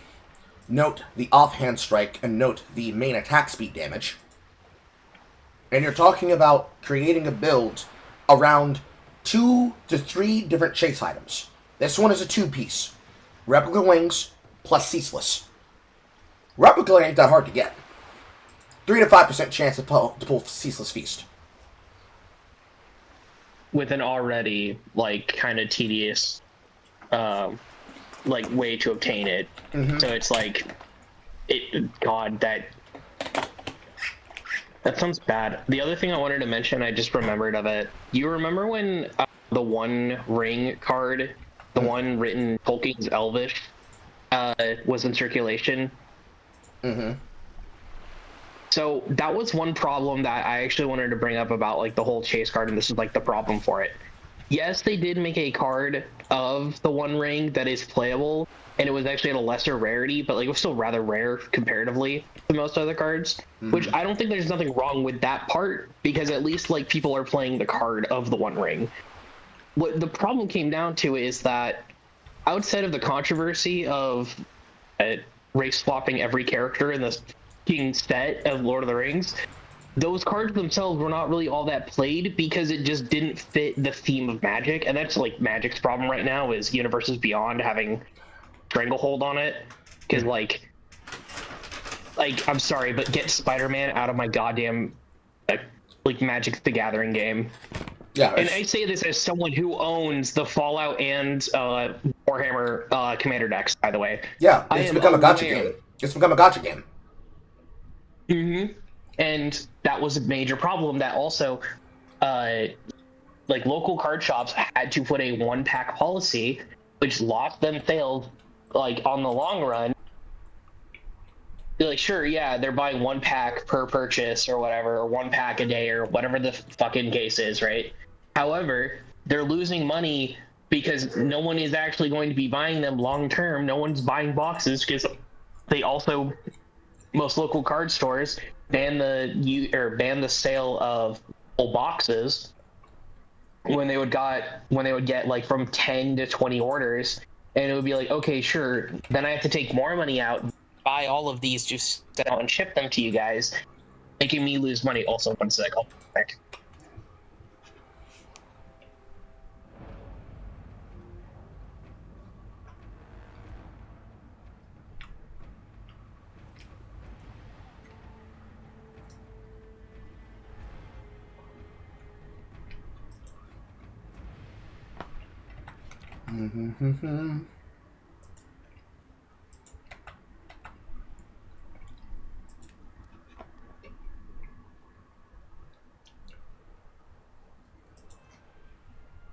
Sorry, my mom was calling me. So what I was saying is that a lot of these stores were stopping the sale of buying boxes in bulk, and most of these card stores couldn't actually keep up with those types of orders because it was too expensive on their end. And so that's why you had places like Target, Walmart, and a bunch of other places, a bunch of scalpers come and grab the card, the boxes, packs, whatever you name it, trying to buy them, and then that became a massive problem. And I said that there isn't really a patient zero, but I'm going to blame Jake Paul for getting a shitload of kids into like the card trading scene, like specifically like the grading, pulling like the ultra rare pack, like, you know what I mean? That type of shit. Uh-huh. I'm gonna blame him because he did kind of popularize it on YouTube, which created that artificial scarcity of like, and like the artificial element of like making money within the quote hobby of card trading, which I think is retarded. It's the same thing with fucking sneaker trading. That is stupid, by the way.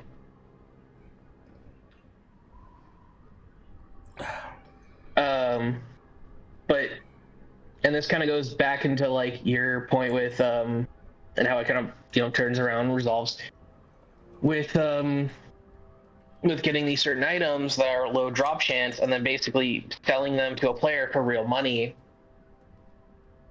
and like how it creates this stupid like chase of getting it.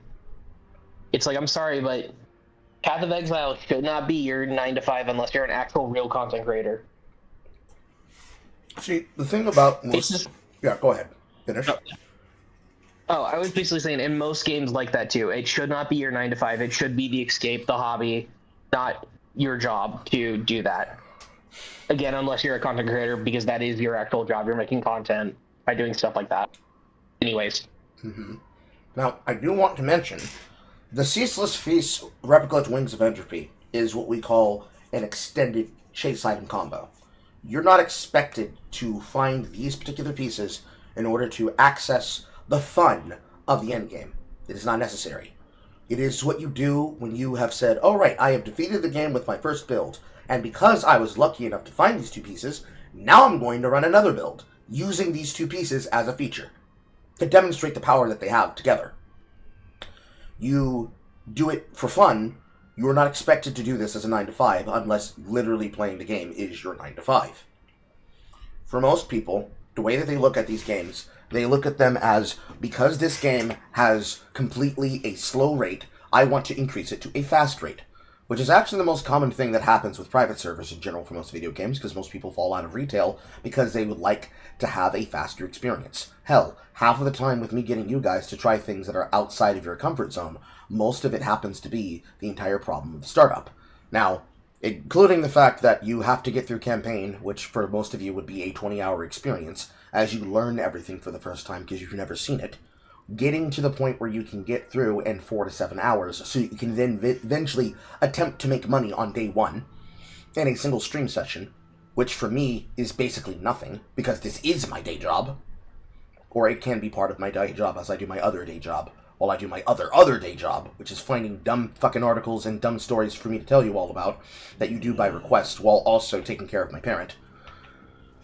The expectation of a player to play for a 3 to 5% ratio on something that they're going to see a chance to do every 2 hours and 30 minutes, assuming that they're playing casually, is a break point between those that can do it within an hour because their build is that overtuned or is that broken and you can get away with it.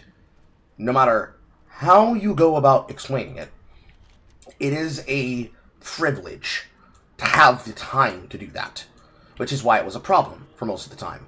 And the fact that people could just simply buy the equipment off of the trade site, buy the equipment off of other players, who basically have copies on top of copies, to the point that you're talking about an item that for hardcore trades for basically an entire arm and leg, that inside of softcore on trades for less than a chaos orb. It completely takes the wind out of your sails and demotivates you from playing. Which is the point I was trying to get across here, before we ended up taking this route to just show you the percentages. Because those percentages are basically about even to the actual pull rates on these boxes that you're buying for these video games. If you were to just buy a handful of 100 boxes, 20 each, from the top 5 popular card games, and you just open those in an entire session, let's say it costs you $1,000. That's going to be about 1/10 of what a streamer is going to end up doing if they wanted to do a crate pull for a video game that does crate pulls, like CSGO. Or the amount that they would be paying for subs if they were doing a subathon where they're gifting subs to their own chat room when they already are a part of a support a streamer networking. Where basically they're buying subs on subs on subs to reward all the people so they can get a fucking cosmetic. And worse for us, because we do racing leagues, when there is a gauntlet league, when we are given a free copy of a highly desired and chased after skin, you're talking about a person selling that skin for anywhere from $10 to $2,000 in fair money auction trade. So the streamer buys the skin or sells the skin off someone else, and they trade it for the value of what it would be equal in money by divines. This is why that ban against Janubu of the Forbidden Trove was so important about a month and a half ago. Because he was the person who made the game miserable for real money traders, or rather I should say people who were not real money traders, versus people who went to the Forbidden Trove because it's the only place where you can do high mettered, serious bulk sales of equipment. If you're talking about people who are sitting on the marketplace dividend because they are the ones that are farming the most, because they're the ones that are completing the game the fastest. It completely extincted most people's ability to have fun. Because when you're talking about the fact that Janubu is using AI to basically craft a 100% perfect roll of an offhand, a main hand, a bow, a two-hander axe, specifically rolled with the implicit, with all high rolls, not a single stat imperfect on the item, 100% sanctified to its highest tier value, or, in Path of Exile 1, completely recombinated perfectly, completely elevated perfectly, completely smash-orientated perfectly, with everything the stat needs. We're talking about an item that is basically going to be charging you $300 a pop. And he was doing that around the clock. While also saying to you, if you're a streamer and you don't give me benefit and access, I'm banning you from my connection. Which means you now have to compete against a person who's absolutely cheating in the game by using real money as a controller to access business with people, to create avenues for him to become even more of a worm on the community. That now that he's been permanently banned, the actual game has been improved because now the money actually reflects the real value of the items, practically, and as museum pieces. Because if you can get the item in the league, it automatically becomes a museum piece. Because he can no longer hold the fragments, hostage. Because what he was doing is that he would buy all the fragments off the marketplace, and he would sell them at an inaccessible value, specifically to extort content creators, and the players that could access them. So basically, he controlled the supply, he controlled access to the supply, he controlled access to the demand, he controlled access to the chase, and he controlled access to the payout. There was no doing business without getting through him. Which, when you look at that, that's the equivalent of a scalper. But worse, because the company knows he's doing it, but they couldn't prove it. It was only the case last month and a half that they could prove it, and they were able to permanently ban him because they caught him in the act doing it. And then he threatened the company. He threatened the company with violence.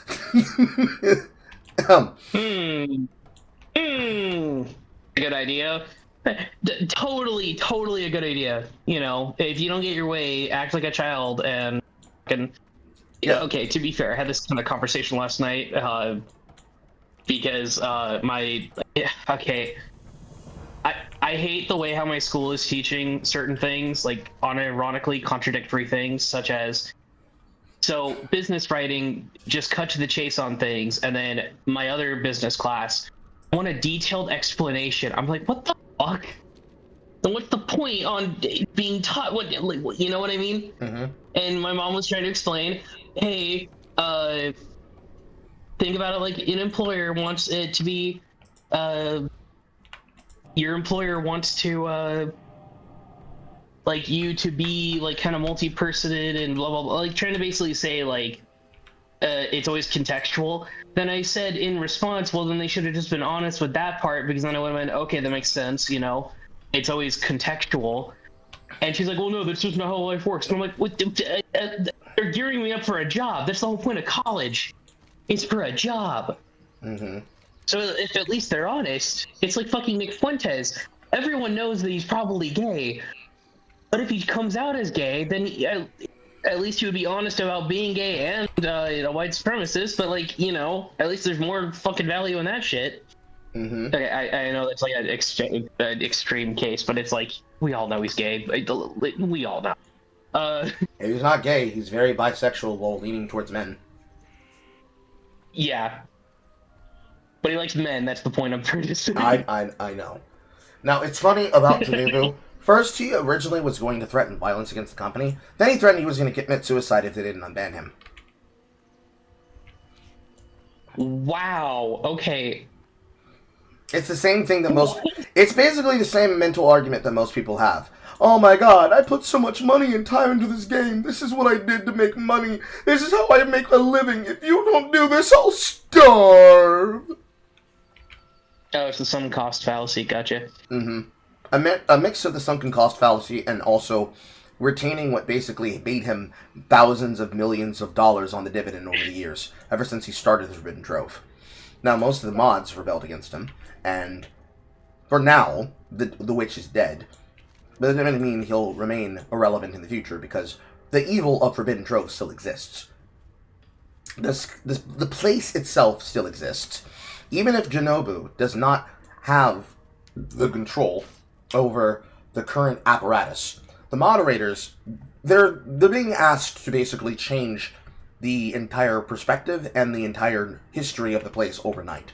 That's not going to happen overnight, and even if it did, the temptation to continue running it with business as usual is very, very high.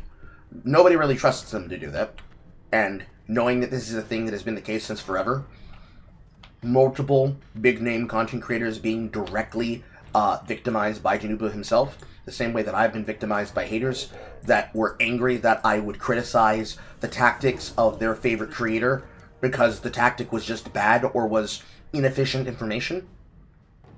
It's the same It's the same breakpoint. Like the criticism has nothing to do with the part that is actually important to the video game, which is the part where this is inaccurate. We need to do something that is accurate. Because the information is inaccurate, I'd rather the information be accurate. This is the problem that I had during Affliction League, which is where I played probably the most I ever did, getting the entire full completions and challenges done without necessarily having to use Forbidden Trove to access them, and then being able to sell some access to the chance-based runs for the King of the Mist myself. Even though some of us were getting targeted by players that were gate crashing specifically to steal our That What Was Taken jewel when we found the opportunity to do it. Either getting a door to go to the King of the Mist on a random chance and then just selling the opportunity, which is a service that you don't have to go to the Forbidden Trove for, but when you're talking about verification of this is a trusted person who's not going to scam you, it's the only thing you get. Because otherwise, you're just rolling dice anyways, even if you're a streamer on camera. The streamer, obviously, if there's proof of them scamming you, then they're fucked. But people actively taking advantage of you as a streamer, That's the only way to have proof, to basically have the name on hand. And then you file that with them, and then they file it into the system, and that's the only little protection you get.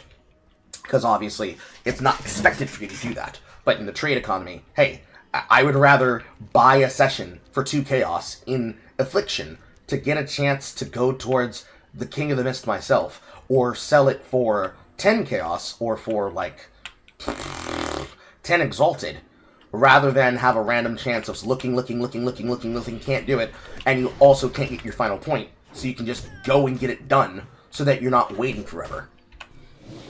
All of those different little niggling problems add up over time, and basically make it whether or not you want to truly play the video game. Not accounting for the whole people are harassing you at a distance and justifying doing so because that's just what they do there on the internet. It's not a real thing to them, even though it's your job and you weren't wrong, but people decided that you must have been wrong because that's the Redditor mindset. They're doing it on your account rather than doing it in the game because then there would be proof for them to get banned. That whole break-even point became what was known for the history of most of the patch cycles of Exile, being the part that made it important for people to care about it in the first place. For me, it was mostly the fun of playing at my speed and playing at my pace, and being able to produce that same level of value without needing to waste time.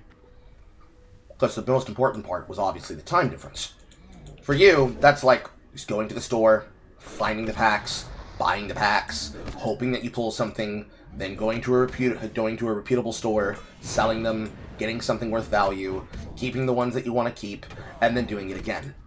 For those that is their job, doing that as a card account, I can't imagine how much money that costs you. Okay, there is you lose more money than you do make money.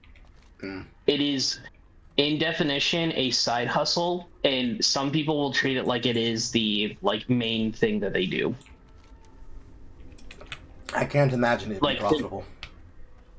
Yeah, so I actually have a I had a friend, his name is Kyle, and he did this for Yu-Gi-Oh specifically. So he's disabled, he's legally blind. He's blind in his front-facing vision. For some reason, you can see in his peripherals. Anyways, right? So he did it as a side hustle, and I asked him, well, do you make a lot of profit? And he goes, honestly, I barely even break even, but I do it for fun. I don't make enough money to put it on taxes. That's how little money there is in it. And I go, well, what about other card games? Do you do it with other card games? He's like, I don't do it personally, but I've talked to people that do it, and it's literally a definition of a side hustle. Main source of income, and the scalpers, this is their main source of income, but they lose more money than they gain. It's like grocery stores profiting it only by 2%. They're usually ran on a loss, but people need food, so they always have to be there until what's it called? Why am I blanking on it? The people that steal, the usual suspects that steal the food, then it's okay, they can't even fucking make money anyways, Mm-hmm. Because they're forced to close down because they can't keep up with it. So with a grocery store, right? The way how they would make money is by gaining that, just small increase from any source of income they can get. Whether it be from gift cards, whether it be from cash debit or credit, and then food stamps, right? Mm-hmm. For them, what they have to do is quite literally squeeze as much money as possible because there's 40 different things they're worrying about. It was a multi-department store like Walmart, like Target, like Kroger brands, they have to worry about buying furniture, buying clothes, buying electronics, buying food, buying hair care products, whatever. But if it's a normal actual grocery store, the only ones they have to worry about is keeping the food stock. And even then, they still all lose money only to make a 2% profit if they ever make profit. They break even more than they would actually make money. And that's the thing with scalpers and card sellers, right? Their whole thing is they barely even make money because they have to continuously buy product, which Like, and again, this is my like problem with the TCG International Pokemon Company, right? They don't care because product is being sold anyways. But if you actually find and go out of your way to buy cards for Pokemon at any official retails, you are getting literally scraps. You are. That is the problem. And all of the vending machines, have you ever seen any of those vending machines? I have.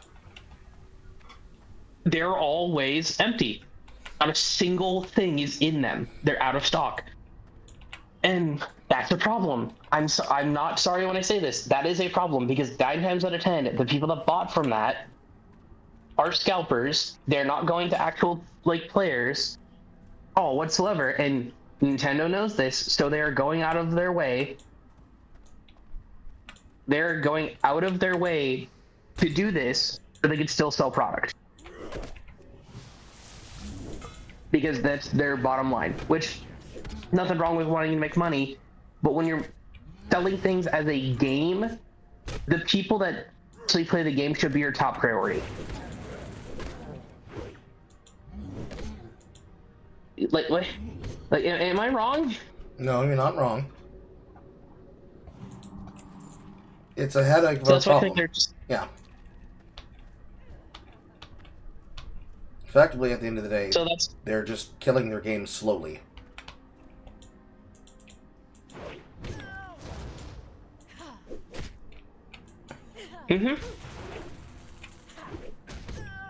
They're killing the game slowly, and that's just what it is. And like, I don't want that to happen to any card game. Like, I'm not the biggest One Piece guy, but do I want fucking One Piece to be dead? No. Like, what? Is that... what? You know what I mean? Yes. It's one of those break-even points where you have to wonder: are they stupid? Do they not understand what's going to happen? But that's the greed of the bean counters. It's that whole problem where people like myself can tell people, listen, you have to understand, these niggas are really dumb.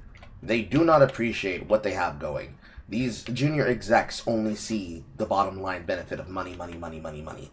They do not understand that they have to put a baseline investment into the game, and that baseline investment has to actually factor for the reality of the people who are buying the product. Because if they don't factor for the reality of the people buying the product, then little Timmy is going to be depressed that when he finally gets a chance to play the video game, when his mom finally takes him to the game store, and they're all out of stock product because you've got a fucking Mexican scalper. The race doesn't matter, but usually I've seen in my town Mexican scalpers. When the Mexican scalper... No, it is like, weirdly enough, like, even in my town, it is Mexican scalpers. I didn't want to bring race into it, but, like, it here too. Yeah, when you have these scalpers just ripping product out of the stores, they're the reason why our local and the only remaining Toys R Us in town shut down and closed. They weren't buying...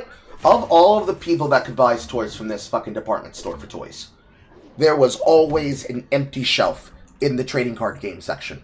Every trading card game was always out of stock. They were always buying in bulk.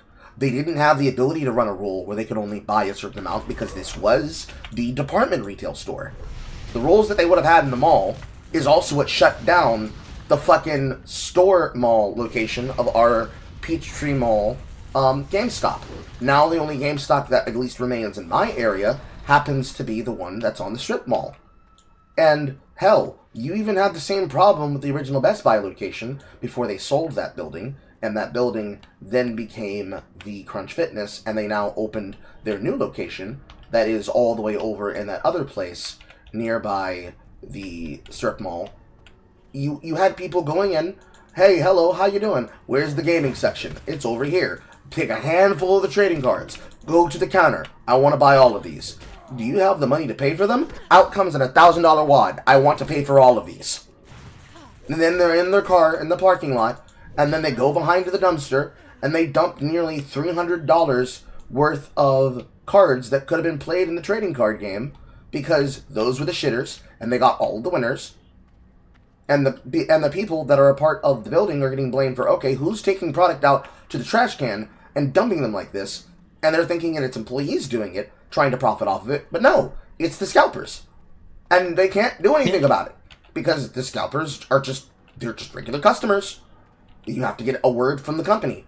And the company won't say anything because, we're making money, bro. Why do you worry about that? That's not a problem. It's a nightmare. Where common sense should come into play, it doesn't. There is no common sense in play. It's just greed from the top down. You have to have a shareholder that takes up to the junior executive and asks them, why are you making us lose our profit margin, choosing to peddle to these scam artists? And when you take them up on that call, it's the same thing as them being brought up in front of any of the shareholders for Disney or any of the shareholders for the Embracer Group or for Guillemot and being asked, why do you like losing cash? Do you just hate customers? Do you hate money? And they'll say, no, we love our customers. It's like, no, the fuck you don't. Because if you loved your customers, you would just give them the fucking cash. You'd give them the money. And you'd stop this practice. But they don't know anything about the customers because ultimately, they don't play the fucking card game. So, well, another joke about the like vending machines for the Pokemon TCG. The joke, unironically, was they need to install a paper shredder slot. That was like a big joke. Like, that's sad when that's a joke. Oh, that was the same joke I made earlier. Though, that was just for purchasing them, not for actually playing the game. Yeah. Like, I know that you said it. I just remembered because I was, I'm like looking more at it on Twitter right now, which, there was a take, by this guy that plays mostly Yu-Gi-Oh, but he's like,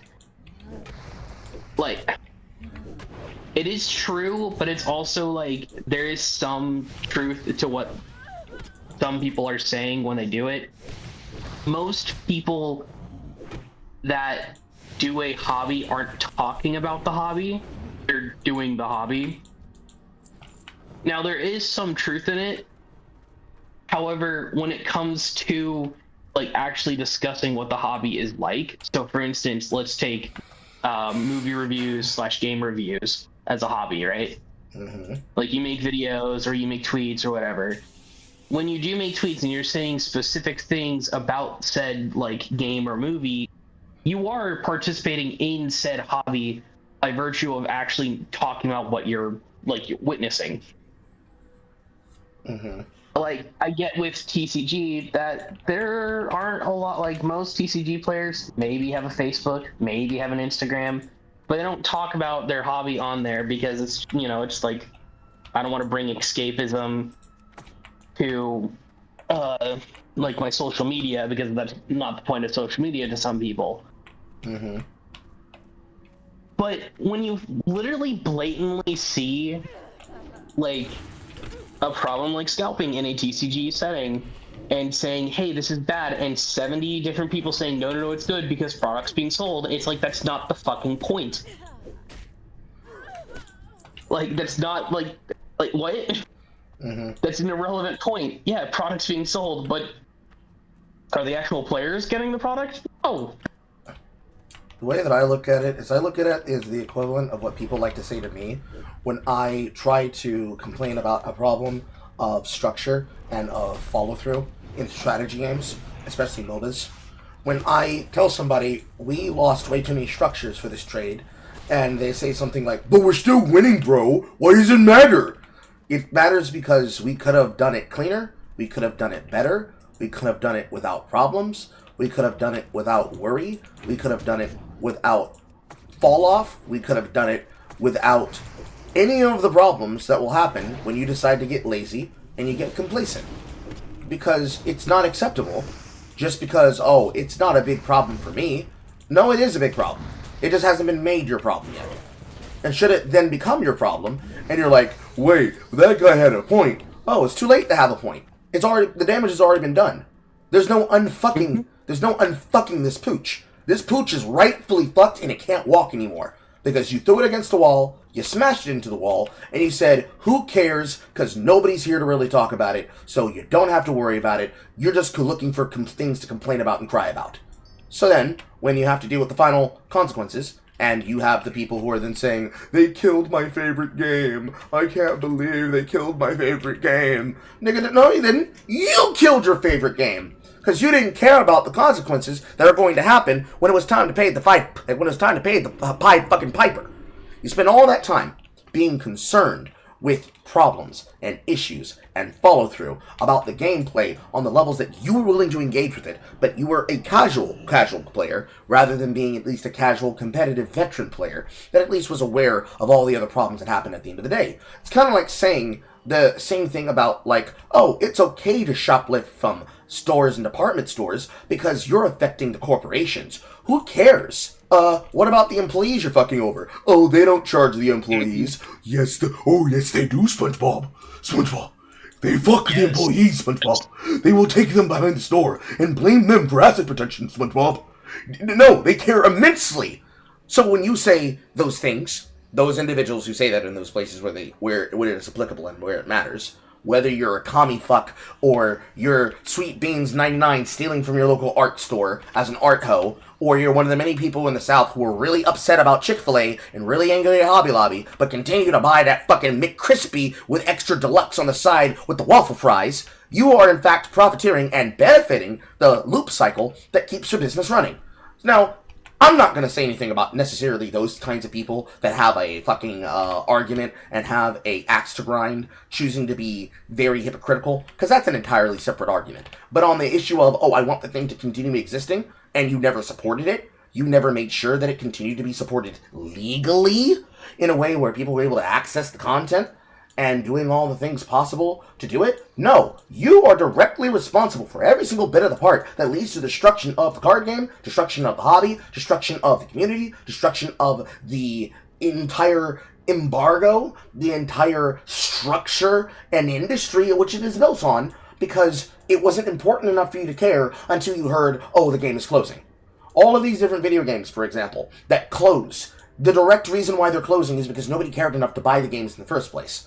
Now, how that's possible, where with Gearbox, they opened a fucking arcade slasher called fucking Tribes of Midgard, and that game is more financially healthy than fucking Marathon. Continues to flabbergast me, along with all the other stories recently in the news of that story. But it's the exact same microcosm. The exact same microcosm of your favorite mom and pop shop having to close after or during, in the middle of, or at the back end of COVID, where Walmart was able to cannibalize the opportunity because they can pay the rate and these people can't. Your favorite hipster store closing, where you could buy a 64 fucking cup growler twice with a specialty infused Ugg mug made by a local art hoe that happens to smell vaguely of dry pussy and cannabis. Or, for the people at home that just play video games, some fucking game called The Cube Save Us, not to be confused with The Cube, made by the same creators, Monkfish. A game like that, being made as a battle royale, instantly closing, despite the fact that it barely was open, there's your sign. That's the reason why it keeps happening, over and over and over again. You cannot open your mouth and say, oh, I didn't understand that was happening. No, many of them knew. Many of them didn't care. They knew, they didn't care, and when it was no longer giving them access to buy it, they said, oh, this is the worst thing that could have happened. No, the worst thing that could have happened months ago. Why are you clued in now? Because somebody told you to care?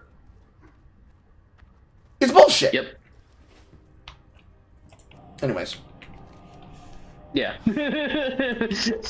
No, it is like what you are saying, because again, it's gonna get to a point, because like I said, remember when I mentioned One Piece earlier, right?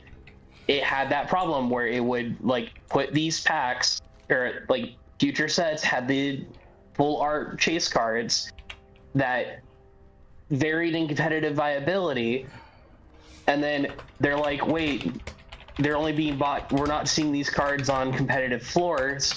Why is that? And they look to see who's buying it. They're like, oh, scalpers. Okay. So the better solution would be necessarily don't stop the full art, ultra rare fucking copy production, but include copies of the cards that people actually want to play because, you know, that potential full art card is competitively viable and people want it. That is how you do it. That is how you compete against scalpers, by allowing alternatives for the actual TCG. Sure, like, you're still going to have the scalper problem, but it's not actually going to be that bad because you can flood the market and artificially crash it. Because that's the other thing, is like, I will admit, when it comes to Yu-Gi-Oh, when Konami sees a problem with a third-party market, like this is like the scalpers, the traders, whatever, they will flood the market with the card that people are after, like months after they made their buck. Like, yeah, like they want to make a profit. And again, we're not going to deny that these people want to make profit because that's the whole bottom line.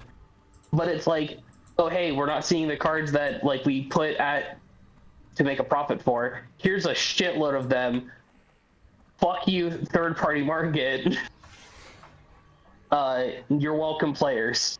This happens a lot. Like, it genuinely happens a lot. And when I point this out to other TCG players, like fucking Magic players even acknowledge, like, this is actually a smart idea because everyone wins at the end of the day. Well, there is a loser, but like the important people actually win. Where it's better to flood the market. Now, Magic has a different thing, since that's the other thing, is that the reason why product continuously gets sold in these types of games is because it's a set rotation format, whereas Yu-Gi-Oh is eternal, so they have to just pump out more product anyways to keep the game going.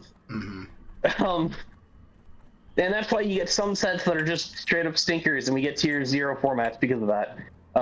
Which I was going to mention when you mentioned the tier 0 on loot distribution for Path of Exile. For tier 0 for us, it's tier 0, tier 1, tier 2, tier 3, and tier 4. 4 is any rogue deck that it's not actually competitively viable, but a lot of people like love it because it's fun to play. Tier 3 is it has potential, but you're playing other cards that help it that might be better in other decks. Tier 2 is it had a couple of nerfs via the ban list or something, but it's not that bad. Tier 1 is like best decks of the meta, but they still have some competition. And tier 0 is if most competitive formats see a 70%, like 50 to 70% like appearance rate. It's like if an event had like 350 players and like 70% of those players were playing the same deck, that's tier 0. That just means it's the best of the best, and 9 times out of 10 you are gonna like be playing against that deck. And it's just gonna be mirror match after mirror match. See, one of the beneficial things that happens is that because it's an evolution of Diablo, what Path of Exile did is that they created a difference between floor loot and window loot. So one of the changes that was recently made in the Mirage League was that there was a buff that was done to all ground loot in the world towards very important pieces of equipment, because they extincted an old part of the system that had to do with the faction known as the Fracture, known as the Harbingers. So all of the things that had to do with fracture pieces of unique items and fracture pieces of unique currency, they rolled into the world drop loot and increased the drop loot by a rate of 2.25, if not double, to 2.0 or 1.5 break even on the rares. So for everything that is considered a non-special piece, so something like the Eldritch orbs, they are basically double, if not nearly more than double, because you're not just dropping loot on the ground, you're also doing content like Calgar and shipments to create what we call window loot. Ritual is window loot. Things like Blight is ground loot. Things like the secondary part of Calgarin is also window loot. Things, which is to say, the original Calgarin trade windows. So not King's March, but specifically Expedition is a 1 part drop loot, 1 part window loot. So trading the uniques, or rather trading the pieces of equipment on ground to then trade in window for the services that each Calgarian does in the first game. Because in the second game, they're basically all the same version of ROG and the Recombinator. All of these different pieces of equipment and all of these different jobs and tasks was a combination of basically 3 different forms of loot. Loot that you got from bosses that were guaranteed. Loot that you got from windows, which is labeled as loot plus, because that loot is better than, is either equal to or better than the level that you could get at the base level of maps, which is 68 plus. Meaning, if you're running the best shipments you can, you're getting windows after windows after windows, because it's 3 ships total. You're getting 3 windows full of some of the best loot that you could possibly get from the zones that you can get them from. Both uniques, special Charthan gems, etc. And then the world loot based on zones that you might have specifically made to drop one thing and one thing only. If you have completely, optimized your map to do so. So, in a normal system, that's like saying, I can go to 5 different stores, they are guaranteed to give me the best opportunity for equipment in the economy possible, best opportunity for cards in the economy possible, and I can basically triple dip and quadruple dip without any consequences, which would basically destroy the game even further. In this system, you are asking people to basically play like it's their job and to shop like it's their job, which with Yu-Gi-Oh, that's where you get them flooding the marketplace, so that the equivalent breakpoint for the rest of the market doesn't get destroyed by the economy rush. But in a normal marketplace, you're talking about something that would crash the stock market, basically. It's a little bit different. Yeah. It's a little bit different, but it's what they do as a way to allow you to have fun at your leisure. Because most of the game is pulling slot machines. You're creating, not necessarily the Pavlovian response, although that's what most people play for as dopamine. You're creating infinite slot machine pulls, where if you're looking for something, the best way to find it is to just create more pulls. So, if you want something that can only come from Blight, you just create as many opportunities as you can that you can guarantee as possible. You make your maps completely specific to Blight. You combo Blight with something else that increases the drop rate of the monsters, probably Reliquary. You add Rogue Exiles to the map. You add massive pools of rarity. You add even more pools of rarity on top of the Chisel system, which has been reworked where you no longer need to have Chisel currency. You just run your maps, and as you play the game, you get it inherently, and you have now 25% higher efficiency compared to before, because the break difference on the 100% percentage does not include the additional bonus of quest completions, which is now an additional 30 points extra. So, rather than 100, it's 130. You then even push the efficiency higher by having a build that can handle 7 to 8 mod map runs, and you're only ever looking for that content within a cycle that provides opportunities for it. And in the Mirage League, you had the Mirage mechanic, which meant that any place where that mechanic could be found, you're basically copying that zone twice. And it had its own special little bonuses for each of the pieces that it interacted with. It's the same difference with Harvest, for example. Harvest is a form of window loot, but you get the loot from dropping off ground by getting encounters to go to the Sacred Grove. So let's say you will put your maps full of Harvest and Sacred Grove. Grove is in its own instance, whereas Harvest is in its own instance, where Blight is in it on the map proper. In the zone where you can find access to that place, it's going to take you to that zone, full of other bonus equipment and bonus content that's a part of the game. Loot boxes, special loot boxes, unique loot boxes, essences, etc., etc. You fill your map full of so much juice, which is why we call it hyper-juicing, mega-juicing, and you squeeze it for everything it's fucking worth. And when you're talking about, I guarantee this, both of these are 100%, I open the map, it is guaranteed to be here, levels of content, that then I copy the area twice. I'm now factorializing my opportunity to get to continue with the content. So it's not even a question of will I get it, it's how fast will I get to the point that I'm looking for. If you were to apply this to most of these games, the market wouldn't work. It couldn't. So that's kind of like an anti-frustration feature that was built into the game by grinding your games on both games, both Exile 1 and Exile 2.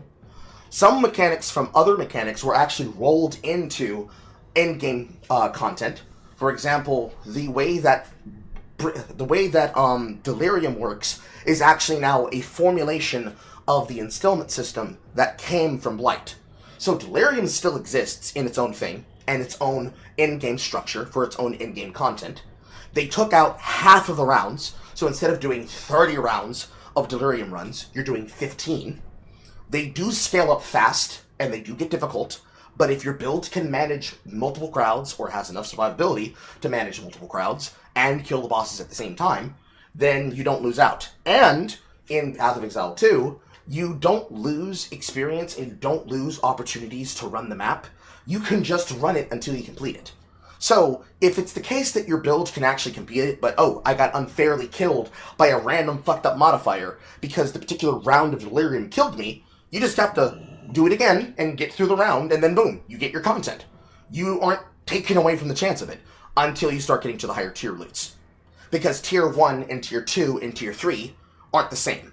They're obviously harder difficulties. But to get to tier 2, you have to be able to complete tier 1. So if you know you can complete tier 1, you at least have a chance to find that material. You won't find it as fast as if you could do tier 2 and tier 3. But if you can't do tier 3, then stay on tier 1 until you can do tier 2. And if you know that your build can handle that higher difficulty, you're still getting the same rolls you would have gotten if you were doing tier 4. Because they decided tier 4 was too much. It was too broken. They took that out. They scaled everything around those difficulty spikes, because if you can't do the basic loot version, how are you going to do the uber loot version? But again, anti-frustration features designed by people who actually like their customers versus every other video game that clearly doesn't like their customers but just likes the money. It's a living. It's a living. I need to pee. Yeah. Yeah, you're good.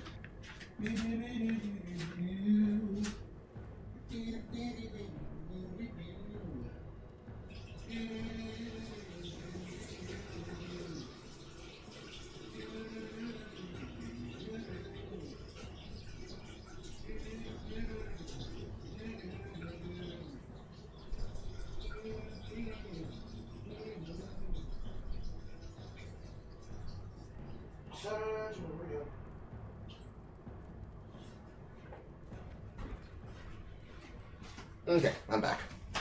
But yeah, to save the yapping, you got a lot of different ways that the game cuts the frustration out of what would have been fucking painstakingly difficult in any other video game system, in any other ARPG system, or in any other MMO system, simply because they understand how they like playing with their players versus people who do not like playing with their players.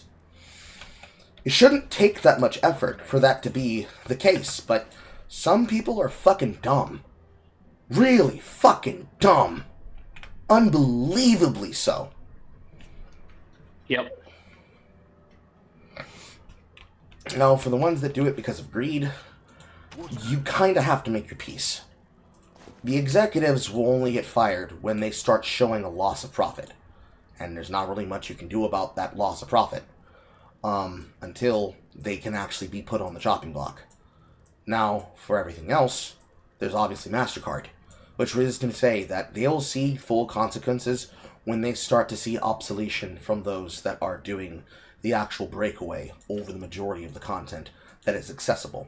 Most of them are basically breaking away on the high end from most of the follow-through, because that follow-through is a part of the system of how they come to know whether or not it's worth their value and their time, so that they can actually have the conversation about whether or not it is or is not a part of the further way that they look at and they consume and view the value of the economy for those consumers that are a part of the marketplace.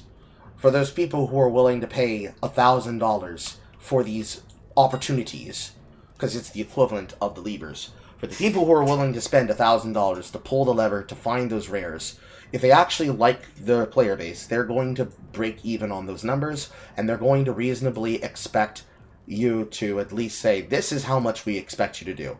No more, no less. If it's not reasonable, they won't sell. If it's reasonable, they will sell. if the reason why they sell, or rather why they don't sell, is because a particular person is stupid enough to basically say, I will pay this amount of cash because I actively think that this is worth it, then so be it.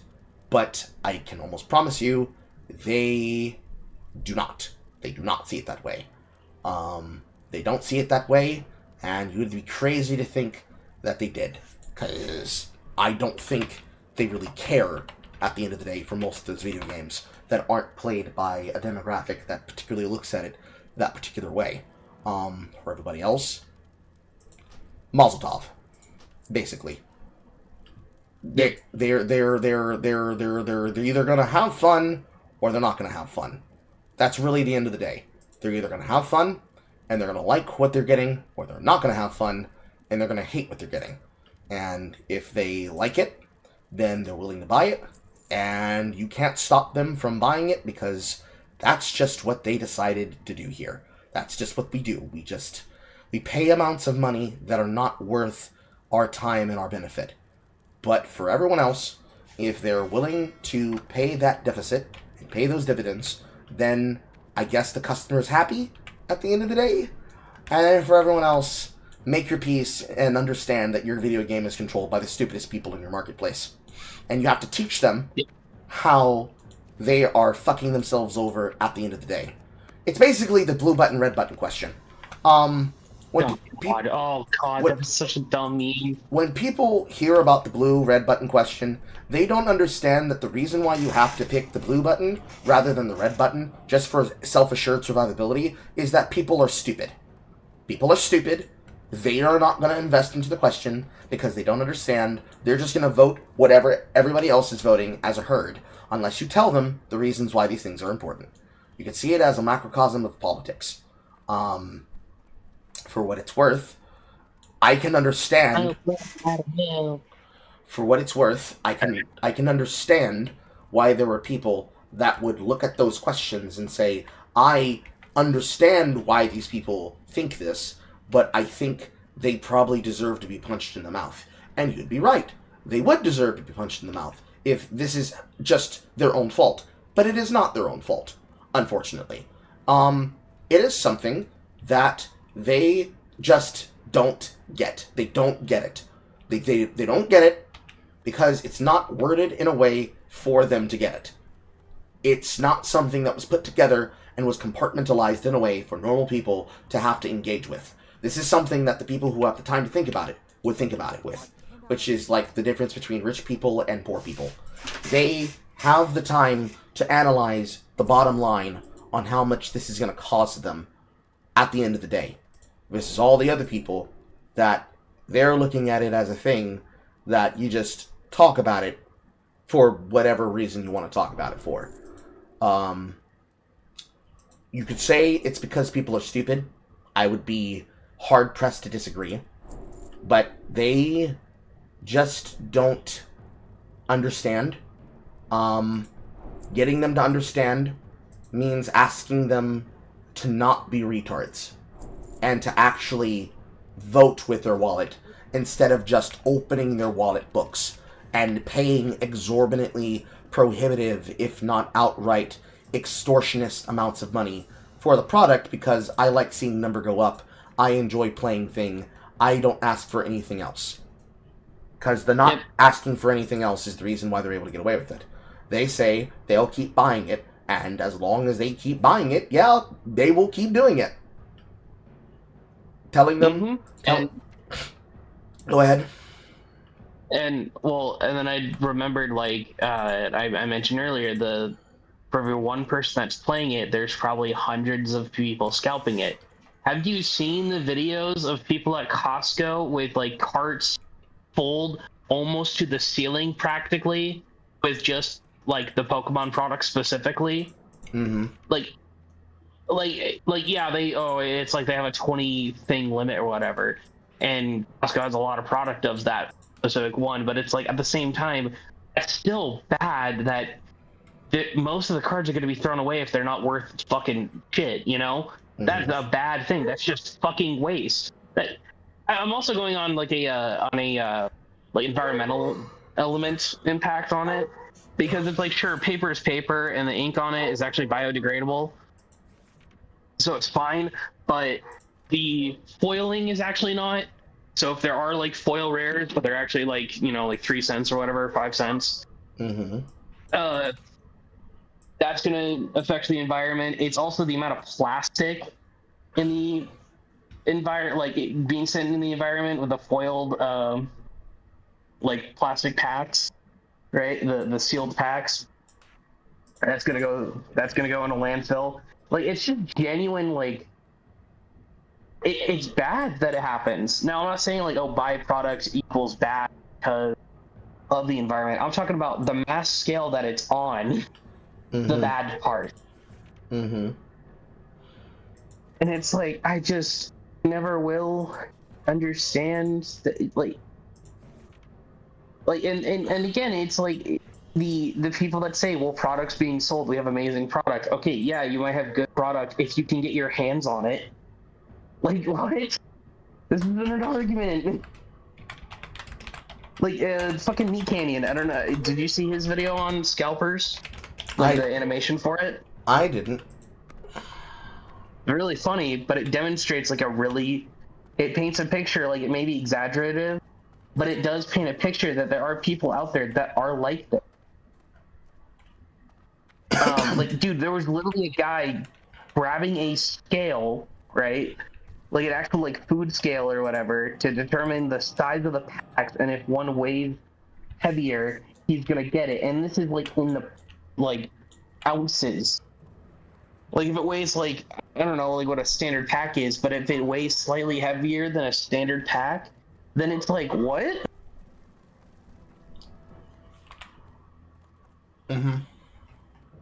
Like I don't get it. I don't understand.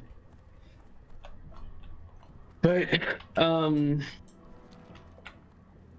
gonna head off. I'm really tired right now. Originally I was just gonna rant for like 5 minutes, and well, it's almost like basically 9:30. I'm gonna take it off. I let You're back. Yes, I let you get it all out of your system. I milked you. Thank you. Yes. Also, we should go over. I will say that before I go, we should do an Otterly Noah about his autism like videos, because like I'm not even kidding. One video in, and I already want to like make up a slur for people that are autistic. Keep in mind, chat, for those that are listening, I am also autistic. Holy fuck! I want to make a slur for it, and I know there is a slur, but I want to make one up because that's how annoyingly those videos are. But anyways, I'll see you later. And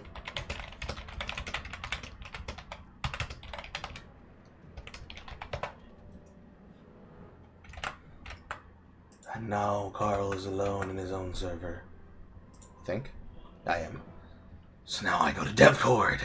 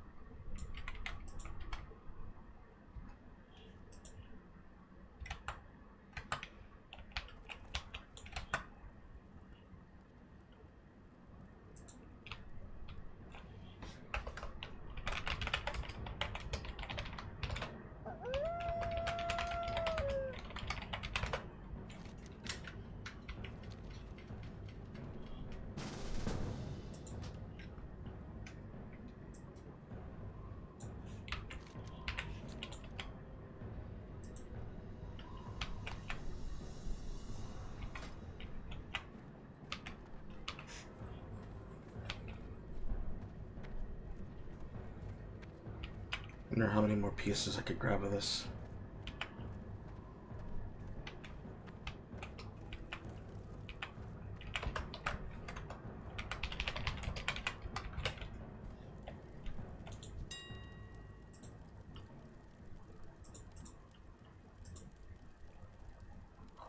Just the leggings and halberd.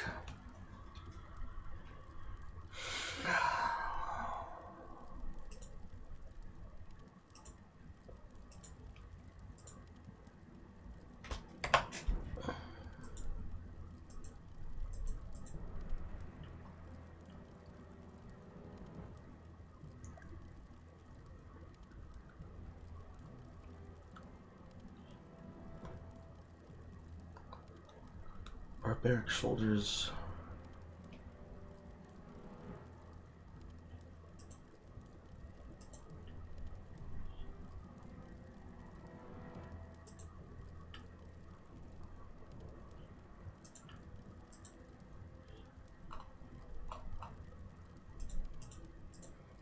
Selling at breakpoint of 36. No items found for the head.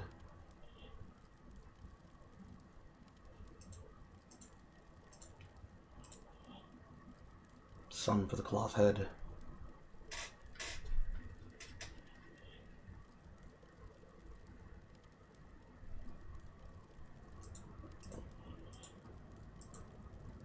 Some for the leather head.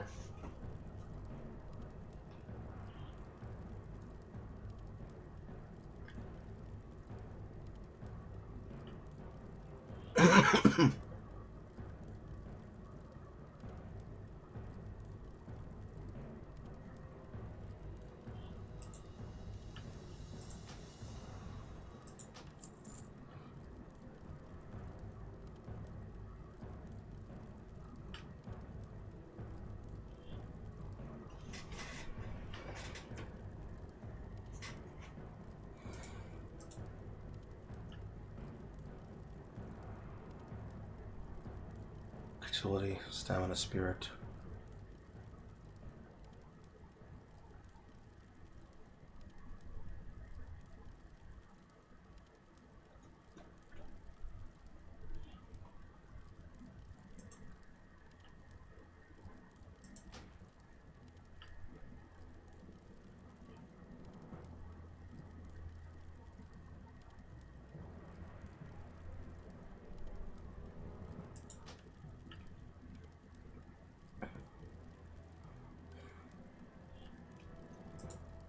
Miscellaneous trinkets.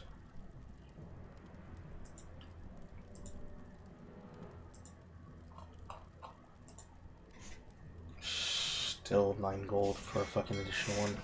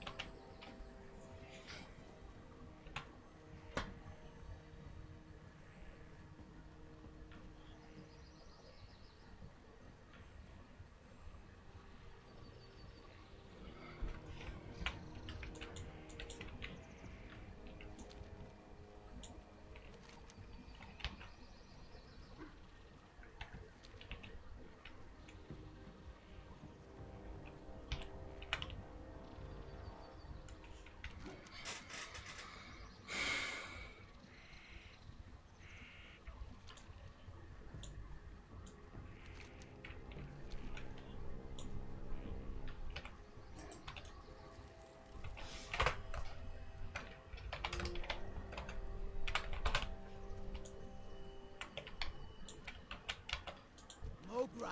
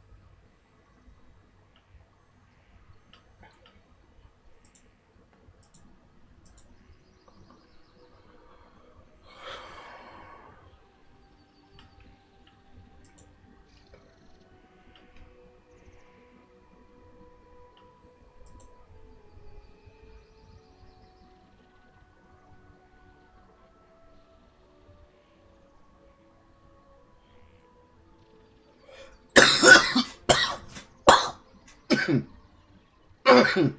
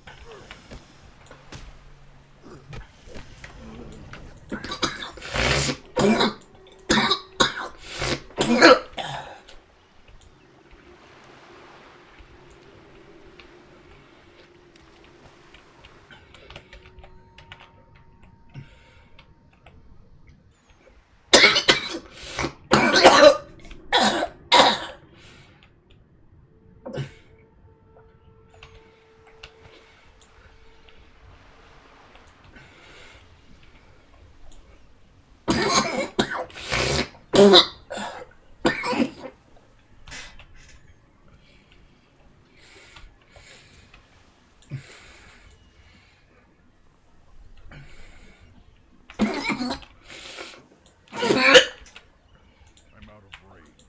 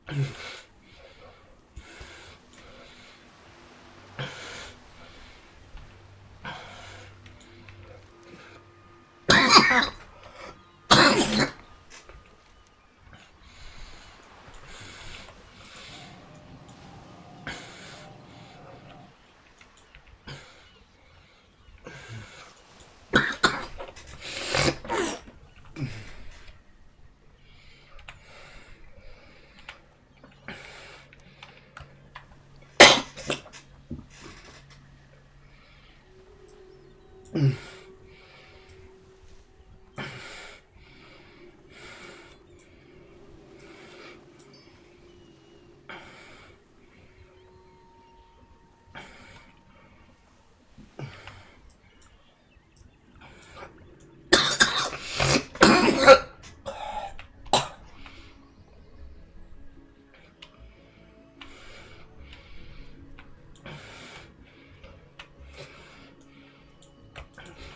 you well. Good luck, friend.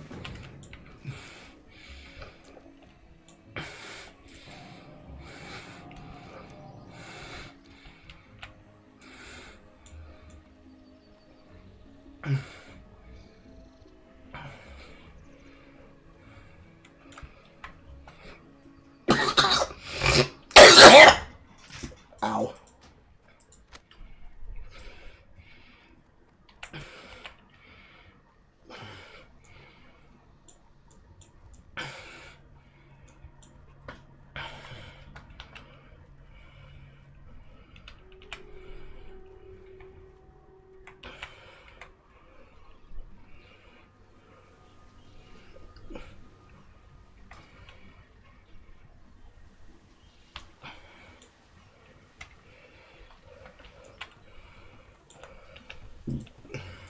Zug zug. Be safe.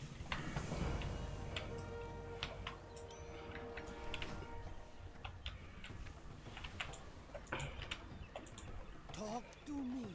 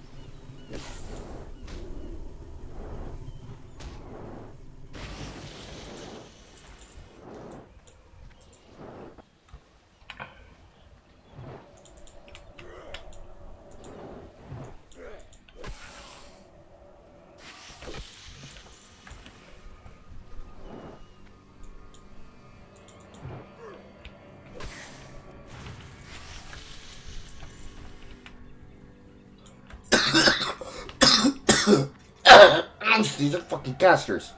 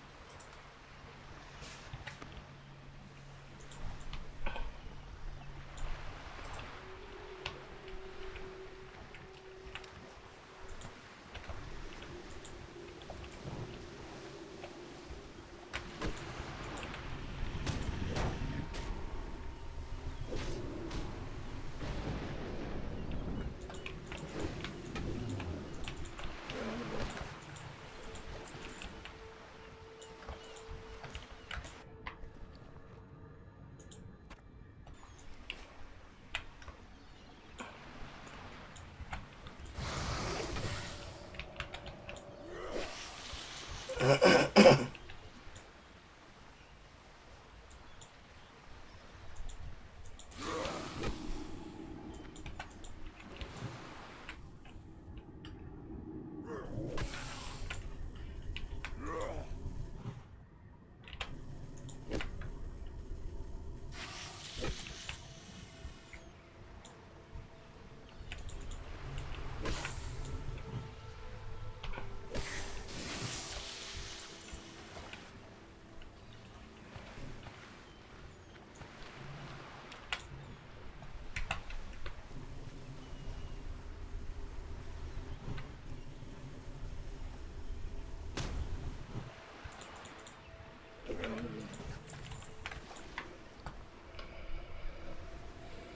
fucking page 7.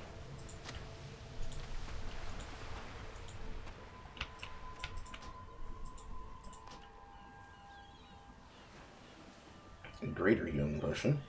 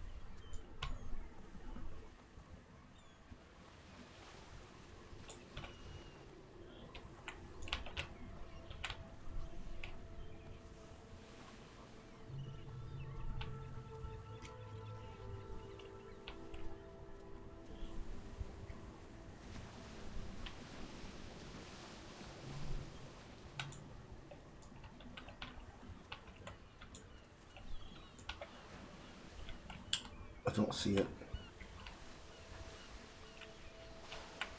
So are they underneath?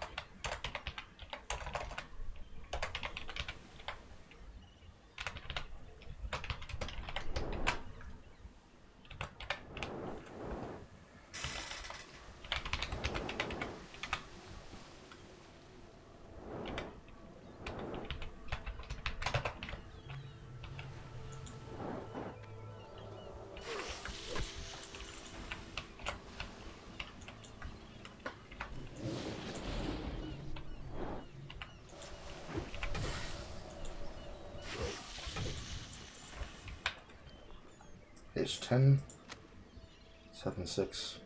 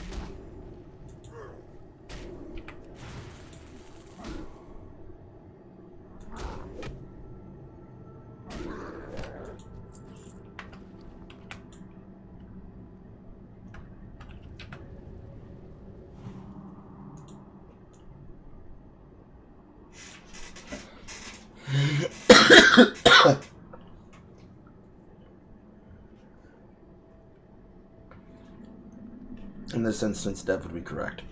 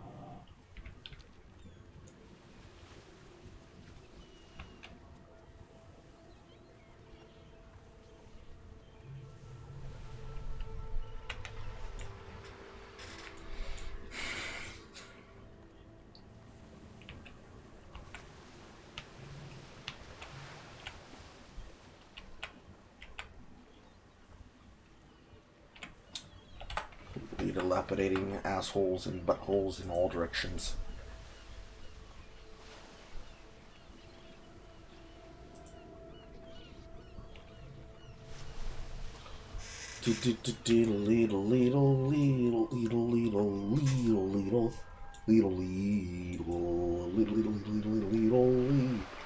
Leedle, leedle, leedle, leedle, leedle, leedle, lee.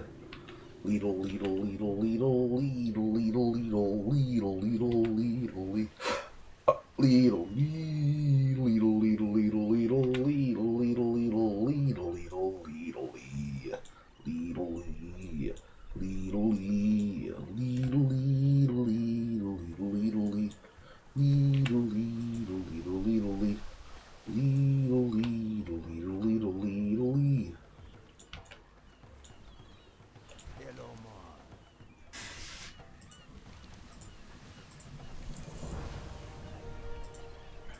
You see him now.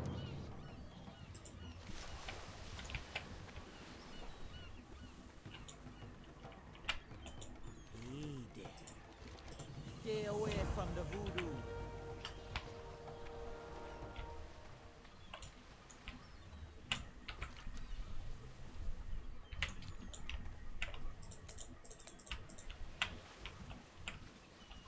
They do not have a thing.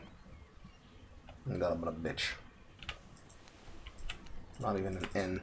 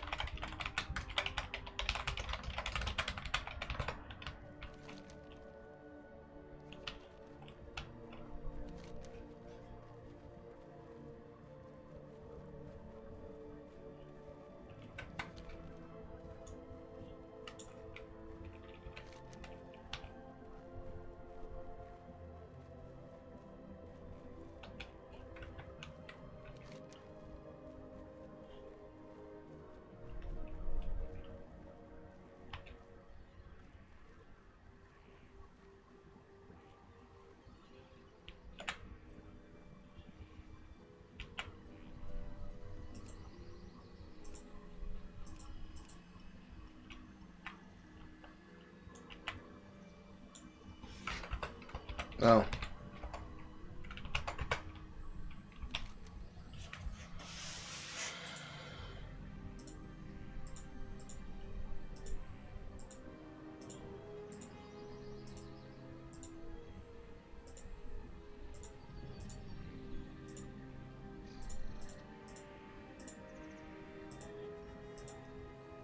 Strength and honor.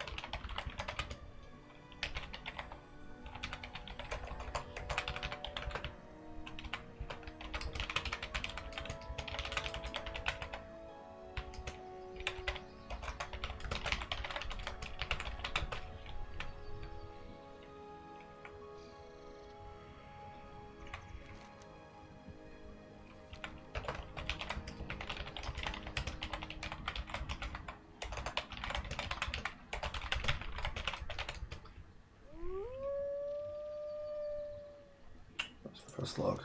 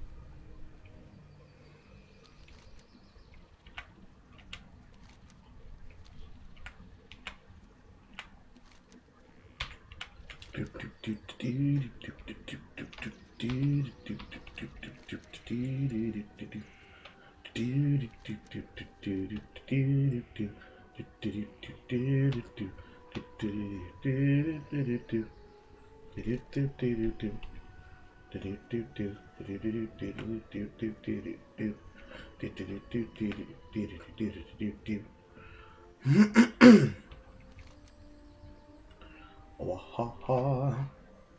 Oh ha ha.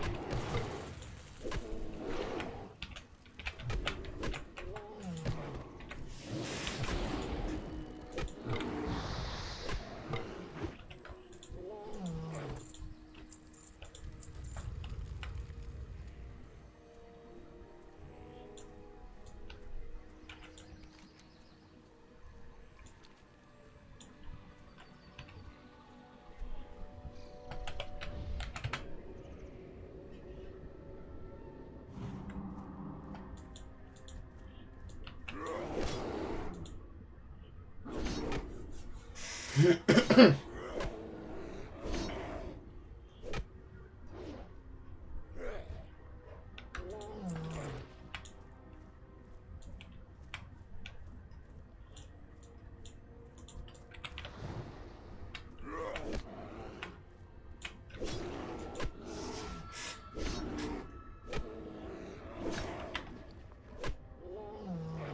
6.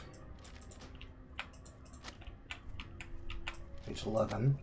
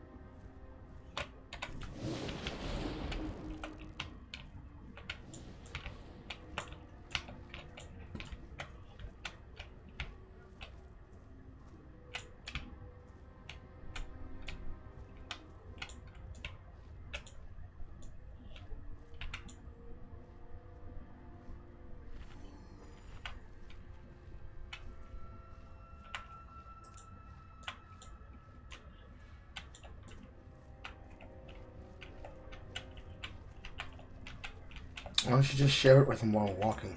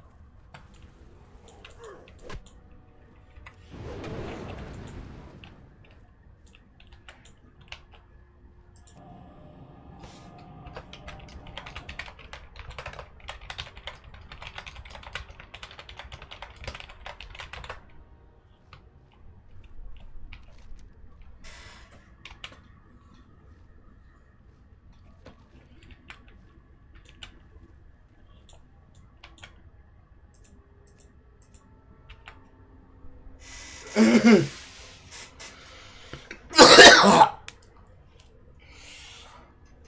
to death. Choking to death.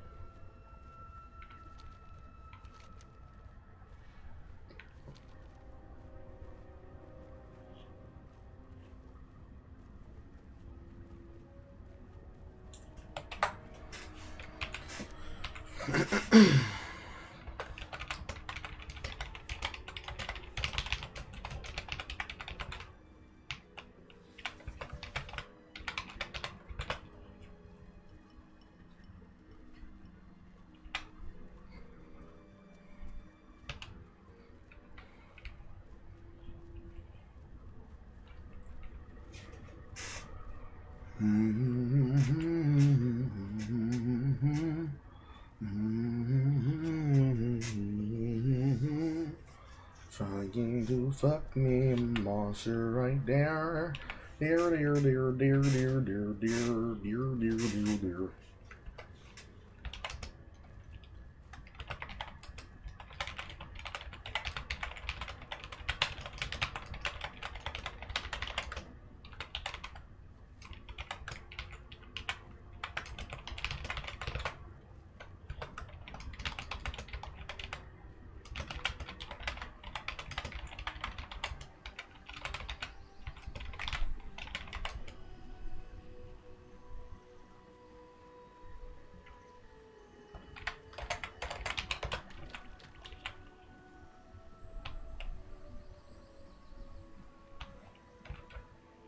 No. My sentence was correct.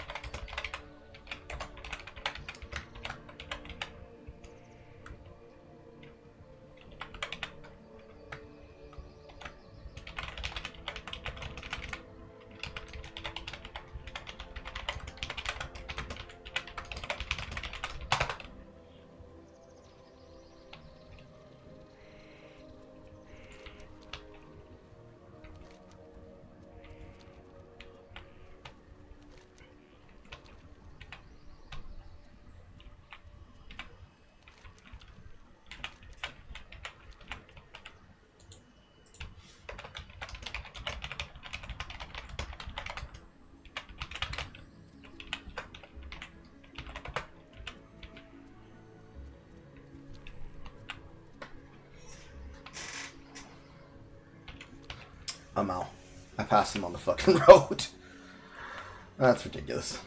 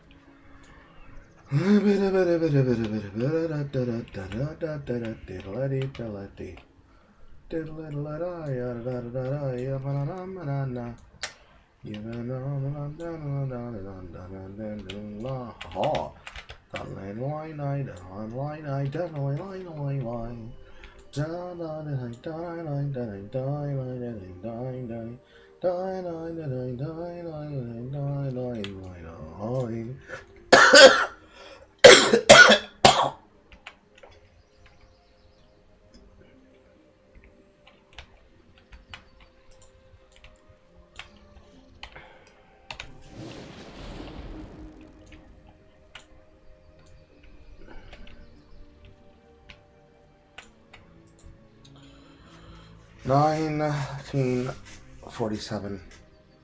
How hard you hit is the question I need answered.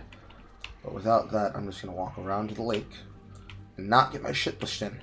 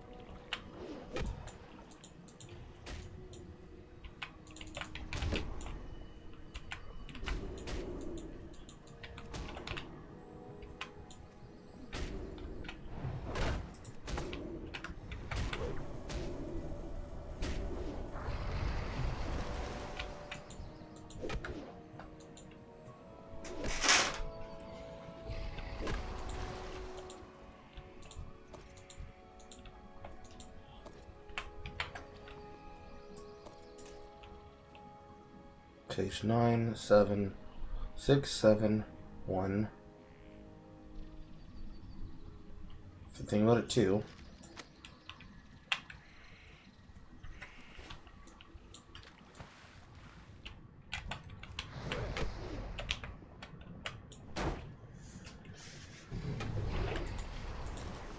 Smash the motherfuckers' heads in for fucking nearly 300 DPS.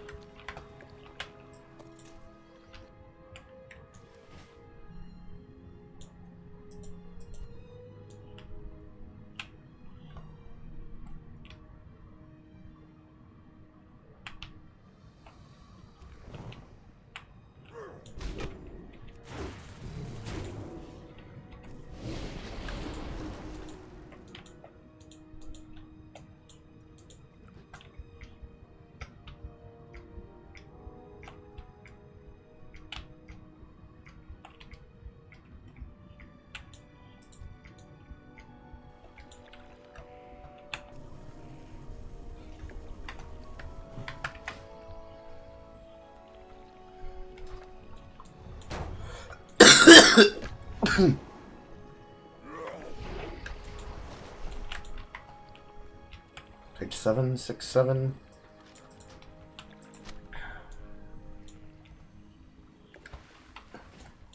Keep it gangster, y'all. Keep it gangster. Gangster, y'all. Keep it gangster. Gangster, y'all. Keep it gangster. Gangster, y'all. Keep it gangster. Keep it gangster, y'all. Keep it gangster. Keep it gangster, y'all. Keep it gangster. Keep it gangster, y'all. Keep it gangster. Keep it gangster, y'all. Keep it gangster. Keep it gangster, y'all. Keep it gangster. Keep it gangster, y'all. Keep it gangster. Keep it gangster, y'all. Keep it gangster. Keep it gangster, y'all. Keep it gangster. Keep it gangster, y'all. Keep it gangster. Keep it gangster, y'all. Keep it gangster. Keep it gangster, y'all. Keep it gangster. Keep it gangster, y'all. Keep it gangster. Keep it gangster, y'all. Keep it gangster. Keep it gangster, y'all. Keep it gangster. Keep it gangster, y'all. Keep it gangster. Keep it gangster, y'all. Keep it gangster. Keep it gangster, y'all. Keep it gangster. Keep it gangster, y'all. Keep it gangster. Keep it gangster, y'all. Keep it gangster. Keep it gangster, y'all. Keep it gangster.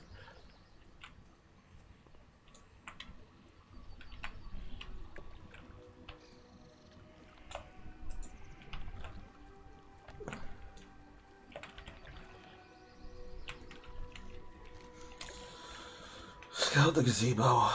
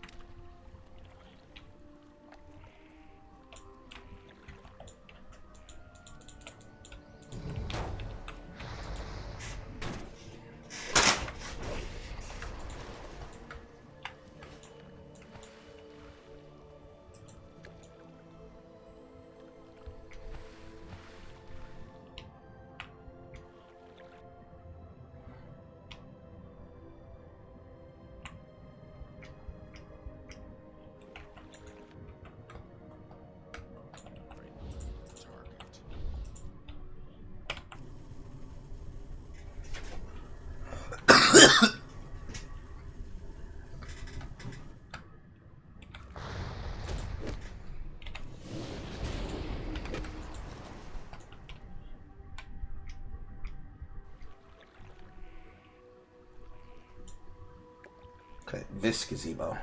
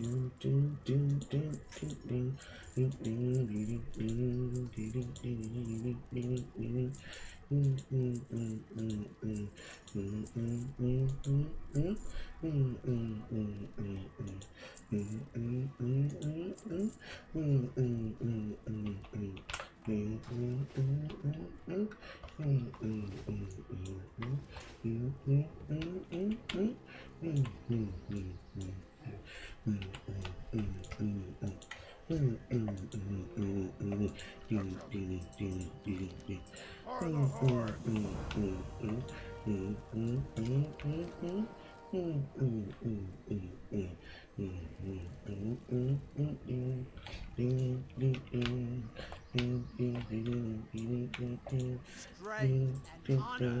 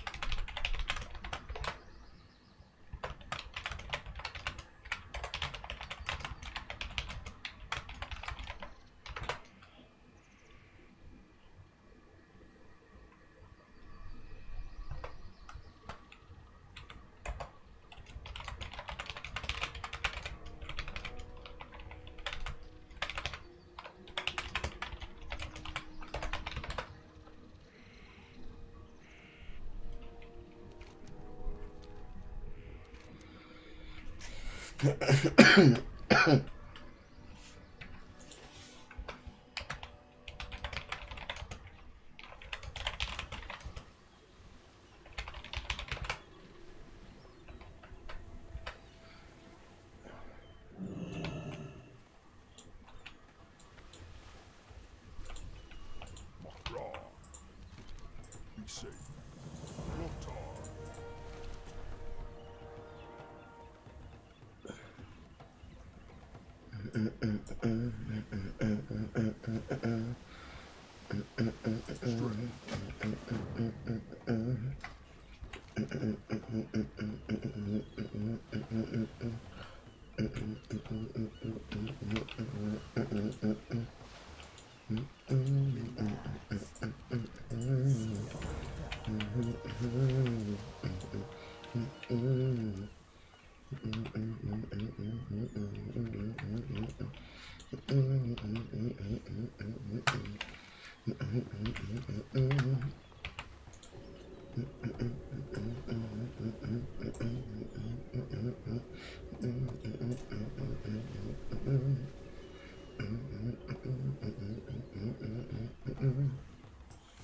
One, three, 4, 6, 7, 9.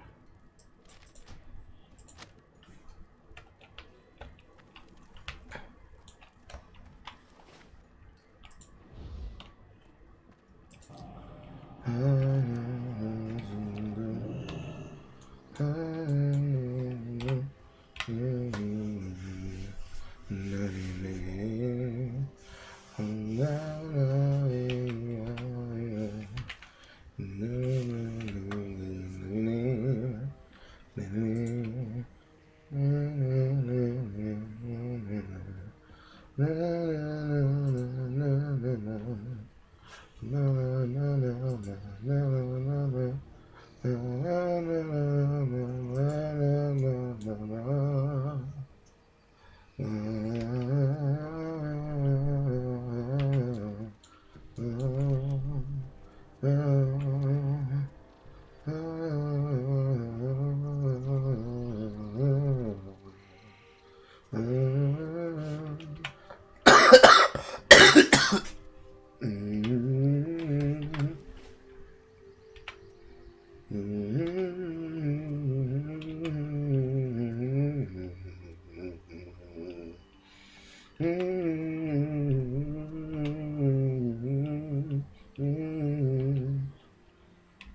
I don't need 9.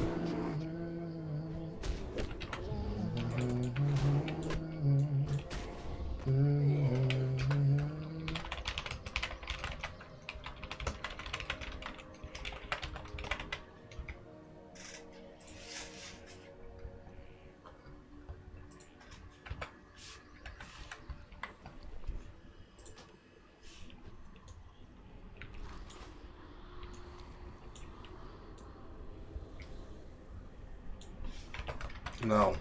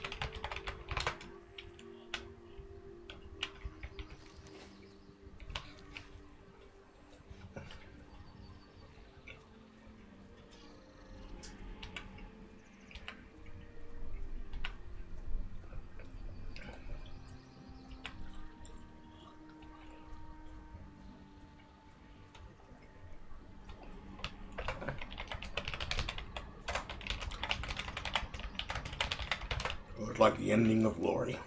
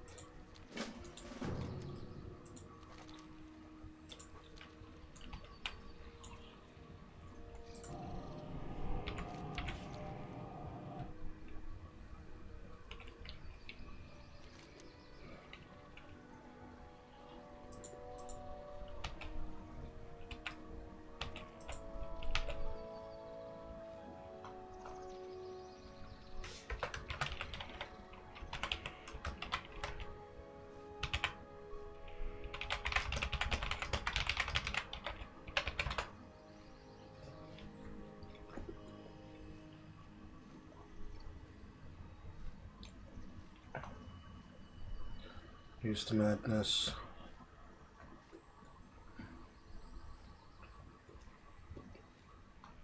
The unwise elders, the unwise elders. Ah.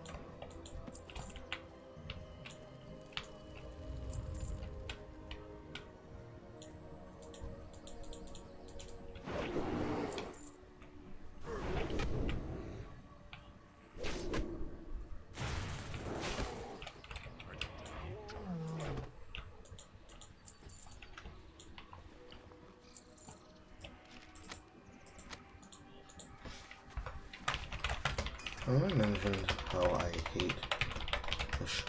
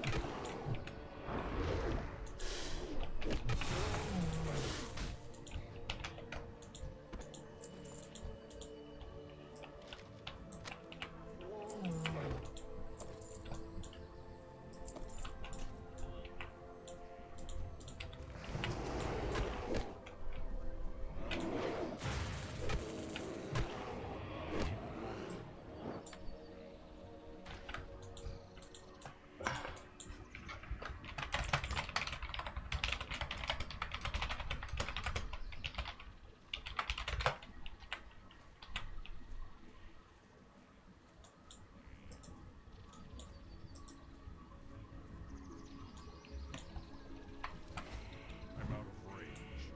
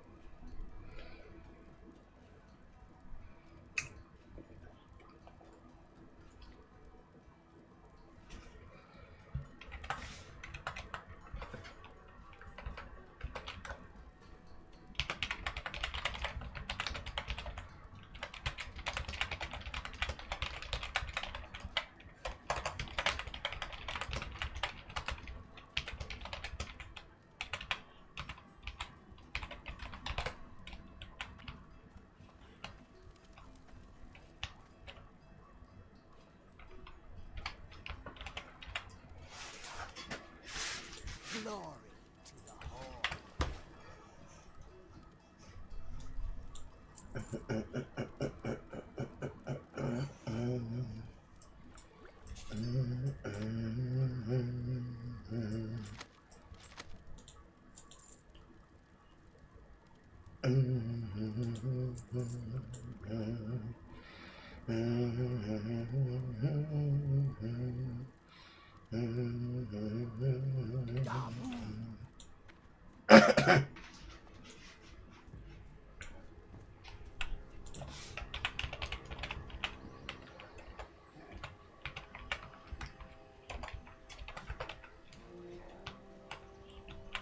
Ogra.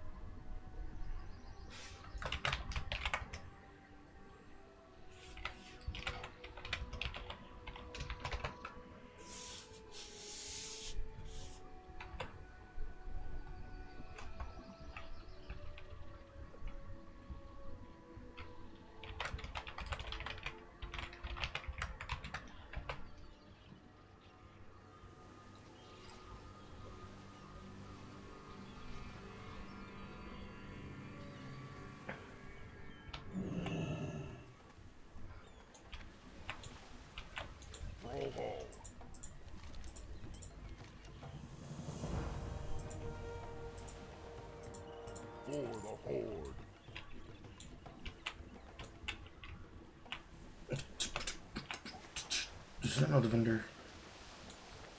Yeah, there is. What you want?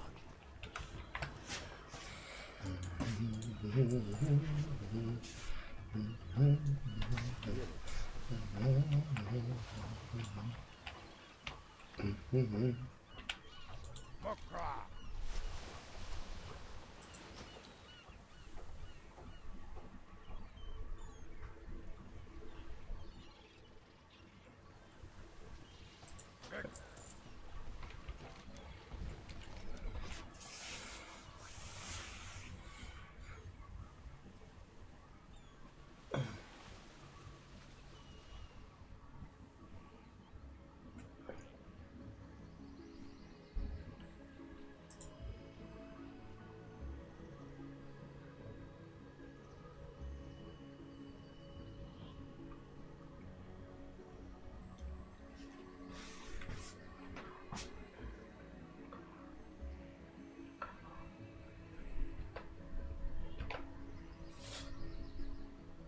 I could feel my eyes roll back at the side of my head looking at him say that. That's crazy.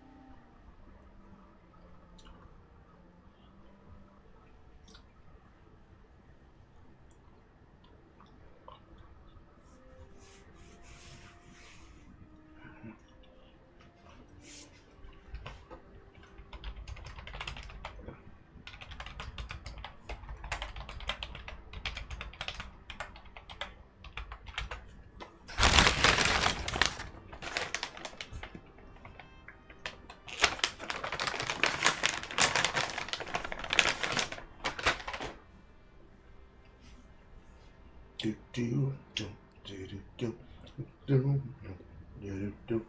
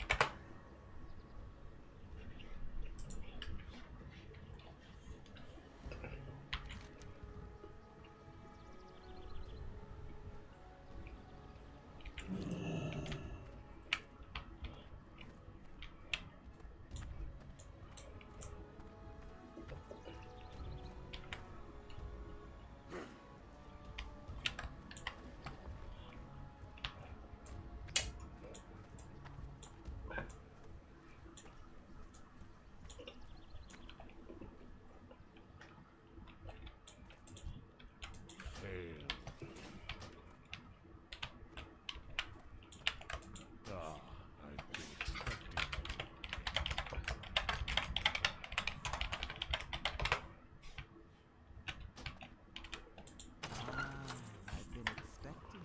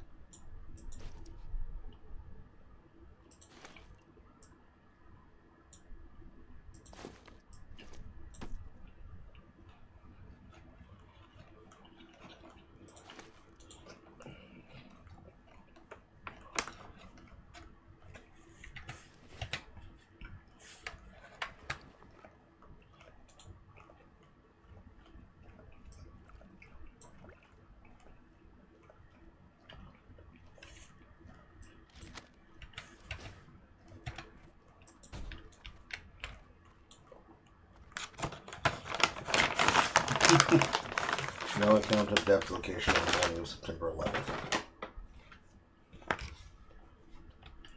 What brings you here?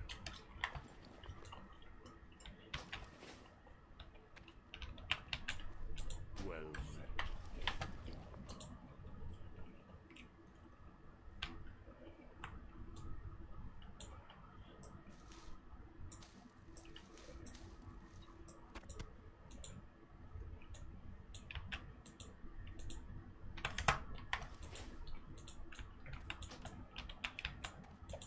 How may I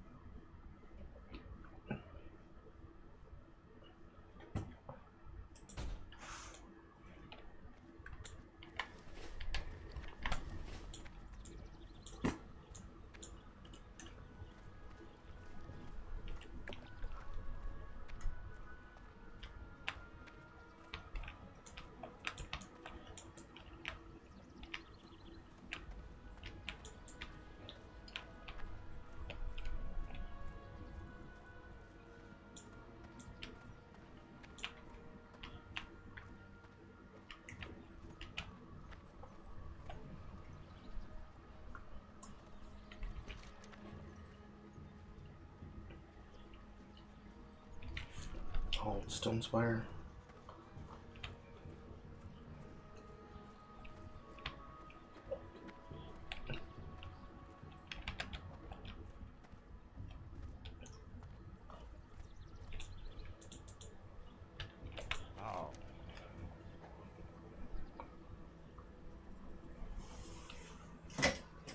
How? Musters an army from inside of Razorfin Crawl.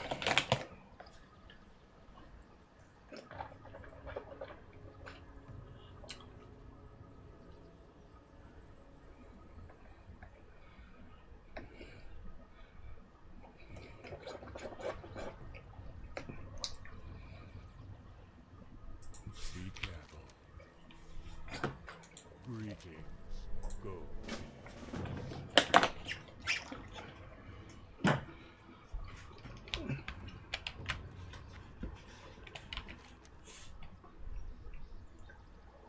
Razorfin Crawl. Monastery. Warsong Gulch. Steel Snap. Pretty sure I'm done with Call of Air.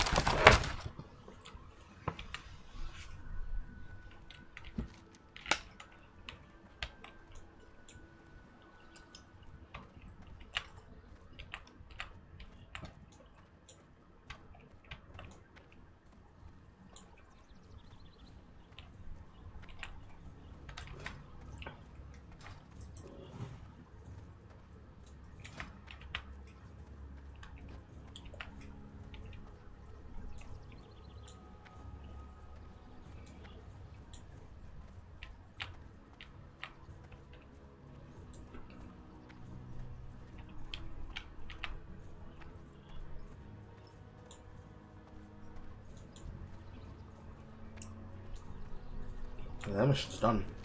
Guide you.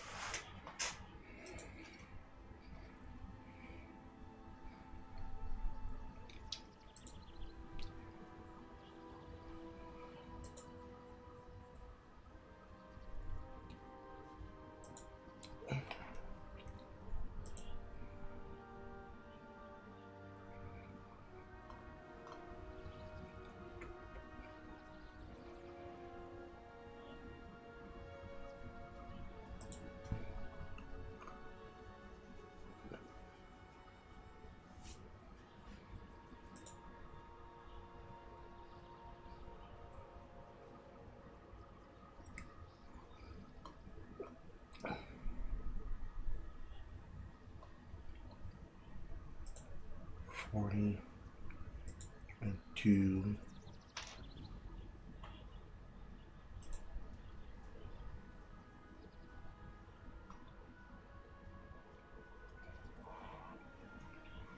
Tranquility, Healing Wave, Ancestral Spirit, Lesser Healing Wave, Chain Heal.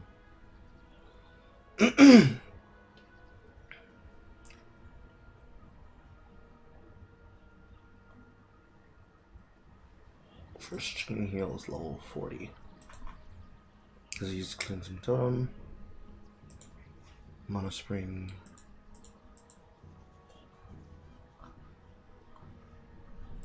I must get Healing Totem 1 at I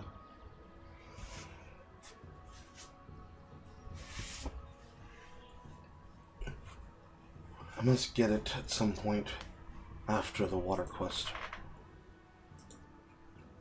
34, 36, 36, 30. So all of my next upgrades is 34 in kind of enhancement.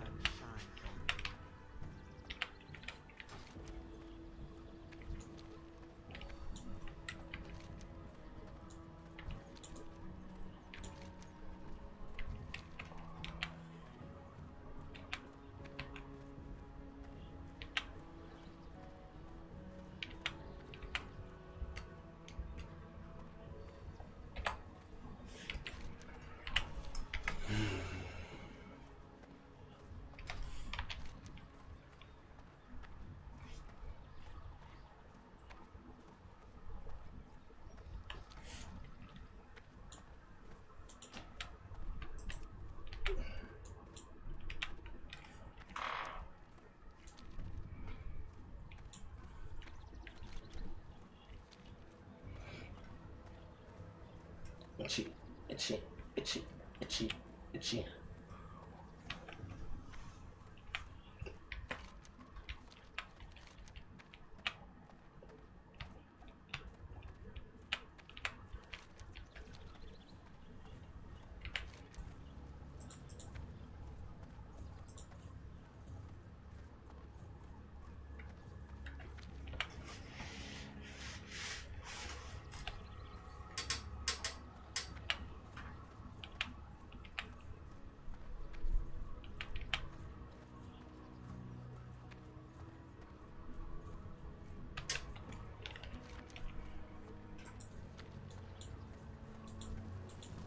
Who wished to speak?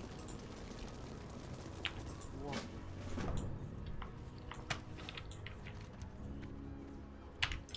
And now I'll go search the oxen house.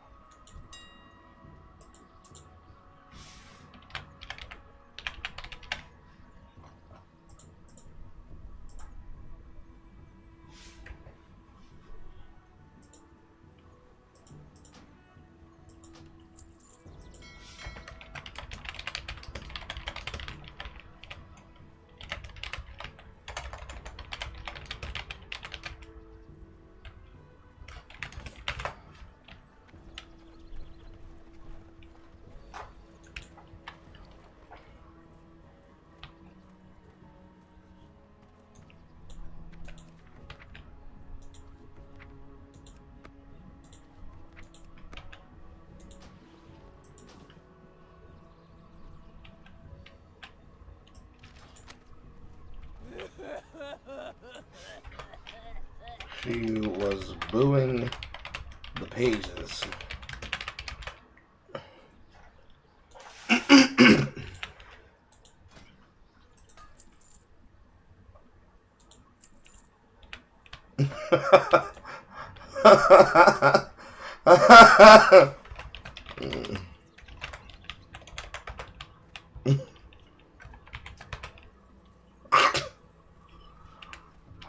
Lord.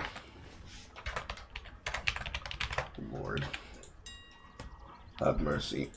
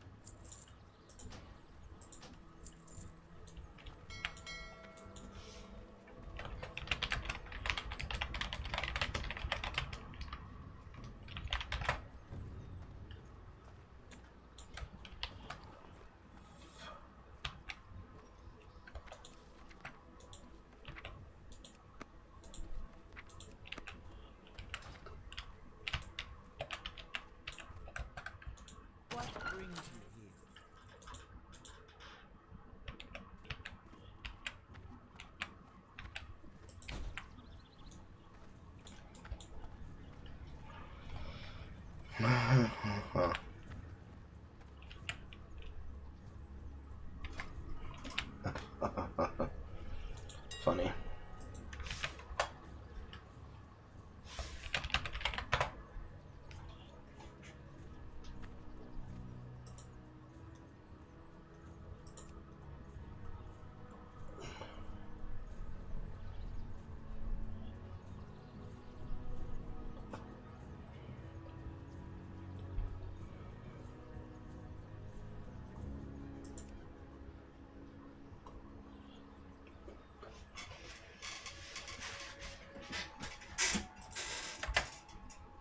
Okay, recipes.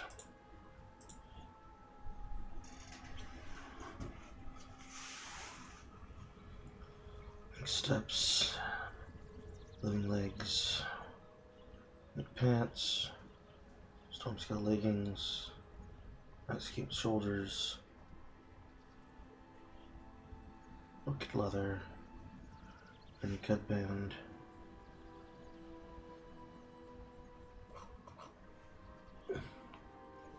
Nothing of value to me.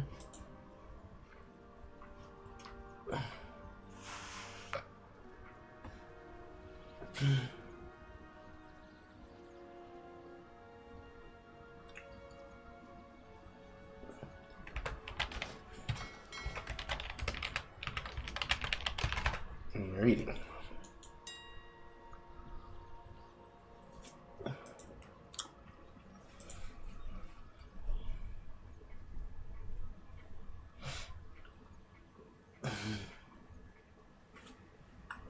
Shiny fish scales, fish oil.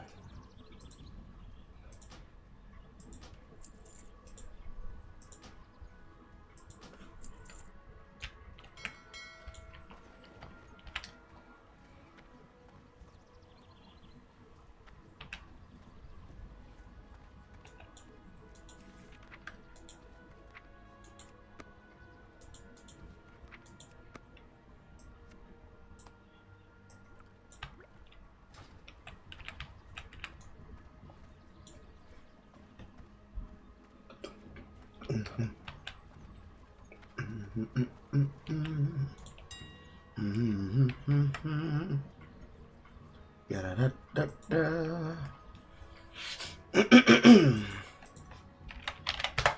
And a full stack of fish oil.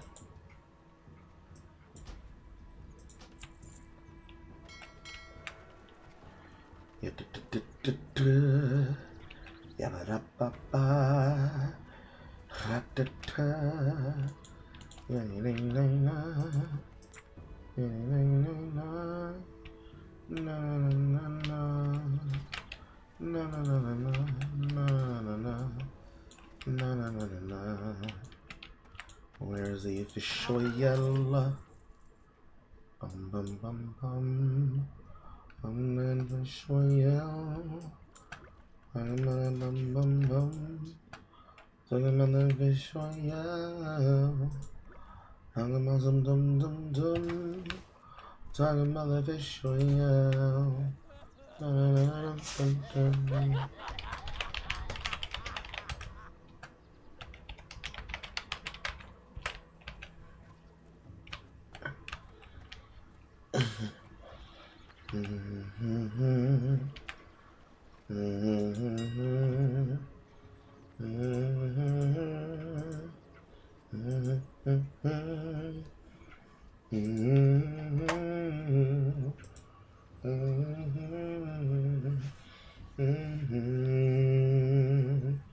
Bum bum bum bum. Ya da da da dum dum dum. Da da dum dum dum. Hit him with that hum hum hum. Fucking with that dum dum dum. Fire with that hen. Getting with that dun. Healing potion.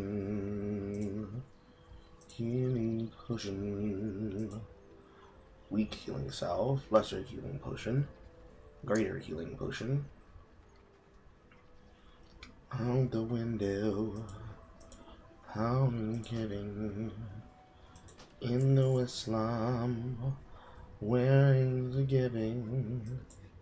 in the best way, where it's coming, where they say ain't no other way, filling out for one more chance, 'cause I'm holding out for one more hand, filling out for one more man, holding out for one more chance.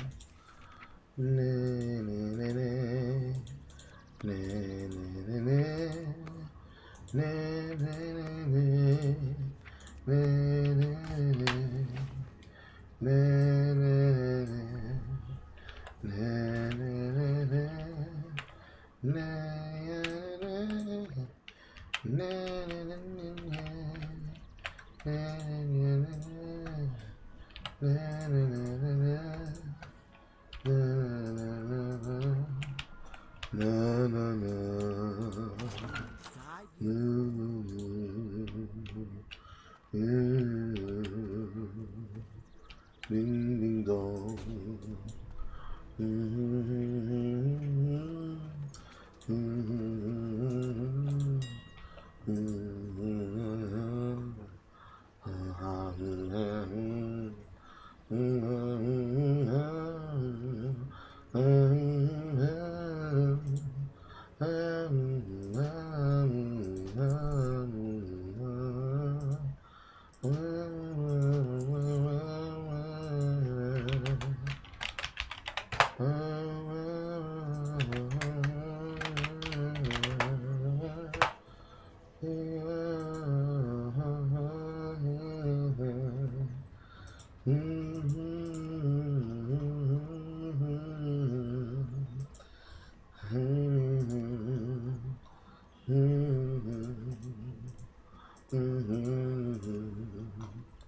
Superior healing salve.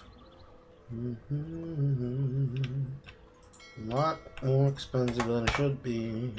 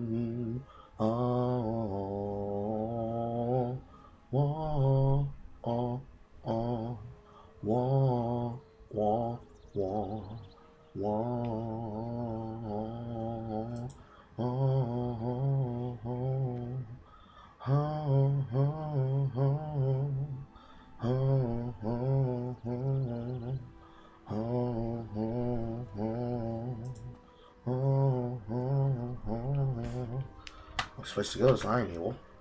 I have to go across the world to go find that one place in Hildebrand. I've got 3 quest slots.